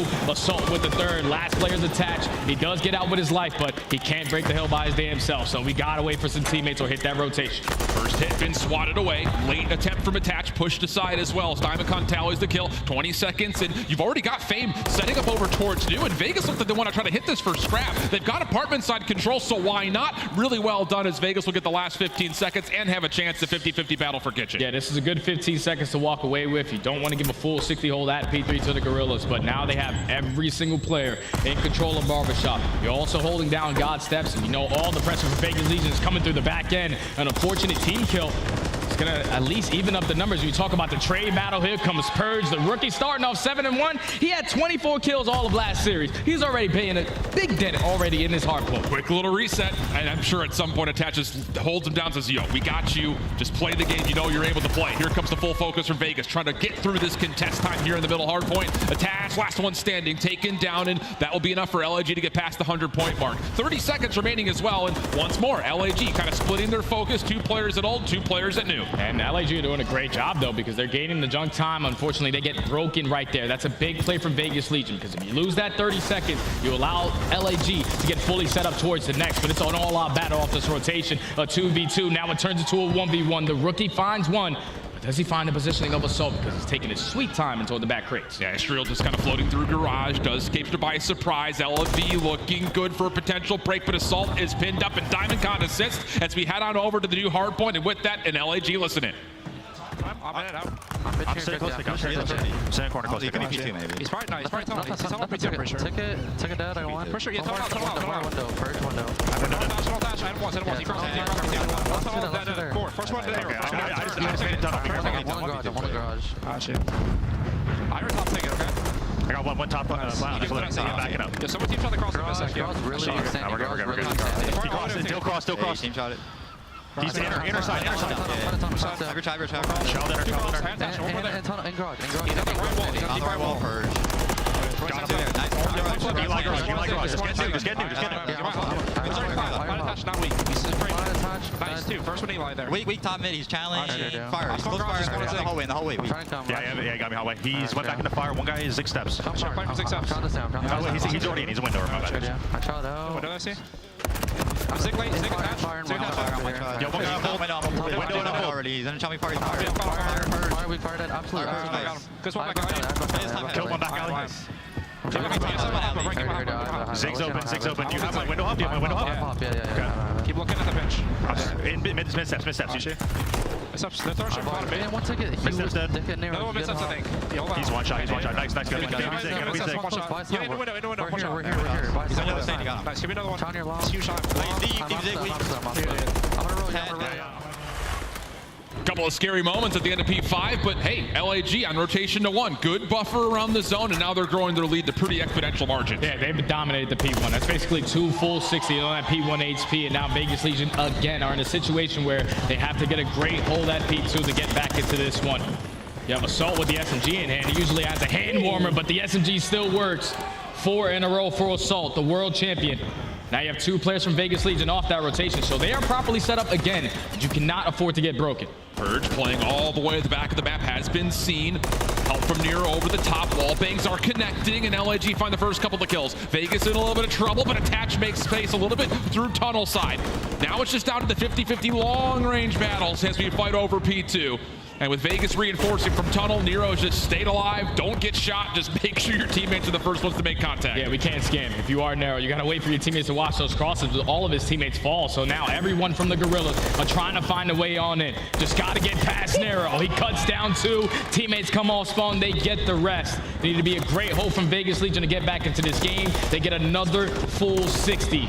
So it's basically 170 to 180 going back into the P3, where the Guerrillas were the team that initially dominated that hill. Back and forth tug of war so far. Now the rotation starting to stretch. Assault, last one left for LAG over towards New. Help starting to come over towards the middle part of the map, and the kills are good for the Guerrillas. That'll be enough to get them set up into position. Standy, though, he wants to go without any support, just trying to make it happen himself, but Fame finds him from behind, and that will set up the hold for Guerrillas. And now if you are Vegas Legion, you have to hit a route. We know that we try to take top mid, but they were ready for that push. So this time we have Nero going in a super deep pinch all the way around apartments.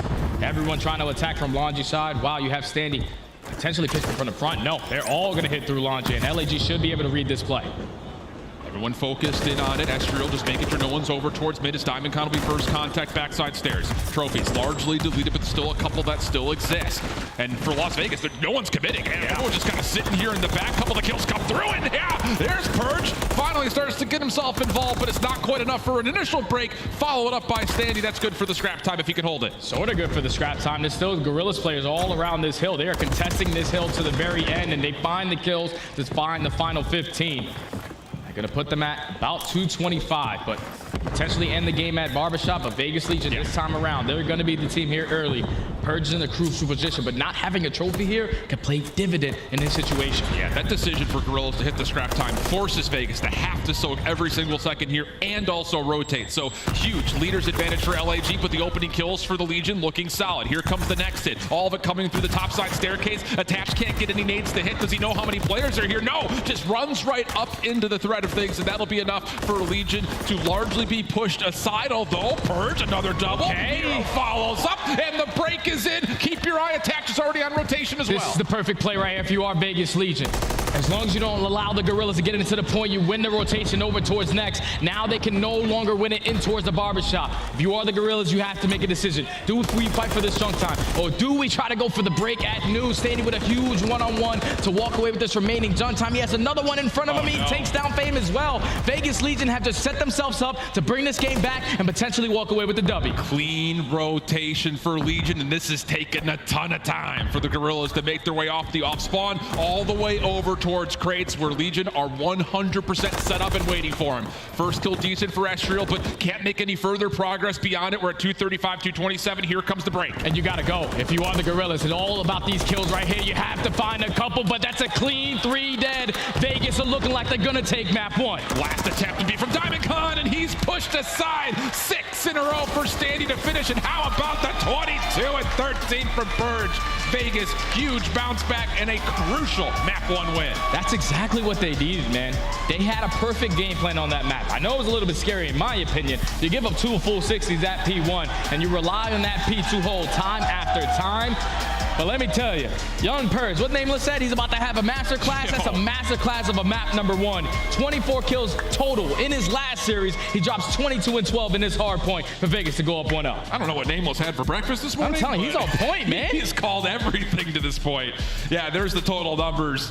Wow, it's just such a huge, immediate bounce back. I mean, there really wasn't much time between Purge playing his last series, taking a little bit of time throughout the last overall match, and then coming back into it, but this looks like a brand new guy. And it potentially comes down to the decision that the Guerrillas made at that P3 HP. They decided to send 3 players on that hill, get the final 10, but you gift the free rotation over towards Vegas. And now you have to flood through top mid. You have to hit through tunnel to try to find an opening. They cannot find a single kill. And when you don't find those kills, you allow Vegas Legion to now take more ground and then eventually flip those swans with a perfect setup at P5. That's well played, well executed out of Vegas Legion to come in with the perfect game plan by playing these close range maps with those SMGs in hand. But The young man Purge is going to play like that. That's the guy we've been waiting for. 100% it is. And it's just really awesome, I think, just to see him go back and rewatch it, how Purge was moving around the map. It's one of those, hey, my subs are already forward hitting for scrap time, so I'm just going to take the easy rotation, set up, get into the hard point, find some easy kills. If my SFGs are already in rotation, I'm just going to lock down exit routes. It just seemed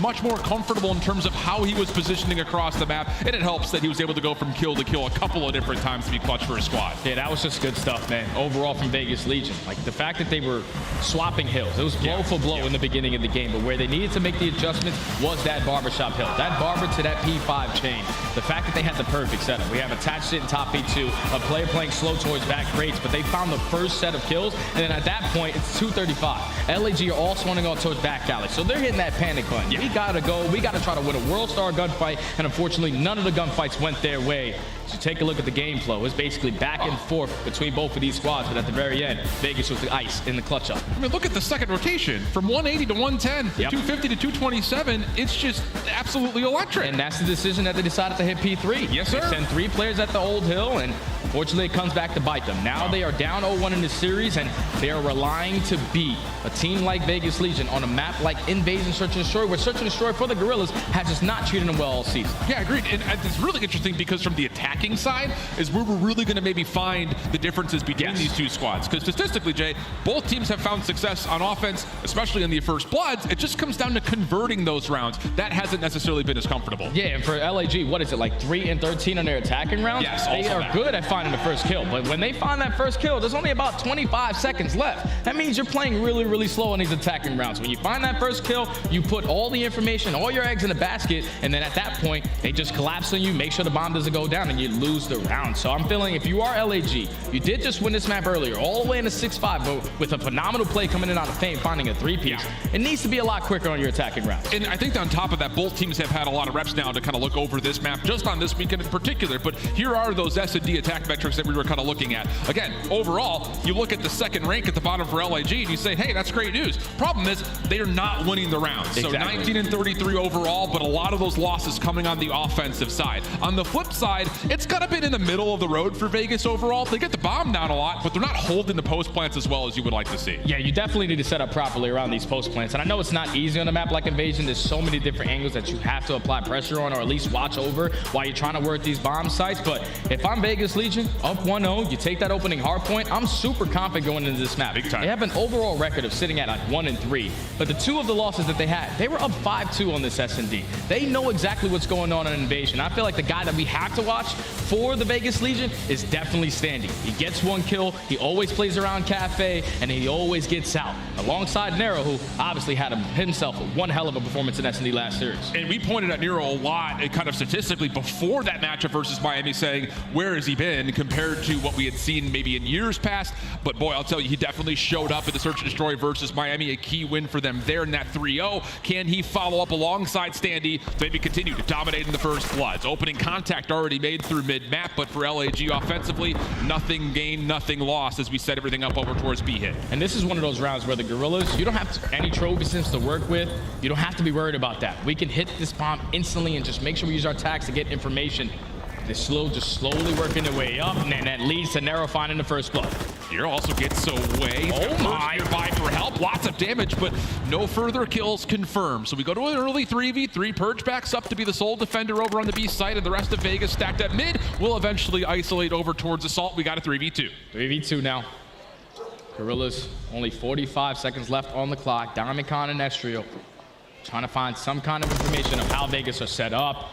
You get a little bit, at least an attach, holding that back Hegelich, but with only 35 seconds left. You have to commit this as the objective. Smoke will come through. Hit on the way, Purge repositioning, and everyone's lost each other. Estro snuck through, but it doesn't make a difference. Purge just completely threw a monkey wrench into that offensive hit. Everyone thought that they were going to be over towards Tractor, but a quick transition keeps them alive and enough for kills to come through for Vegas to get the round. Yeah, it all starts with Nero finding that first kill. Even though the trade comes in, you see Assault. He was slowly trying to work his way up 8th Street, but Standy's not going to leave anything open on that side of the map. He takes him down, and in the 3v2, just beautiful team shots, beautiful crossfires, set up from attacks to keep Purge alive. And then Purge finds the final. Vegas take the first. Big opening for Vegas again, looking at how these first kills are going to transition and what timing maybe now on the opposite side will LAG start to get maybe more aggressive on the defensive front. Two players aggressively in towards B. Everyone else mostly focused on this A street as Vegas have just kind of held back and said, we don't want to get tagged by any nades. Let's keep the information blank. Yeah, early into these S&Ds, it's all about the fill-out rounds. Just seeing how they like to set up around this S&D. What's their go-to setup? What's their bread and butter? And already 30 seconds knocked off the clock. No information has been gained. So they must be playing nice and slow towards the back of the base. All right, at least Purge is able to spot Assault towards the left side of the street. And now this makes an opportunity where that bomb is going to start to rotate, but it's all going to fall into the hands of the player that's on the site. Fame, what can you get done in this position? And do they know that Fame is still playing as close as he is? Assault does back off his angle with this elongated gunfight over through A street. Fame sees the smoke come down, plus also the trophy, gets the first turns, and he got him on to Nero. Okay, bomb still in hand, but we go 2v3, favor to the Guerrillas. Standy slowly working his way up the middle of the tank. With only 30 seconds left, can he find the timing? No, he cannot. Diamondcon takes him down, and now it's attached left in the 1v3. Bomb's gonna be placed down towards the middle of the map. I know he's got some tremendous clutch ability, but this one looks like it's chalked. Does get the first one pretty cleanly and pretty quickly.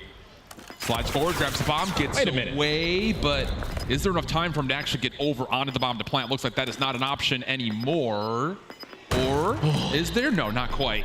And that will be enough for LAG just to stay alive and take their first round as well. Yeah, it falls into the hands of Fame, though. He knew that all-out pressure was going to be in towards Cafe. The fact that he's able to walk away with 2 before getting traded, that's a job well done. The crowd loves the hand warmers. Mr. Adam Assault, he's always got them in his hands. They tie the game up at 1. Back to the attacking side they go. I just think, like, if you're the Guerrillas, nothing has worked. The slow play has not worked. Agreed. Let's speed it the hell up. Absolutely. We kind of saw them do that a couple of times versus Thieves earlier today, where they just, hey, let's just run at them. Worked out pretty nicely. Lots of team focus here for Vegas off the spawn right through mid-map. A couple of tags, a couple of hit markers, but once again, largely speaking, everyone for Guerrillas safe, and Nero getting aggressive. Finds first blood into Diamondcon. Now the B side of the map is just completely kaput for LAG. Yeah, you can't go that way. You're going to waste too much time trying to locate where Nero is playing, so we have to put our commitment over towards the A site. That's why Attach is going to reposition himself. He knows he's the only player on this side of the map. You want to play your life and give as much info as you possibly can to your team. And it's already 35 seconds knocked off the clock. Standy's still holding down that mid tank just in case it gets a little freaky. No one's going to be able to get that bomb down for free. Yeah, no chance. And the ability to wrap is out of the question. Yeah. It's been so long since Nero found that first blood. You don't know if he's all the way back in towards top broken. He could be at blue. He could be really pushing Mannequin at this point. You just don't really know. So LAG have to commit to this A play. And it's not going to feel very comfortable. Play coming forward as they try to isolate Standy, but his tags will push Estriel back, has himself smoked, and eventually he gets taken down. LAG are stuck. Yeah, Estriel knew right there. He was the bomb carrier. He drops the bomb. He said, in a 3v4, I got to go try to make something happen. And unfortunately, comes back to bite him. So now a 4v2 with only 20 seconds left. The Guerrillas are not even close to the site. Fame gets cut down. Assault now left in a 1v4. Hand warmers ain't going to help you here. Vegas take the next. Yeah, I love that call from Vegas. Again, just getting proactive, trying to keep the tempo up just a touch, force this LAG team to have to make tough decisions. And that's when we've really seen, again, even though their first blood situations are usually pretty good, they find themselves still trying to manipulate, maybe be a little too cute with rounds, and Vegas don't give them a chance to get first bloods that time. It's just the way so far that LAG are playing. It's a lot separate. It's like so much individual play right now. You're just forcing these players to win these one-on-one gunfights. If someone is there to trade Nero, you're able to make more plays on the map. But the fact that he gets that kill, stays alive in towards Treehouse, you have not a single opportunity to even wrap back or even consider that B site. So Vegas Legion coming out swinging early on the defensive rounds, just getting those first bloods, but back to the attack they go. Quick hit over towards DVD. Fame hitting from one side, Estriel the other, but Standy keeps his composure, slips over. Fame in trouble, but does take care of Standy before the drop shot was there to punish. So we go 3v3, and now LAG have kind of taken a page out of Vegas's book, completely dominating B Street. And now you're in a situation where Vegas Legion, you have a bomb control. No one's going to be close towards the site, and Attach also wins a one-on-one across the map on the late pincher. But instant moves a 3v3 is now a 2v1, all left up to Diamondcon. Pushing forward, is going to catch Purge out. There's a pistol for one, but can't quite get under cover to take the second gunfight.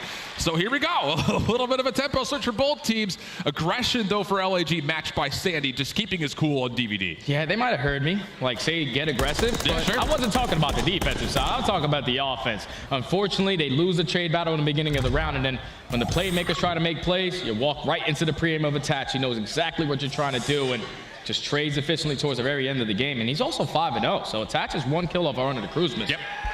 Really good start. Attach has been putting on a masterclass in Search all day today. Yeah. Love to see it. Here we go again. LAG We hit him on it. They are struggling on the offensive side, and boy, they are going to need a round somewhere, somehow. This time it's aggression from Vegas on the A Street. 3 players stacked. Fame going to find first blood. Car also explodes, so Attach has to get out to keep his life and hopefully still earn this streak. And with that first kill on Tenero, now you should gain the information. We just killed the guy that loves to push out towards Broken, so they're all trying to wrap back and push up the B Street, but Attach is able to catch Fame. He earns himself a cruise missile, gets some more info as well, and at the same time he's doing that, look at the positioning that Purge is able to take. He gets so aggressive. I think you saw Assault on the cross, and sure does, finds the kill for free. Now a little bit of help from Attach as he gets 7 in a row. Last player left is Estriel. 1v3 scenario, 43 seconds on the clock, but a lot of work to be done before he can even look at a bomb site. He's got the bomb, but he gets cut down. Vegas Legion, they are taking advantage of what the Guerrillas are giving them. Even with Nera getting first blood, you saw LAG, they were sitting there like, wait, who do we just kill? Oh, that's the guy that likes to play Broken. We can go over towards B. So they dropped all strategy. They try to cross the middle of the map, and Attach makes them pay for it. Once he gets that kill, everyone starts to slow down, and then Purge pushes up aggressive through Treehouse to find 2 on the round. That's 3 in a row for Vegas Legion. I need to know what the pep talk was to Purge after the first series. Like, brother, we got you in Miami. It can't get any worse, brother. I mean, it could have been, but the thing is, it's not just he's performing. He's playing with so much more confidence, getting aggressive, moving around the map. So now you've got a 4-1 advantage. LAG are miserable on attacks, generally speaking. This is a must-win round for LAG. You have to have it. You have to have it, man. You can't allow Vegas Legion to go up 5-1. And Fame going to be the guy to try to make it happen as he finds the first blood onto Purge.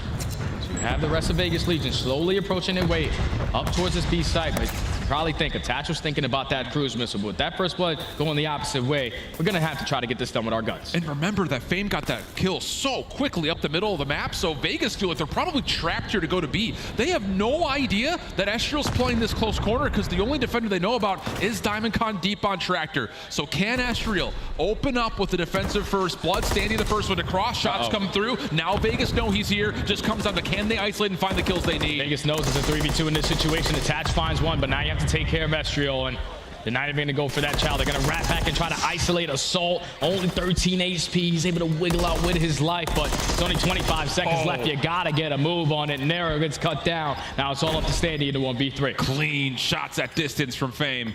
Standy is stuck between a rock, a hard place, and a harder place, just due to the fact that LAG are all surrounding him, but Standy will get free info here onto Assault. Quickly finds the kill. Whoa! He's going for the assassination. Didn't hold the button down long enough.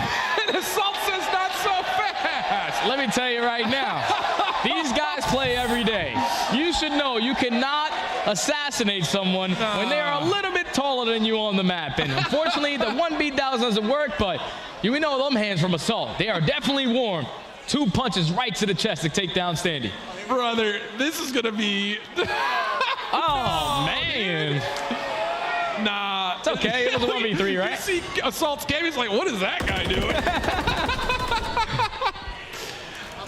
Okay, so the round comes through as you said it needed to, but the big key here is LIG still need to find a way to win an offense, and that will help. Estriel first blood shuts down Nero's opening aggression through DVD Alley. And I think if you are Vegas Legion, we don't have to continue to be so fast on defense. We know how slow the Guerrillas play. We can't give them free first bloods. Now you're forced to clutch up another 4v3 scenario where you have everyone spread around the map, but 2 players from the Guerrillas working their way up towards Broken. Eventually the rotation is going to come in from Assault, so the play might be, let's go over towards B. And Purge is pretty committed into this position. Doesn't really have a free backup. He gets the Tractor, and there is maybe a chance where Attach can bail him out of the cruise if the hit is confirmed. Nice shots from Purge, not able to finish off Fame, but lots of damage tallied. Now Standy, possibly the next one to get involved here, playing up close and personal. Attach is also rotated in, and Purge has kept his life the entire time. LAG absolutely stiff-armed back. Even with them finding the first blood, they're too slow on their attacking rounds, and Vegas Legion set up properly with the crossfires. They only drop 1 player. Everyone else is set up around that B site, and they find all 4 kills to now put them at game point. And that has always been the problem for LAG. Another confirmed first blood, 4v3, still don't win the round. It's getting to a point where it becomes almost inexcusable as Vegas now in prime position with the cruise missile still in the back pocket to clean this search and destroy up. Yeah, and I think if you are Vegas Legion, the play call has to be, let's use all of our attacks, at least watch the cross over towards the B bomb, because that cruise missile is going to vacate that site. Yeah. We can get the bomb down for free. Let's just all 4 stack that right side of the map. Well, the setup is pretty much exactly as you'd call it. Trophy system being deleted. Really well done here by Purge. So you've got Estriel in the danger zone, playing over towards Tractor. Cruz gets called in. You see the rotation underway, and just in the nick of time, that Cruz doesn't quite confirm any kills. And actually behind that, Diamondcon still is able to lock in first blood onto Standy. Problem is, bomb's being planted. Oh, Diamondcon works his way up through the smoke. I thought he was Batman for a second. He finds a second on the round, and it's instantly a 4v2. Narrow and attached. Left to try to clutch on up. Just playing it slow, seeing if the Guerrillas are going to scam. Anyone's going to go for a chow, but no one is peeking. Nero's going to have to be the one to make the play, and Diamondcon just laying prone over the top of the vending machines. No worries there, and then Estriel at range finishes things off. So cruise missile out of the pocket. Good kills coming through, and a flawless round for LAG. Sees a 5-3 tally hit our boards. They stay alive a little bit longer in the search and destroy. They withstand. Had a cruise missile coming in, and Diamondcon finds 3 on the round. Didn't matter. On his belly, standing up on top of a soda machine, he was going to find every kill in front of him. Every time we see Adam Assault, we know his hands are warm, chat. We know. We know. You guys love this guy. I love him too. Here we go. A lot of work to be done. That was one of 4 rounds in a row they would have to have. And it still keeps in mind that they got to find a way to win an offense. Diamondcon on 3. LAG, 3-man hit over towards B Street to start. Trophy to keep them safe from any incoming nades, and it'll be a pretty methodical look over the top of this B site. And I love the setup right now for Vegas Legion. They are forcing the Guerrillas to go out there and execute a bomb plan. They're not going to give up any free bloods. They're just going to let this time wind down and then put all of their resources over towards this B site. That's where the Guerrillas are slowly approaching, checking all the corners. You don't want to find Nero on a cheeky angle. They're so far away from this B site, just watching this cross. You have to take advantage of what you get. And it looked like LG already spent their smoke, trying to maybe bait Vegas out of any forward defensive positions around B, and obviously that hasn't worked. So here we go, Estriel. That will be the play call. Diamondcon is seen, stun over the top, Purge following with the frag. Is there a trophy here for this? It's well placed.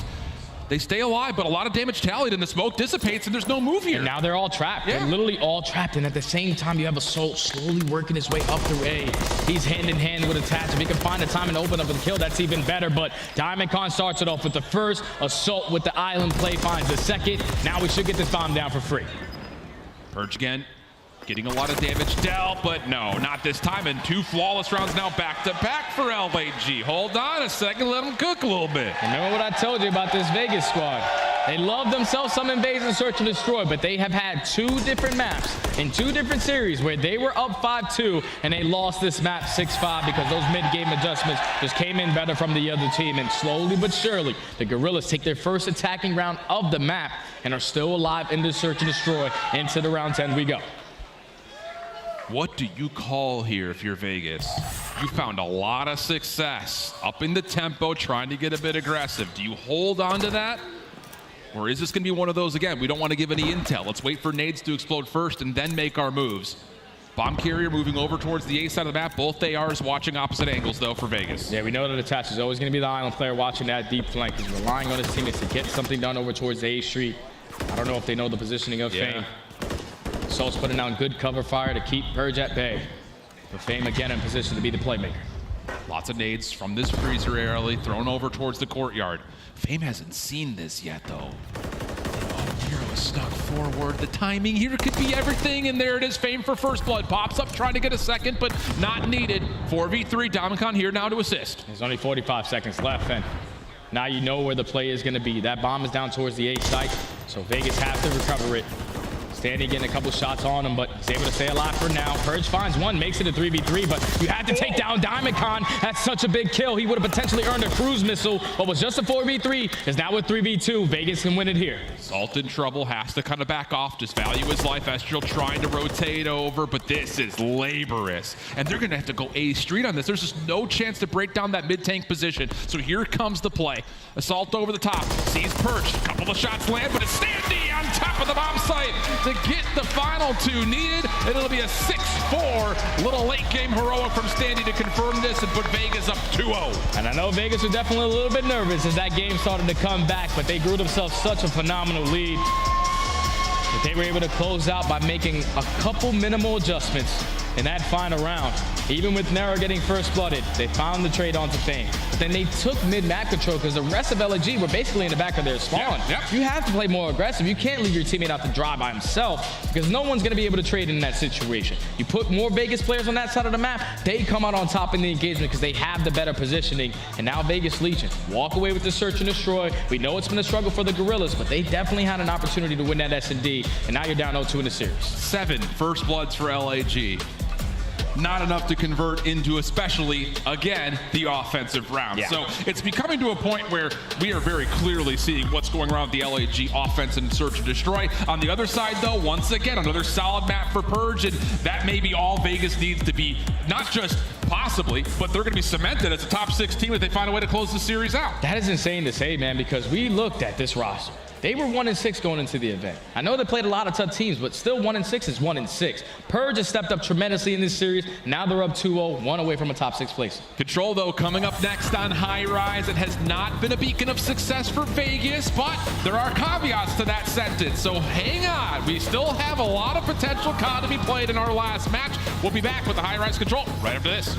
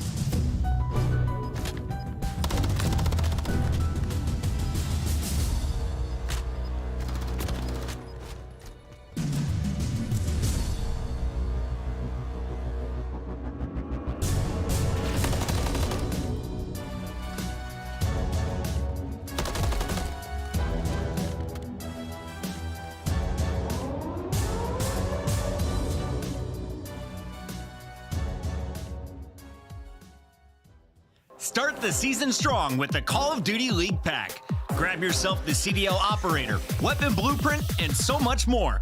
Check out the Call of Duty store in-game now. Tune in throughout Major 1 this weekend to earn awesome in-game content. You can rock the Frostbite Blueprint, charms, emblems, calling card, and get XP tokens. Be sure to link your account now to start earning.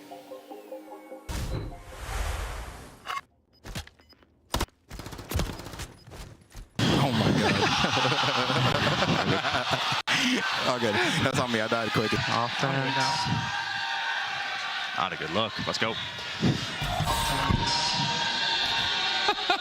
At least we know the reactions were just about the same across the board for both players and people across the world. But hey, welcome back to Boston. We've got a 2-0 affair favoring the Vegas Legion, who continue to surprise us. But the biggest piece of surprise so far is that Purge has showed up and he has elevated this team to another level. He came to play, man. He came to play this series. He said, I know you guys took care of me in the last one. Probably the worst series I've ever seen an individual play, but they still won it in the 3-0. Yep. So now he's like, all right, you guys can relax this one. I'm going to pick it up for you. And he's been doing it the first 2 maps so far. That's why they find themselves up 2-0 with ease. And now you're going into a Control where Control really hasn't treated Vegas well all season long. It's been their worst mode, but they've been sneaking out a couple wins here and there. We saw it in the last series. It was on Invasion versus a team like Miami, who are usually steady on that map, but the one rep, the one W that they have on this map is versus the best Control team that we have in the game, and that's Toronto Ultra. And that's not easy, though, because you're playing against this Guerrillas roster where this is their best Control map. They're bread and butter when it comes to the map 3 overall. The thing that was most impressive, though, about this Vegas squad in their invasion earlier today was, hey, you didn't just win an offensive round, you won it in a round 5 on Invasion. So maybe there's a little bit of extra sauce brewing up for Vegas, but the problem sitting in front of them will be Assault 1.07 KD. He's been great for LAG, and in particular on this map, it continues to be, like you already mentioned, a star-studded affair for LAG, who will be starting things on the offense, and they're going to wait out the nades to start. Nero getting aggressive with the scaffolding, and that will lead to a pretty heads-up, elevated defensive setup. Yeah, LAG, they're #1 in their attacking rounds and also #1 on defense, so this is their go-to. So we started off the Vegas Legion on the defensive side, and I really want to pay attention to Purge. Like, this is a map where he has been struggling in, just overall in control. And the way that he's been playing, if he can step up to shut down the AR on the opposite side, he's in for a great series. Really good recovery here from Nero. Opening defender towards the outside of Propane. Now the sole defender inside of B. Fame making a mess of things down low, and then the follow-up from LAG will surely have them sprinting over to the B zone. That's 4 dead, and that's the double stack for LAG. Now, if you are the Guerrillas, you know everyone is coming off spawn. Just have to watch these windows. Don't let anyone slip out through underground. And at least Attach is able to find one. Nero's there for the trade. So first segment already complete at the speed point, but he reads it perfectly. Big kill coming in from Frame to keep that time going. Nades over the top, starting to land with trophy systems being depleted, but the focus from Fame, perfect. 6-0 start. An early cruise missile going to be tallied up. Second tick of progress locked, but those nades eventually do land, and Vegas have a chance to try to recover if they so choose to. Yeah, Vegas definitely have the opportunity. They have helipad control. They also have mid-map control, so the best is going to be here. And Attach, even with the AR, he finds another kill. Last player up is going to be Diamond Khan. Now everyone coming off spawn. Let's just hold our premiums and trap them in as long as we can. 37 seconds on the clock. Everything resets with now Vegas setting up an aggressive line of scrimmage. Attach able to trade out Assault, so once more, no motion happening across the map for LAG. And where's the focus going to be? They have no opportunity to get towards B, and off spawn, everyone's looking over towards the safe zone, which is fully covered. Yeah, it's multiple players from Vegas leading, waiting for this push to come through, but finally a couple kills go in favor of the Guerrillas. Able to open up that B Street point, get on towards the B point. Stop the game clock at 14.2, but standing winning that one-on-one, still in a position to make something happen. Guns Fame off spawn, that's now 3 dead. Last player up gets taken down, and Vegas Legion don't even allow the cap to get completed at B, and they're holding strong on their defense. Just in the nick of time, 5 seconds remaining. Fame, maybe the last Guerrilla that could possibly even touch a zone. That seems to be the case. So, wow, great recovery from Vegas after what looked to be not only once, but twice, almost a confirmed zone over towards B. Key kills come through in Vegas, now up big with their opening defense coming through. And the good thing for Vegas is that they were the team on the defensive side first, because early into these attacking rounds, you don't have any trophy systems to work with. So even with them going in early 4 dead, they were bombarded on their way back off spawn with those nades and frags. So they were able to break right back on in and not let Guerrillas out of their base for a little bit. Only allow 2 segments. Now Vegas Legion up 1-0. To the attack they go. Here we go. See what happens on this next attempt. It will be all 4 members for Vegas coming out looking towards A to start. Nades from Guerrillas, mostly focused over towards the B side of the map. Aggressive route being hit by Estriel, and he's already looking to get deep and towards the Vegas spawn. Should be able to get there in, whoa, actually does get a little bit of contact with the Tatch, but the initial hit for Vegas largely squandered off the get-go. Yeah, they were just a little bit too scattered. Standy was hitting the out route to try to hit the jump up on the ace point. And he finds one and doesn't find anything else. So teammates all off the reset. 26 to 26 in lives. Remaining bid nade coming in from Assault over the top edge. Already 30 seconds wiped off of the game clock, but you see the positioning for Purge. He sneaks on by. Yeah. Can he find a couple of spawners for free? Fame has seen one player sneak, and that was Purge. So the intel does get converted on. Standy tosses the Semtex, then immediately swaps back over to find the kill. 24 playing 24, 38 seconds on the clock, and again, no real look here for Vegas onto either zone with much focus. There is an opportunity to get over towards A, but everything's traded out, and the clock continues to tick. And that's already 3 dead. Last player out is going to be Purge. So what can you get done, young Rook? While your teammates are trying to fight out of the base. He's slowly working his way up through on the ground and walks right into Astro, but he wins that gunfight. So Vegas have some mid-map control. They can pause the clock by hopping on B. Yeah, but it's a desperate attempt. 17.8 seconds on the clock. Purge, last one alive. DiamondCon, one off from a possible cruise missile. Purge gives him a chance at it, but Fame able to tally the kill beforehand. Long-range shots also decent, but not enough to, again, confirm the cruise missile. So one small silver lining, but that is a dark shade of silver here for Vegas, who continue to struggle on the attack, not just on this map. We heard it from earlier before. They don't really average many tick progression points when they're on offense, and they're maybe about to come away with nothing here in their first offense. Sandy's trying to keep the game clock going, and leads to at least his teammates still having an opportunity to get on the B point. They have the crossfire set up. Purge is now the sole man there. He gets cut down, and Guerrillas respond with an even more dominant defense, not allowing any segments to go the opposite way. They tie it up at 1. 1 in 5 in attacking rounds on this map are the Vegas Legion. Not good. Not good. But like you mentioned, hey, their offensive success didn't stop them from being Toronto when they played this map, so who knows? Maybe there's something to be said about their defensive success. We'll come to find out. But so far, huge advantage for LAG just off the tick progression for the first 2 rounds. Yeah, they're up by 2 segments, and keep in mind, Fame earned that cruise missile early in round number 1. So if they want to try to win an attack, that cruise missile will play a big part. As they go back to the attacking side, Vegas Legion got a couple trophies down this time. They're going to be ready for that B Street push, and Arrow finds himself in a nice little spot, but it's the rookie. Young Purge finds the opening 2. Long range, hard gunfights versus Assault and DiamondCon. Now near over the top, able to find Fame, no worries. Trades do come through for LAG, so not put into the spawn trap, and actually a free route. If they want to get over towards A, another follow-up gunfight from DiamondCon now turns the numbers in favor of the Guerrillas. Yeah, Vegas Legion, they put a lot of focus on this B Street side. They want to shut down this pressure, but the rookie came to play. Another 2-piece at this B Street. Now you know where the last 2 players are. Nero finds 1. Estriel information now gained. We have to take him down. We don't want him to be a nuisance in the back of our spawn and force it to be a lot more difficult to get out of our base as the rest of his teammates are slowly approaching up the B Street, but you got to run into the rookie who's holding it down on that side of the map. Big gunfight win there for Estriel. This is going to make life difficult for Vegas, trying to not just get off spawn, but also know exactly where LAG are trying to hit as the focus starts to develop over towards B. DiamondCon for the double. That'll get LAG on the point. Clock stops at 30 seconds. Estriel still in the back line. There's kill number 6, so now 2 cruise missiles tallied for LAG, and the hit still underway at B. Already 1 segment complete, but it's Purge again. He slides right into the hill. A nade over the top. Takes them off of that B point, and the only farthest player puts up his Estriel. You take care of him, that's a clean 4 dead. Vegas Legion just have to hold strong for the next 20 seconds, because you're only down by 3 seconds. You can get that done if you need to, going into the next attack. Last attempt here for LAG, coming out of spawn, will all be over towards B, and Vegas are ready for it, or should I just say Purge is ready for it again. Right down elevator alley, he's not losing gunfights. 17 and 11, 3 in a row. DiamondCon able to sneak on the beat, at least stall the clock out, but Standy's on the hunt, and Standy will get what he's searching for. Last attempt for LAG, not going to make any headway towards B, and Vegas go up with a defensive round again, 2-1 up. So many clutch 2 pieces on that right side street by Purge. I can't believe, like, the turnaround he's had. Where was talking this? about a 0.4 in his last series. To come out here and lead his entire team in slaying and damage, he's having himself one hell of a performance, but none of it matters unless you walk away with the W. And now you find yourself up 2-1. You're down by 3 seconds. If you want to have that defense, you just got to complete 1 of these points because you are currently outslaying the Guerrillas. If you are Vegas Legion, that has to be your focus. Let's get this objective done. At a certain point, you kind of have to think that after that series versus Miami, as a player, you do one of two things. Seeing that you kind of almost costed your team, you either say, man, I need to figure it out. And do you have no confidence? Or you say, wait, my teammates are nasty, and I'm going to come in flying with them. And it seems to be the latter here. 4 in a row for Purge. Patience here for Vegas on their offensive attempt, although all eyes are set over towards the B zone. Estro, Nero kind of dancing with one another a touch, and it looks like eventually Vegas will be forced to jump on into the zone, which Nero will do first. Right into the B point they go. Just counts about these gunfights. The first 2 go in favor of the Guerrillas. So now the rest of Vegas, you gotta slow down.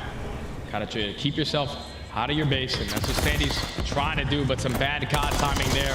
Turns at the wrong time. Estrio takes him down. So now a new game plan for Vegas Legion. Let's try to attack towards that. Just not finding any success though. 5 lives down, just 2 kills so far for Vegas. Attach trying to make efforts over towards A, but Fame takes care of both contestants. No worries whatsoever for LAG.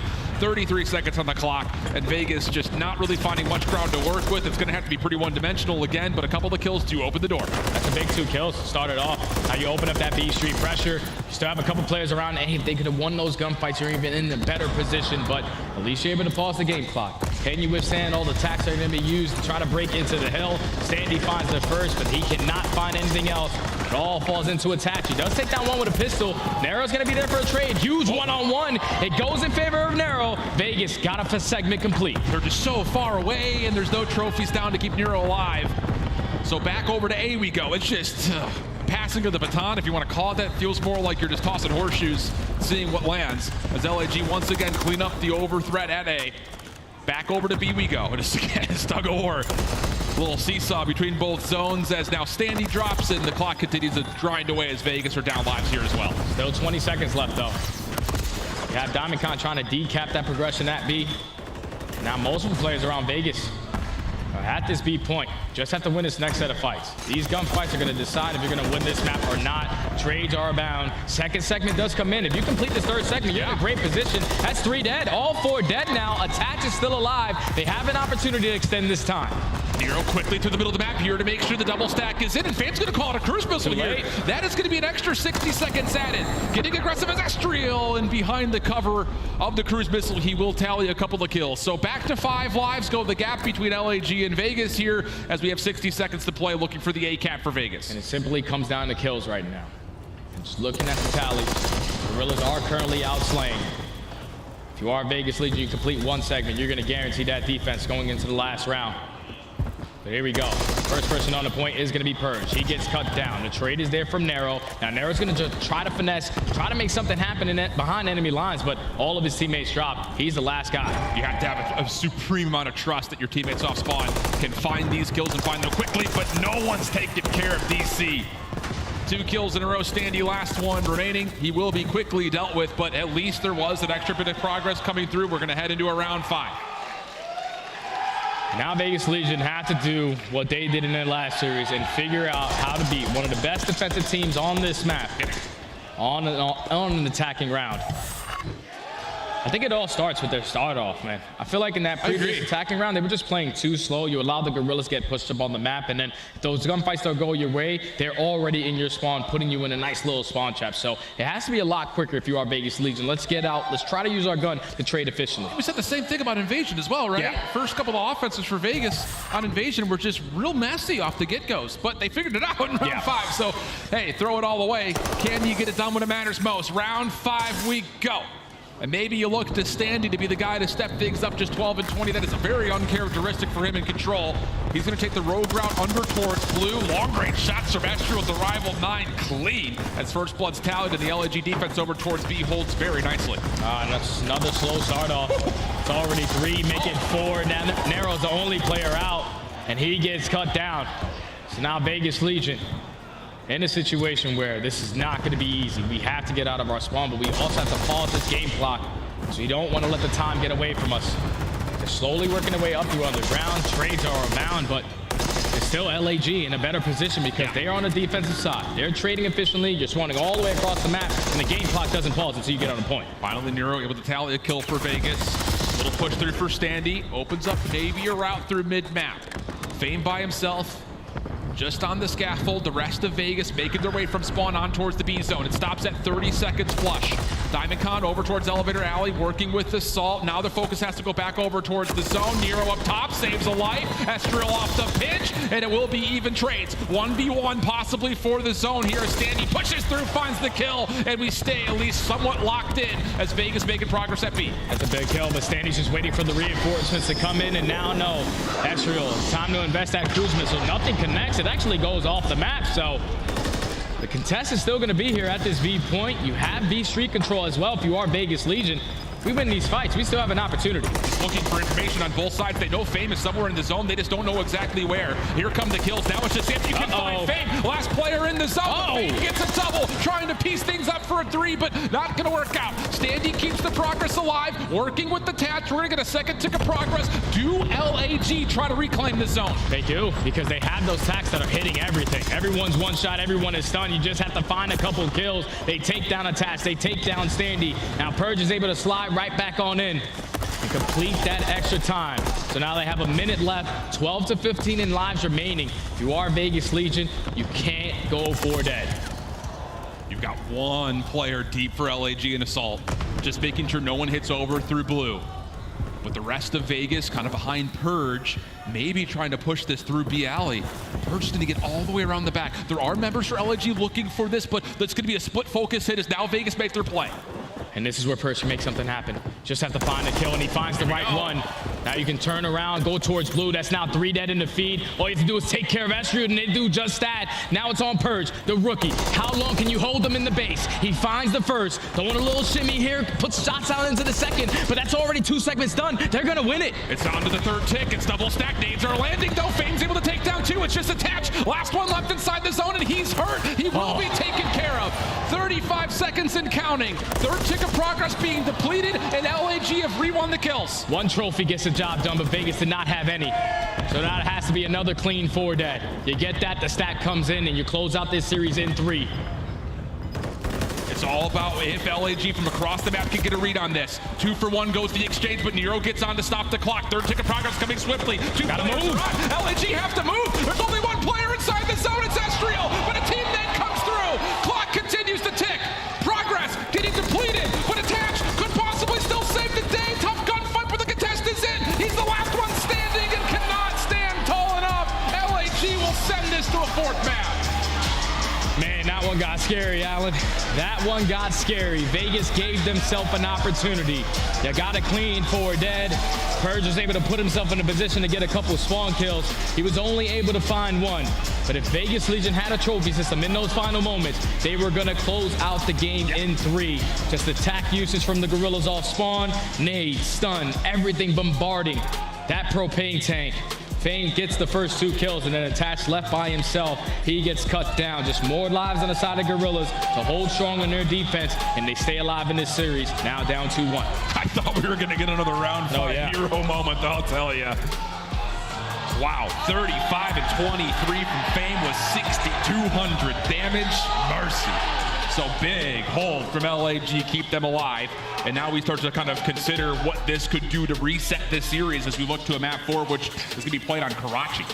And the Karachi is kind of scary, man, because if you look at Vegas Legion, they haven't played this map in quite some time. The last time they played it was all the way in week 2 of our online qualifiers, and they got steamrolled by the Carolina Royal Ravens for the reverse sweep to even start happening. And it was all on the back of Clayster. They beat them like, what, 250 to 120? Yeah. They got bombarded, and they haven't played it ever since then. So it might look like they've been getting smoked on that map, but when you don't play a map for quite some time, you best believe these guys are practicing on the back end. So them at least having a strategy they had in map number 1, we're living and dying by our SMGs. They're going to do it again on Karachi.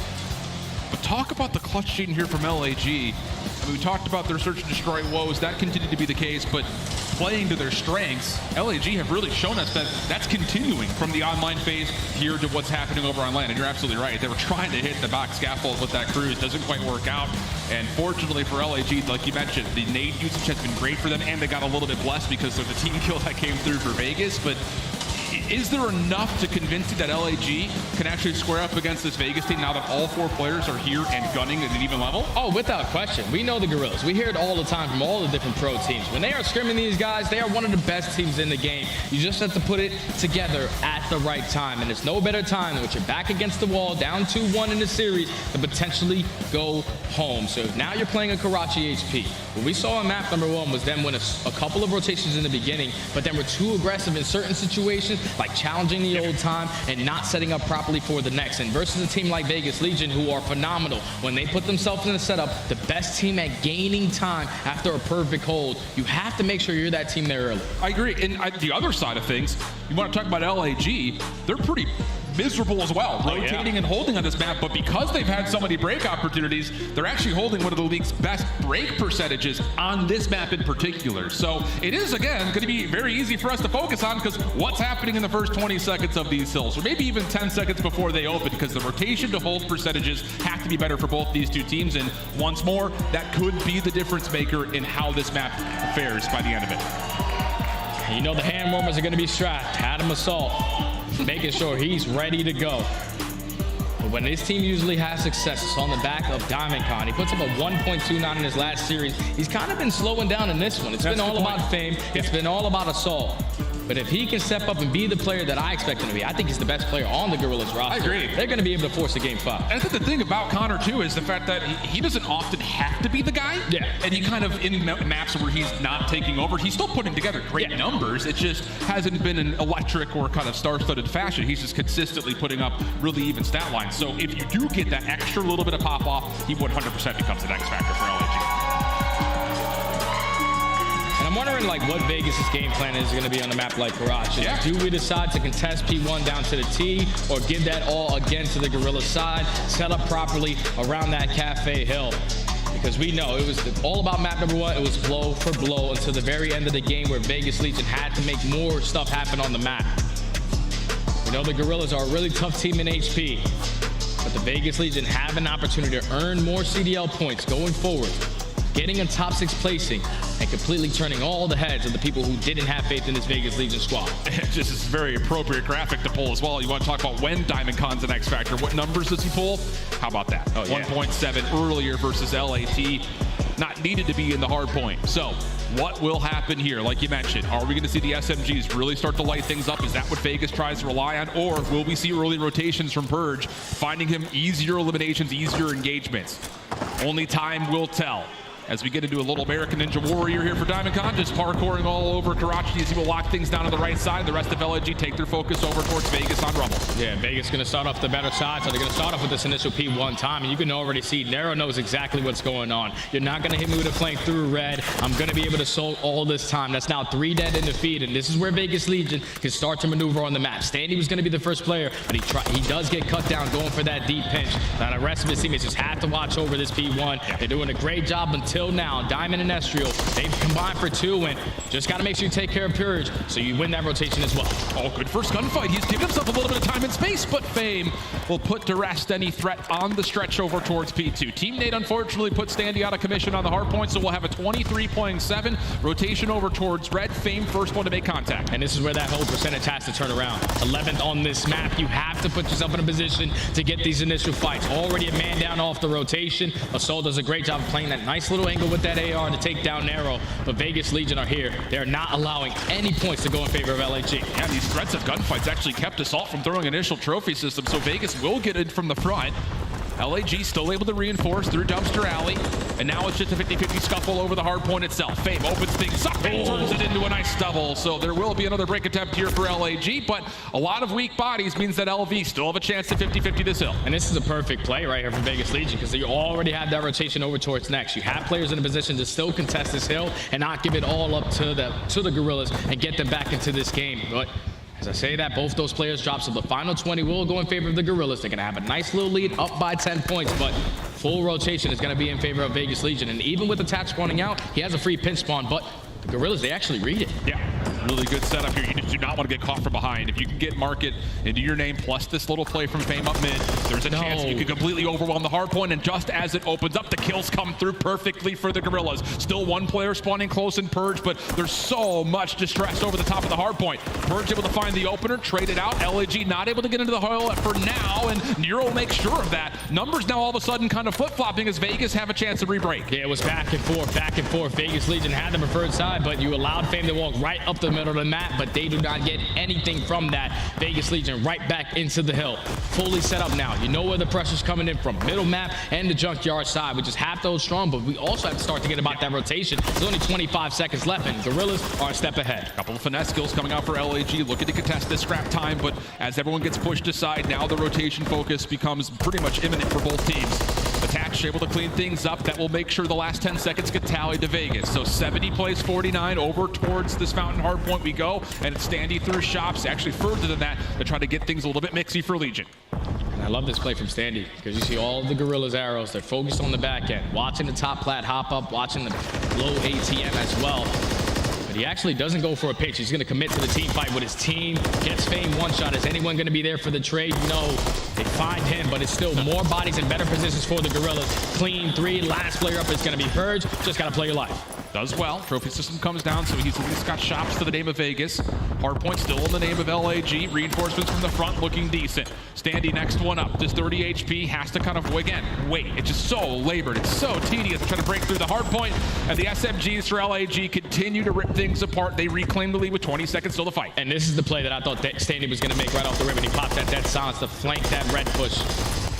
But now it puts Purge in a situation where we got to start thinking about next. He gets the first kill, but it's a trade back and forth. Now it turns into a one-on-one for this rotation. Standy spots him, goes for the kill on a diamond, and he finds it. So it's going to be Vegas Legion winning the rotation over towards next, but the Guerrillas are already here. They are in junkyard. Standy has to make something happen. And you got a little bit of a pinch from Assault towards the opposite side, but he gets taken care of quickly. So now the only hit is coming from the front for LAG, and Vegas have read this perfectly. Astro the only one to get a kill, and he's quickly traded out. Vegas looking clean through the first 15 here on their final hill. So far, starting off with a great initial time. No one's going to be pushed out towards red. They're just going to play this one on tight. Diamond Con, he stayed alive, and he finds the initial 2 kills. So Guerrillas find a break for now, but for how long? As Standy cuts down the third. Still Assault, the sole man in towards this point. We get this trade. This final 20 is yours. And Assault is not in a comfortable enough position to get onto the hard point, so actually a lot of that goes to the game clock. Still no one in convincingly. Nero from behind. Last contested for Vegas, but the last 15 seconds is really just down to this 1v1. Assault able to take it, and with that, LAG will grow their lead as marginal as it is. That was some crucial one-on-one wins right there from Assault. Spawns 3 in towards the ticket.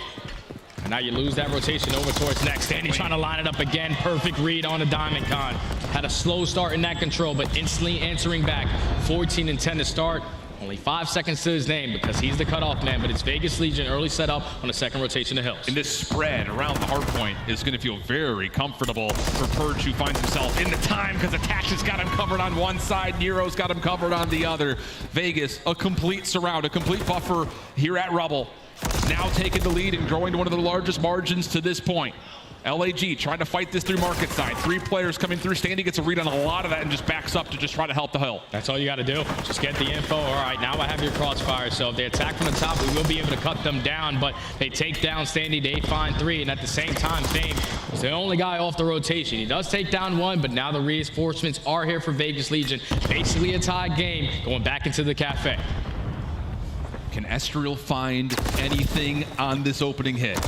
Answer so far, no. Fame picks him up. Long route from Assault.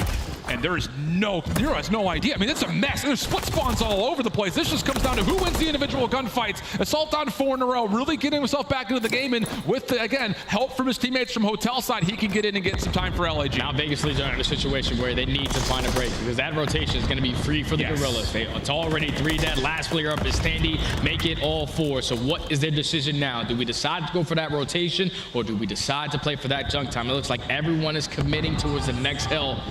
And this can come back to bite us. Because if you don't find these kills, you're going to still spawn the Guerrillas on the preferred side, but Attach starts it off with the first. Estriel, big play in front of him. And Fame must not have seen how many players crossed for Vegas, because no one else from the hard point for LAG even made a semblance of a move over towards New. So Vegas are going to have numbers on rotation. Gunfights also following in their name. It's a large cushion here from LAG, but you put 60 seconds here for Vegas, we're back to level terms again. And that's a perfect play, though, because usually if the gunfights don't go your way, you basically call game right there. But Vegas Legion off the rotation, commit everyone to the next hill, and now they are fully set up. Look at the spawns for the Guerrillas. About 10 seconds before they even get close towards the hill.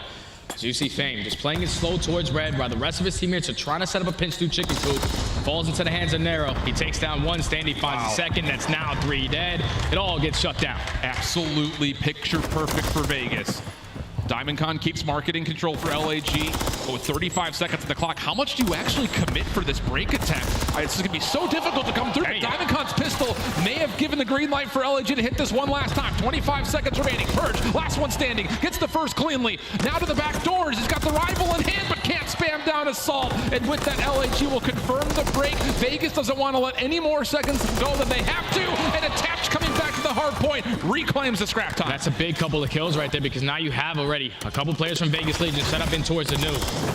Purge finds the first. It's him and Nero trying to hold it down off the rotation. Finally, Nero, it's your time to make something happen. It's only one player from the Guerrillas in towards the bottom of the ATM. Everyone else spawning out towards red, so it's an all-out battle. Front line, back line, here we go. Great damage from Nero, confirms his own trade with the Semtex, and then Attach mid-map. Makes sure that no one else in the Guerrillas can try to hit any sort of a pinch. So it all has to come from the front. Attach pushed aside. LAG's SMGs again doing a nice job here at Fountain as they completely reinforce, and you have to figure at least 2 subs are in hand for the Guerrillas. And if you are Vegas Legion now, someone has to hit a route. We can't give up all this time by just trying to tunnel our way right through the bottom of the ATM, but if you're getting the kills, even better. They get 3. The last player you got to take down is Assault, and he's holding a deep angle all the way outside by the bus stop. This 20 could potentially be theirs. You got to be kind, you know, close this door a little bit. At least he attempts to. Attach does a great job of doing so. So the final 15 is going to go in favor of Vegas Legion, but the Guerrillas will be off the rotation early. Standy trying to cause mayhem over towards the junkyard side. That double topside red opens things up a bit more for Vegas, trying to rotate quickly off this whole time. Standy the only one here at junk at the moment. Going to get a little bit of assistance from Nero, who's gotten himself in towards top hotel. But in the meantime, LAG continuing to grow above the 200-point threshold. A break has to come, and it has to come quickly. Through the windows they go, but no, not enough success. LAG conceded a hold. Just more crossfire setup for the Guerrillas. More efficient on the trades. Spawning all of Vegas Legion towards Junkyard, but actually one player does get a pinch spawn and Attach. So you win these gunfight from the front, all of the Guerrillas will spawn out. Last player is Assault. They take care of him, and another break comes in from Vegas Legion. We're not going to be tied. Still going to be about a 15-point deficit if the Vegas Legion walk away with this time, but we're in for another photo finish to end this game. And LAG are committing to this last 15 seconds. Diamondcon cleans one up really quickly. So again, an extra bit of cushion here for LAG. They're going to have chances to win this game either at New, or if they can make it mixy enough, they could just default to rotating over to 2 and securing the game there. And I thought Nero was actually going to jump down and contest bottom red, but he's actually going to play for a couple spawners. Spawning out towards the back of the 3-story. Soul finds the first, but this needs to be where Vegas Legion are on the point. There it is. You get it clean, 3 dead. You are in control of the spawns, but actually they're all over the map. You have to be winning these next set of gunfights, and you don't know where they're coming from. If Diamondcon could get up top towards top third, it would completely destroy this Vegas setup. But similarly said, Purge is cutting things off over towards top soda. No one can really fully get the challenge, but here comes the play. 217 to 236. LAG find the full 4-man feed, and now they're in trying to win the game. It has to be the tax. Hopefully there's no trophies on that P1, but you see the Guerrillas, they're trying to push up. They're trying to cut them off, make deeper layers for this hill. Gotta get them off. Gotta get them off now. Here comes the contest. They're gonna get there in just in the nick of time, but a team kill comes through. Assault able to find one, but it's not enough. Off the rotation, you've got 2 Guerrillas already set up a diner. And now you have to find a break if you are Vegas Legion. Let's chalk up this time. I know it's 2 seconds, but they beat us there. Farewell to them. Guerrillas, they are here. They're trying to force game 5. Got to get the kills from inside the hill, and no one's able to touch nor find the players existing. So how about it? LAG, couple of key decisions in that hard point. A lot of it over the scrap time of a couple of hard points. Gets them the little fractions amount of time that they need. Gets them a key win, and we're going to see this go all the way to 5 before we say farewell to one last team tonight. The #1 breaking team on Karachi, and they show it time and time again on multiple HPs. We're talking about Vegas Legion rotating nice and early over towards P3. They get instantly broken, or at least keep that hill scrappy and not give them a full 60. But they absolutely dominated that Fountain Hill. I would have liked to see Vegas Legion just hit a couple of different routes. Sure. I know you want to take top balcony control. I know you want to take bottom ATM. But if you are sending everyone on that side of the map, it's a lot easier for LAD to just pre-aim 2 different doorways and cut you guys down. I would have liked if Standy would have went for that 1 pinch on the first rotation, because it probably would have got a little bit more mixy. But the Guerrillas get it done. They force the game 5, and I'm Vegas Legion. I'm feeling it now. Yeah, I'm definitely feeling it now.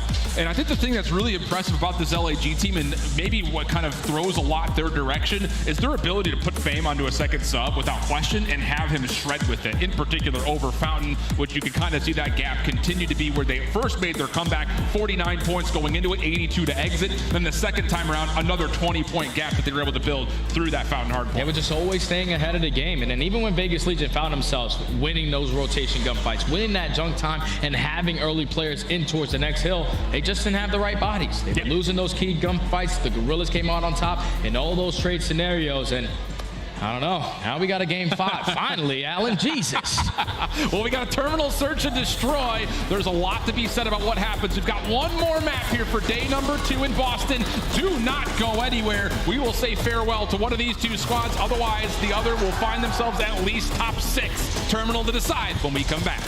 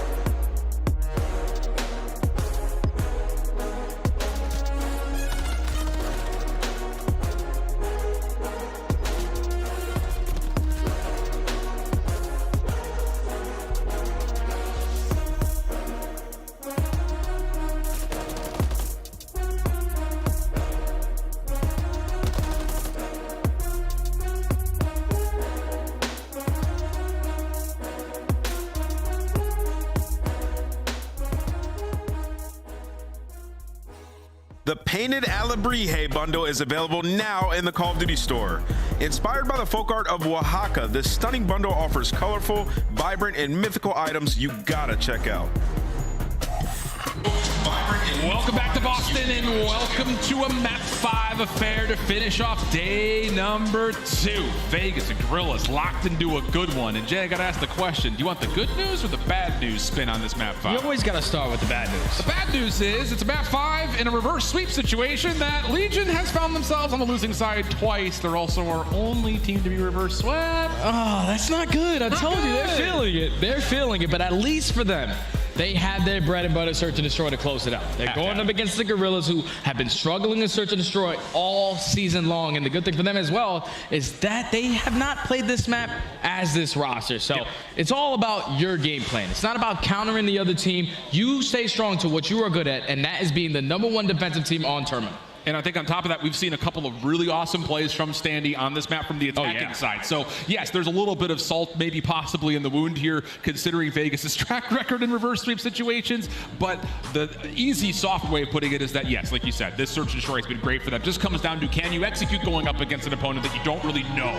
That's the only real question mark here as we load into map number 5. And this is all about that ice, man. Win or go home. Top 6 placing for one of these rosters. Guaranteed to play tomorrow. As we get into this game 5, I think the 2 players I really want to focus on are the guys who've been changing the game for both of these teams. It's been Purge on the side of Vegas Legion, and on the opposite side, it's been Assault. He likes to be the island player on one side for the Guerrillas, and then Purge, he's always with his teammates. But if you are the Guerrillas, if I'm in their shoes, I would like to start on the offense because you have to set the tone early on your attacks. Well, it looks like just coming out of spawn, it will be Vegas on the offense. Standy not doing anything crazy as he's the bomb carrier with at least some idea to cross over this mid-windows position, make sure that nobody from LAG has also tried to get too frisky. It's the hold right now from the Guerrillas. 2 players in towards the plane, 1 player watching over Eskies, and Attach trying to be the island player to ISO Assault. Cannot walk away with the gunfight, but he gets the info. Now it's an all-out calling line into the terminal. There's the double hit, and Old Fame doesn't find anything.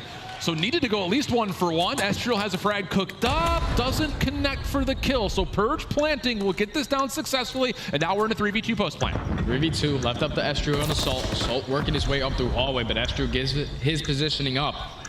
Knowing that he was trying to apply that pressure up through cockpit, but he still finds the kill. Now it's instantly a 2v2. And that's got to be a questioning moment from Nero. Attach was the one supposed to keep him safe.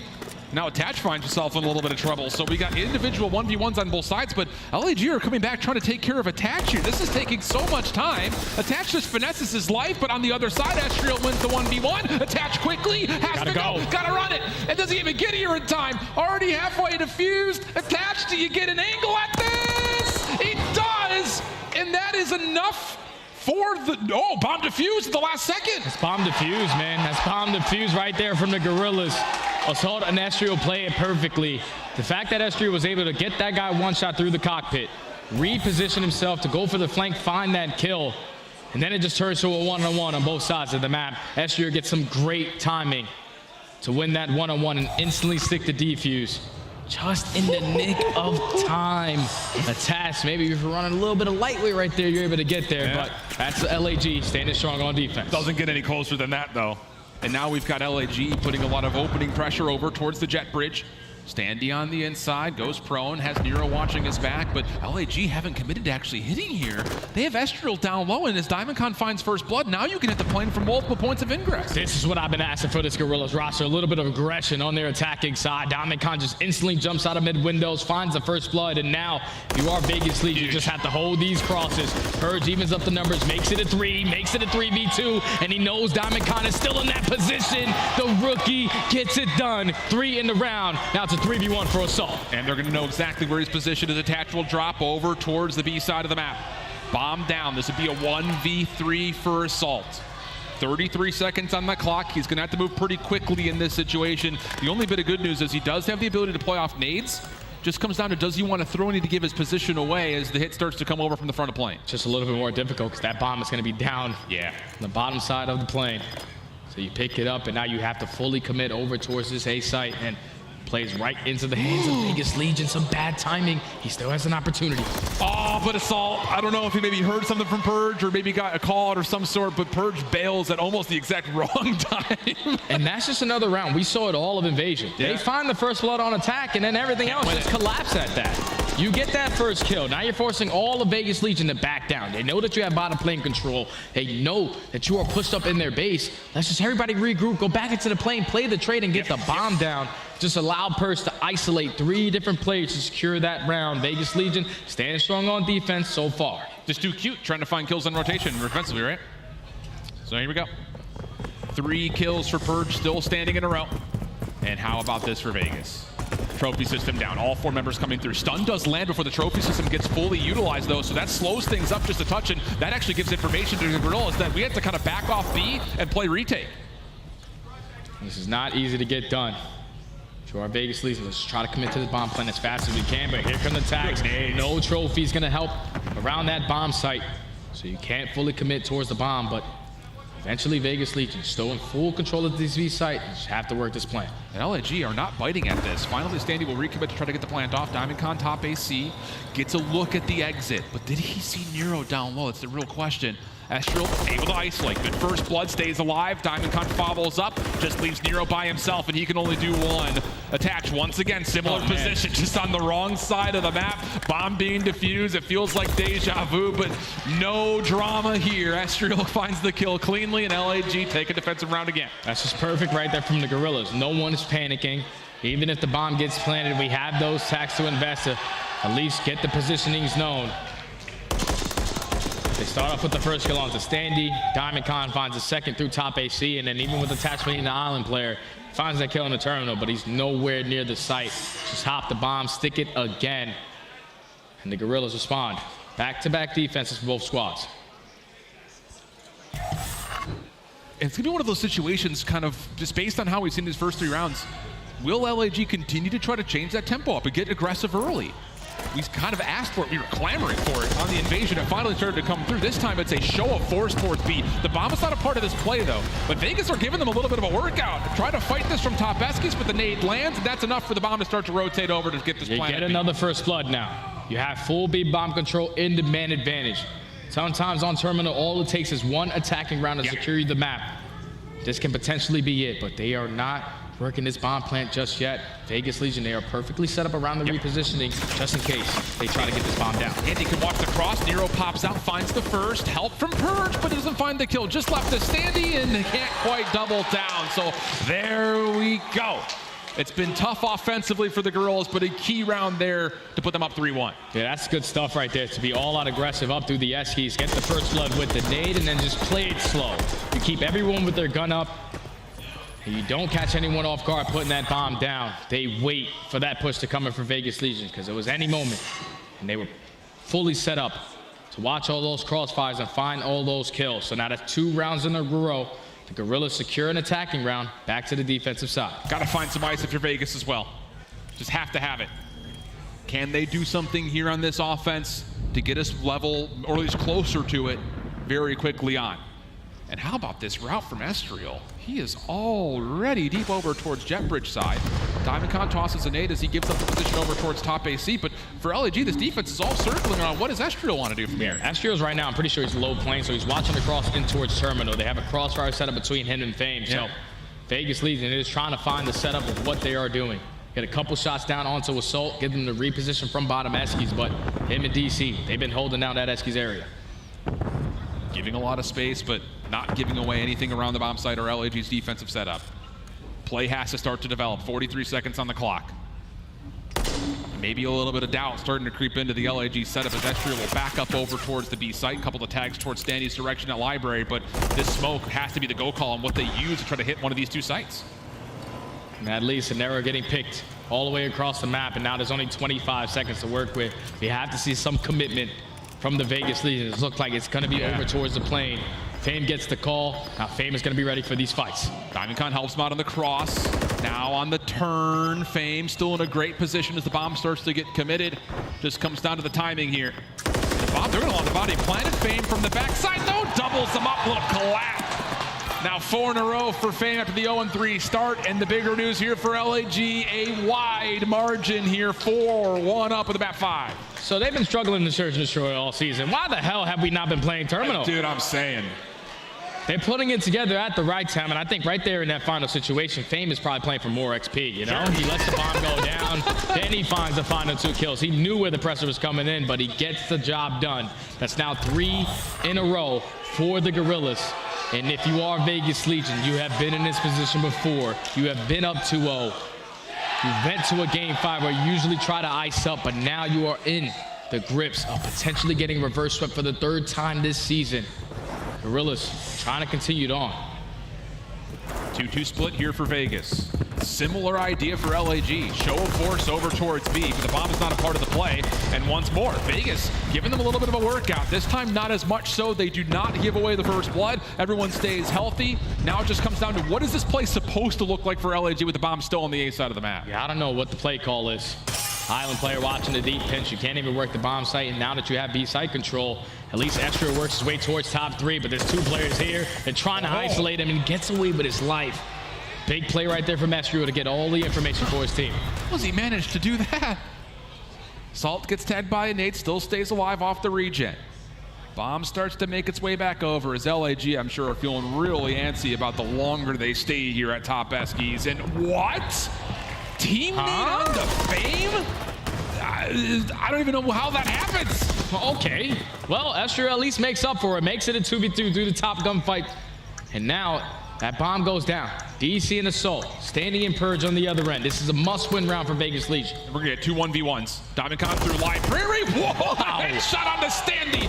Purge on the other side does something similar. Trophy down. 1v1 with Diamondcon, who does have to check. Just comes down to this Purge. Play this correctly. Diamondcon first shots are in, and he will not miss the follow-up. It's a 5-1 tally. Vegas about to potentially be reverse swept the 3rd time on the year. Diamondcon said, I'm sorry, Fame. I'm sorry I had the team major, but I will make up for it here. 2 one-on-one gunfights. 1 towards Library, 1 on the site in the final moments. That's now 4 rounds in a row. See the crowd, all about those hand warmers. Mr. Adam Assault, Mr. World Champion, 1 round away from securing the top 6. What do you call up here if you're Vegas needing to win 5 rounds in a row? Nothing has worked out really to this point at all outside of their opening round. Diamondcon, similar position over towards AC. Bomb making its way over towards the jet bridge. Estriel still looking for this cross, just counting pixels at this point. They're just setting up for multiple crossfires. Yeah. If they cross in front of them, they will be at least a little bit hurt. It potentially sets up Fame to put down a couple shots with that MCW, but it's a conga line. Everyone through the terminal. Here goes that push. But they back out.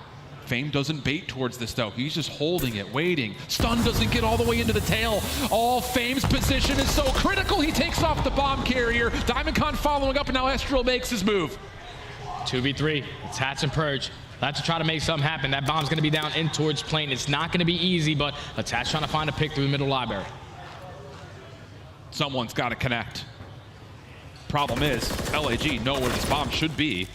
Purge seen on this collection. Has a little bit of space to possibly get the plant. Diamondcon does confirm that, yep, he's back over towards the bomb site, just down to Attach. He's got 1-1v3 on the day, but this one would be a miracle. Attach just trying to find contact, but Estriel catches it by surprise. So not once, not twice, but 3 times on the year. Legion will get reverse swept, but this one hurts more than the others as they exit top 8 on the weekend. That's so tough, man. That's so tough. If you're Vegas Legion, you get it done in the last series, basically playing 3v4. You get a better performance this time around out of your young rookie. You go up 2-0. You get a lot of favorable maps on your side, but that control was the game changer. Back and forth game. It's really difficult because you're going up against the Guerrillas. The auto veto right now for Vegas Legion was that Karachi. They have no problem playing Invasion, and they have no problem playing the opposite map as well. But when you play high rise, you allow the Guerrillas to start roaming up those guns. They take that map. They win a couple rotations in map number 4, and then when you get to this game 5, Just you with the unknown factor of what the Guerrillas were going to be able to do. They secured the defenses, but they walked away with multiple attacking rounds with all-out pressure towards the top Eskies. That one's got to sing if you are Vegas Legion. One step away from getting a top 6, but the Guerrillas, they fight on back. Them hand warmers are treating them nice. First blood conversion rate also much better here for LAG, especially on the offensive side. DiamondCon 9-3 continues to be great, but this LAG team has a lot of personalities to look at. Estriel in particular, great throughout the entirety of the series, is standing by with Blaze for the post-game interview. Thank you so much, Chef. Boston, give it up for the Los Angeles Guerrillas as they continue in this tournament. And I got the rookie Astro on the stage, a reverse sweep to stay alive and make it to Saturday. How does that feel? We just wanted it more. I knew once we went down 2-0, it wasn't over. These guys came under control. I know we were going to lock it in. We weren't going out like that, bro. Y'all definitely locked it in, and that control got y'all the defense at the end, came through, got the hard point, and just dominated them right here on the S&D. You guys got a few people out here in the crowd who stayed to watch y'all, who's been cheering for y'all. Y'all got the hand warmer club out there. Yes, how you feel about them? Hey, they're the real MVPs, bro. Like they're the ones who keep us like sparked up, locked in when we're down 0-2. We hear them in the crowd cheering for us even when we're down. There you go.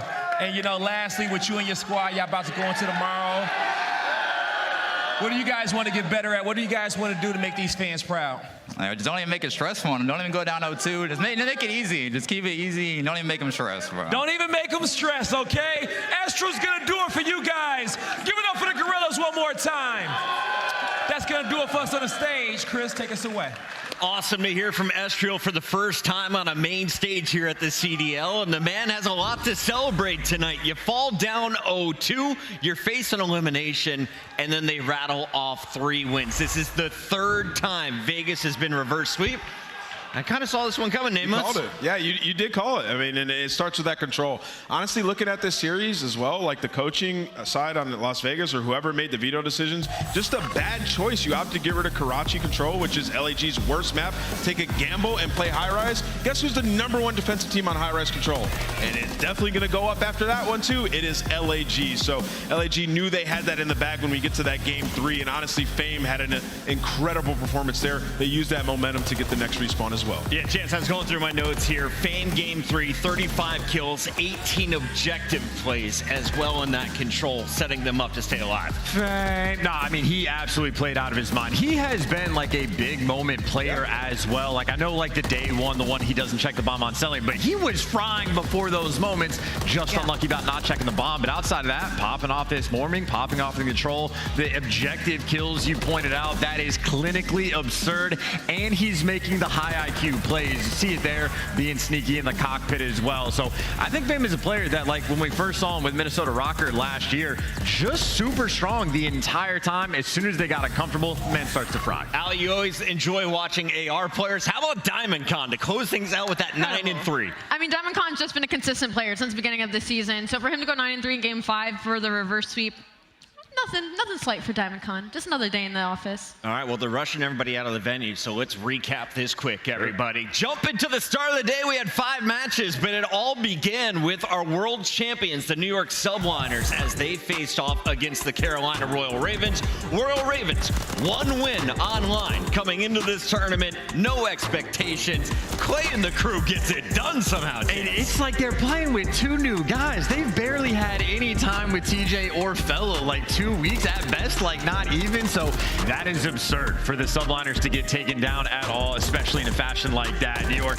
needs to go back to the drawing board. Carolina takes the first 3-1 of the day, but that was just the beginning, Ali. We then saw the Battle of LA. Yep, and it was LAG once again with the historical statistics to back them up, getting that in a 3-1 fashion. Unfortunately for the LA Thieves fans, they did have a really convincing map number 3 control, but they just could not do it in the respawns, and then an unfortunate round 11 doesn't go their way.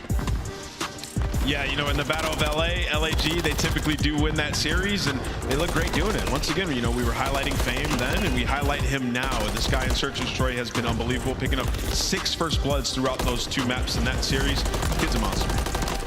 Our third match featured Miami, a top 4 seed going up against Las Vegas. Las Vegas, similar situation as Carolina, no expectations. Miami got beat up this weekend, Chance. They were so good online, a terrible showing on land here in Boston. Yes, and if not for New York Subliners also dropping out, they would have easily been the biggest disappointment on the weekend because double 3-0 is painful. The fact that Purge dropped a .46, one of the lowest series KDs we've had. What was that stat you told me? I can't confirm it, but apparently the 100 lowest series KDs that we may have ever had, but at least in the CDL era, that's the only one that's gotten a win. So .46 for the dub, that just means the Vamos was not here today. Could I play and drop a .46? No, you absolutely could not. Absolutely could not. Probably a .0046. Let's take a look, though, at our 4th battle. Unfortunately, we will not see Boston playing tomorrow. Surge made sure of that. This one, the first of our Game 5s to close out the night. Yeah, unfortunately, S&D wins championships, and Boston couldn't take either of them in this series, and it was just Surge showing us why this team was built for those maps 2 and 5. I mean, Illey had an absolute series. It's unfortunate for the Boston team that they started in the Elim bracket, because this is a team that I thought might be able to go all the way, but for Surge, they're looking like they don't want to go out just yet. After 2 days of action, just 7 teams remain in the running for the 100 points and, of course, the $150,000 that goes with it and the title of Major 1 champions. Here's how your bracket has sorted out with your 4 teams in the upper bracket. That's where we'll be kicking things off. FaZe, OpTic, Ultra, Røkkr still alive. Perfect up to this point. Guerrillas waiting to see who is going to drop down to them. And, of course, we do have that battle, the elimination fight between Surge and Royal Ravens. And look, FaZe OpTic is always going to be something entertaining, but I'm very excited for Surge and Ravens too. Surge have carved out a nice little villain role. Ravens on the upward arc. That is going to be a blast. You can really never predict what's going to happen in a Call of Duty tournament. These matchups that we have right now are just unbelievable. And you see Toronto Ultra, they're going up against the Minnesota Røkkr. They looked unbeatable, but you can't count out the Røkkr. That could be an absolute bang. The party starts at 1:30, but it's even earlier here on the headquarters show. We get things kicked off at 1:15 Eastern. If you're watching on the West Coast, that's a little bit after 10 o'clock. Just wipe your eyes and get ready to watch some Call of Duty. Final thoughts here on day 2, Allie. They're kicking us out. I mean, nobody's pick'ems went, I think, anywhere close to what the script has been doing, so I'm excited to see what happens tomorrow. All right, Allie went 1 and 5. That means the fans had a chance to catch up. We'll see if she can catch up to Nameless. Day 3. So far, he's the smart. We're doing decent. Hey! We'll see you then.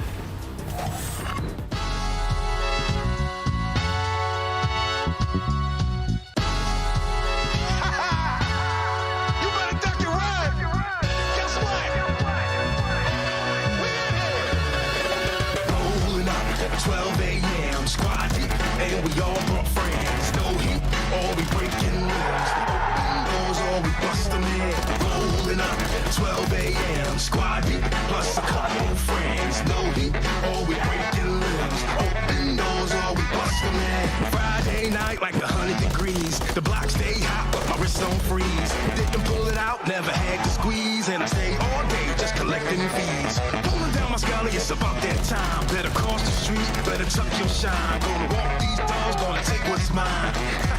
You know what it is. So throw your hands in the air, cause this is what it is right here. You don't want it with us, what you think this was, huh? Yeah, yeah. Rolling up, 12 a.m. squad beat, and we all brought friends. Good shit. Breaking rims, open doors, or we bust them in. Rolling up, 12 a.m. squad beat, plus a couple friends. No heat, or we breaking limbs. Open doors, or we bust them in.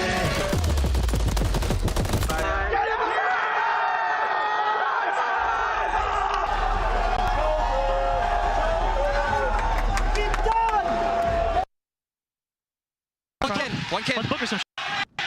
I'm with you. We went up there. We went up there. After ramp. They're gonna flood. After ramp. Turn, kids. He's throwing a stun nade. There's 2. Take his first guy. Laying down dead. Go in there. 4 seconds. Keep Dead. doubling it. I'm sliding at it. Yep, I'm refilling.